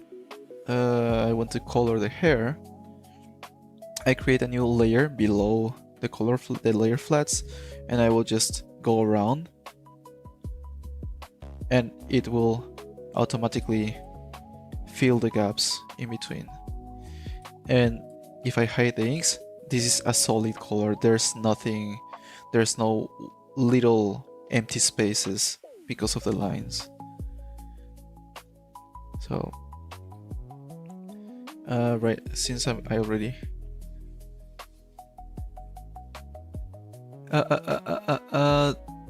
there is good for starting out, but for professional work, an iPad Pro or desktop drawing tablet would be better. Desktop tablets connect to. Yeah. Yes. I would listen to what Brian is saying.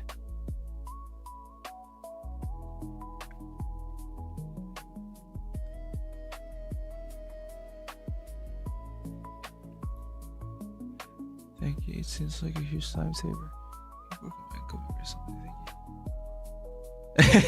No problem. Yeah, when I found out about this trick, it helped me a lot. It just makes things much faster for certain things. Now you have a new tool. I don't know, I just love this tool. Like, look. Ta-da! Ta-da! I don't need to put that much effort.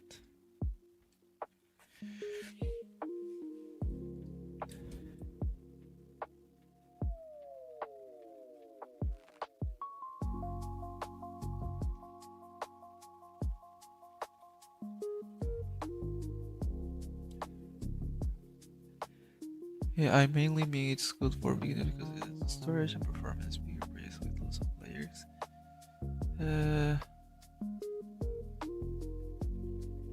That's, yeah, for example, even right now I'm using the iPad Pro 12.9, and there will be times that the app will lag a little bit if the brush has like too much texture or it's super big.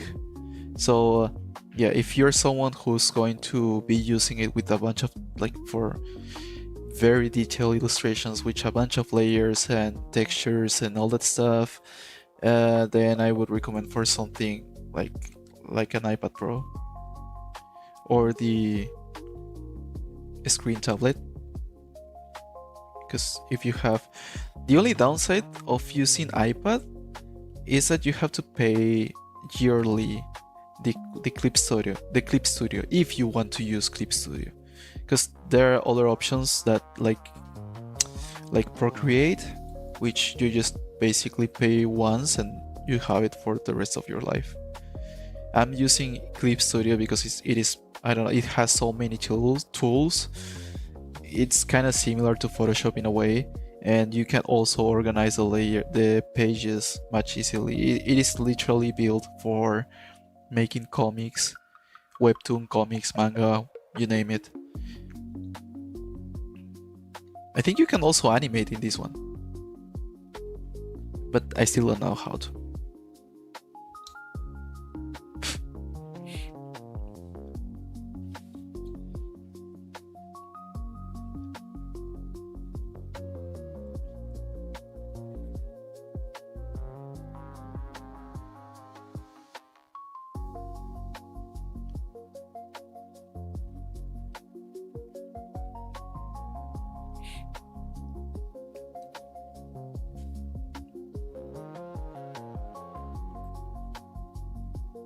I think, yeah, everyone starts with the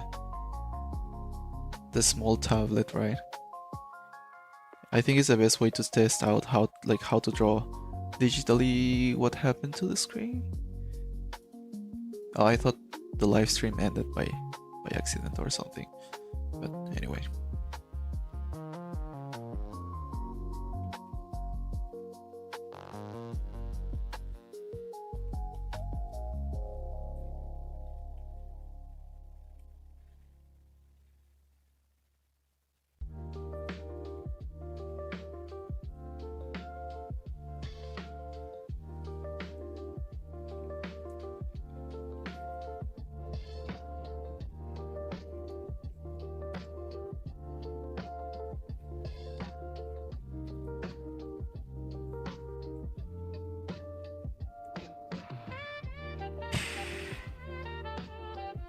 Where are... What the... Okay, I'm just going to use this one. Share...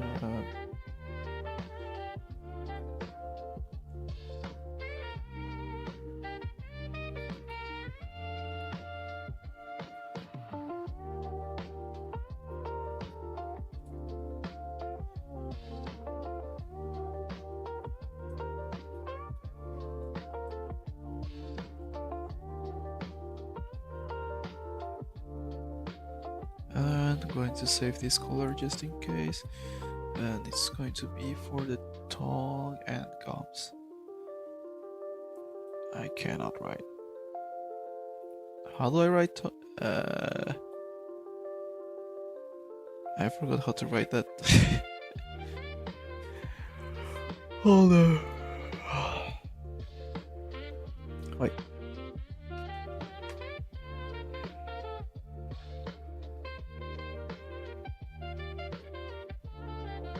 Ah.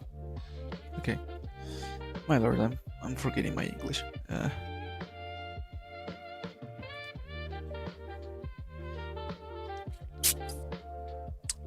The ice.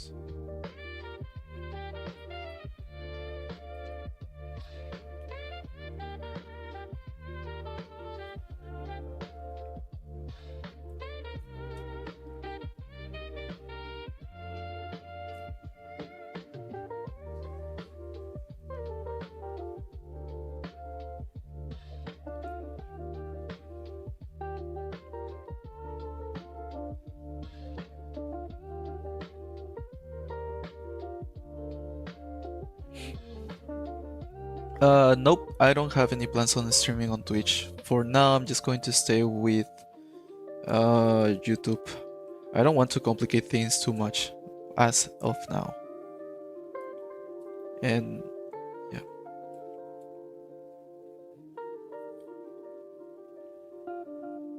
Besides, I think... I don't know, well, that's what I think. I think the art community is mostly on YouTube rather than Twitch, so... Unless, I don't know, I might be wrong, but...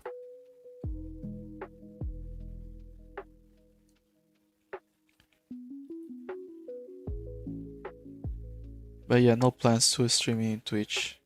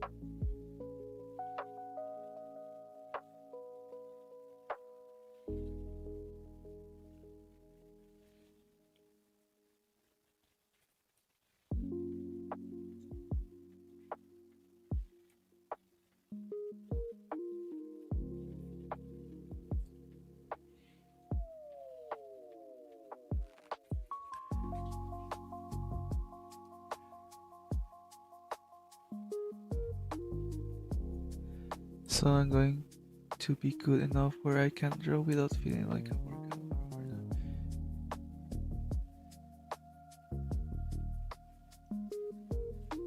over. Yeah, with just practicing. I hope I'm being like, what's the word for that? Like, oh, I forgot. Oh my god, I'm forgetting the words. But anyway, yeah. Just keep practicing, man. I hope you're enjoying the streams and it's helping you to be consistent with that.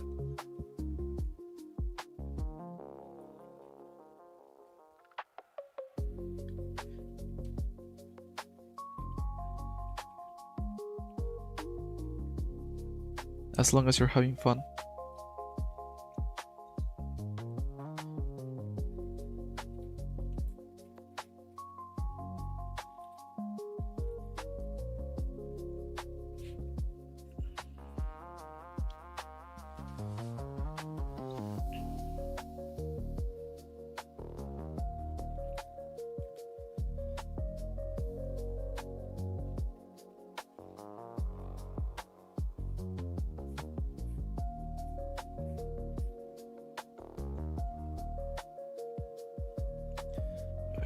Draw the chair first.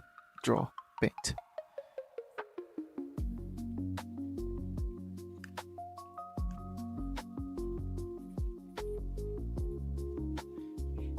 You're right. The community is kind of low on Twitch. Yeah, that's what I thought. I think most of the people right now are here in YouTube because most of the tutorials for art and that stuff, they are on YouTube, and whenever people want to learn how to draw, it's basically here. So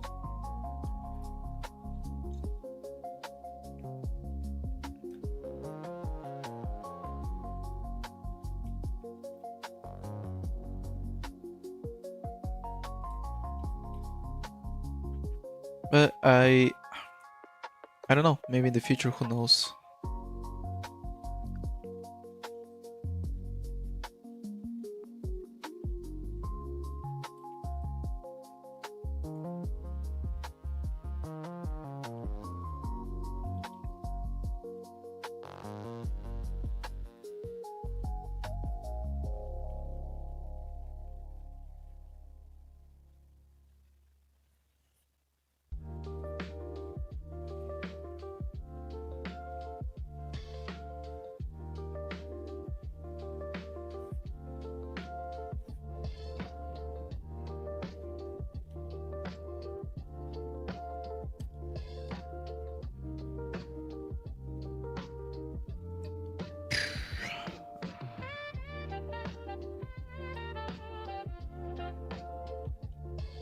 Oh no.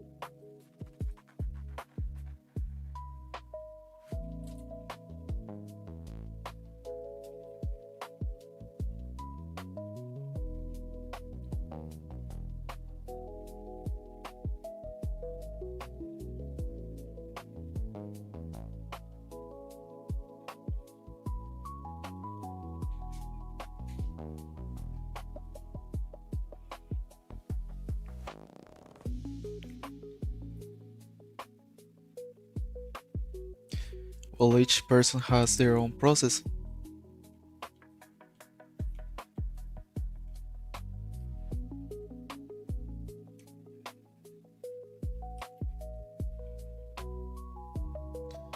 I mean, this is how it works for me, honestly.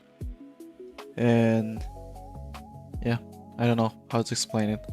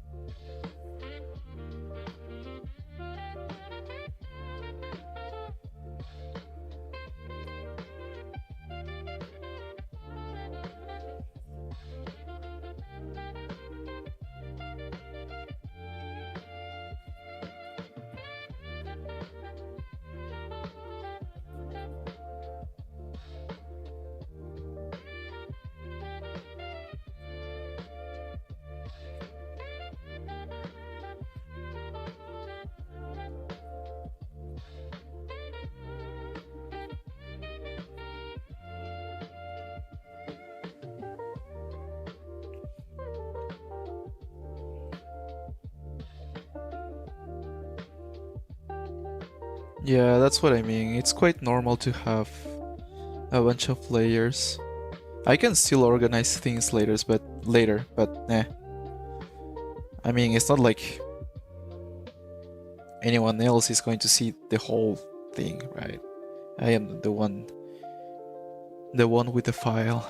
As long as I understand my own files.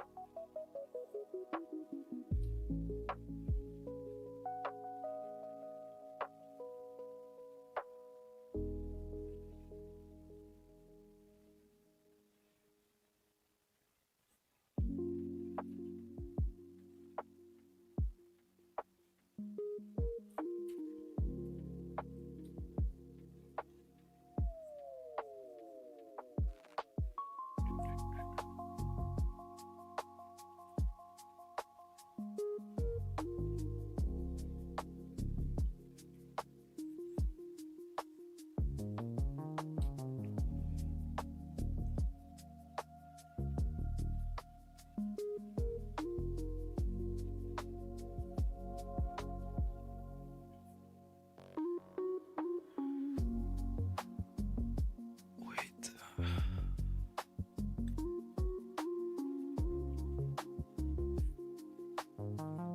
Okay.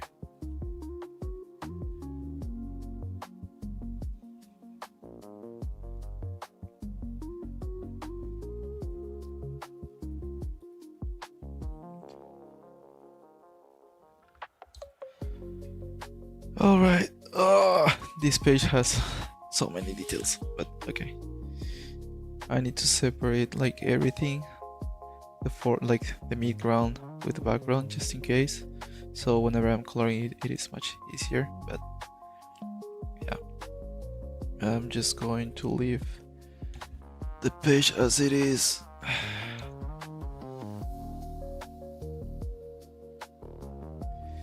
And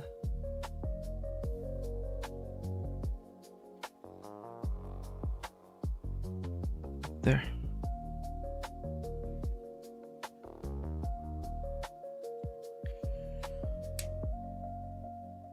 I think I'm just going to finish color flatting the rest tomorrow and Sunday, so I can have everything ready for the next week. But yeah.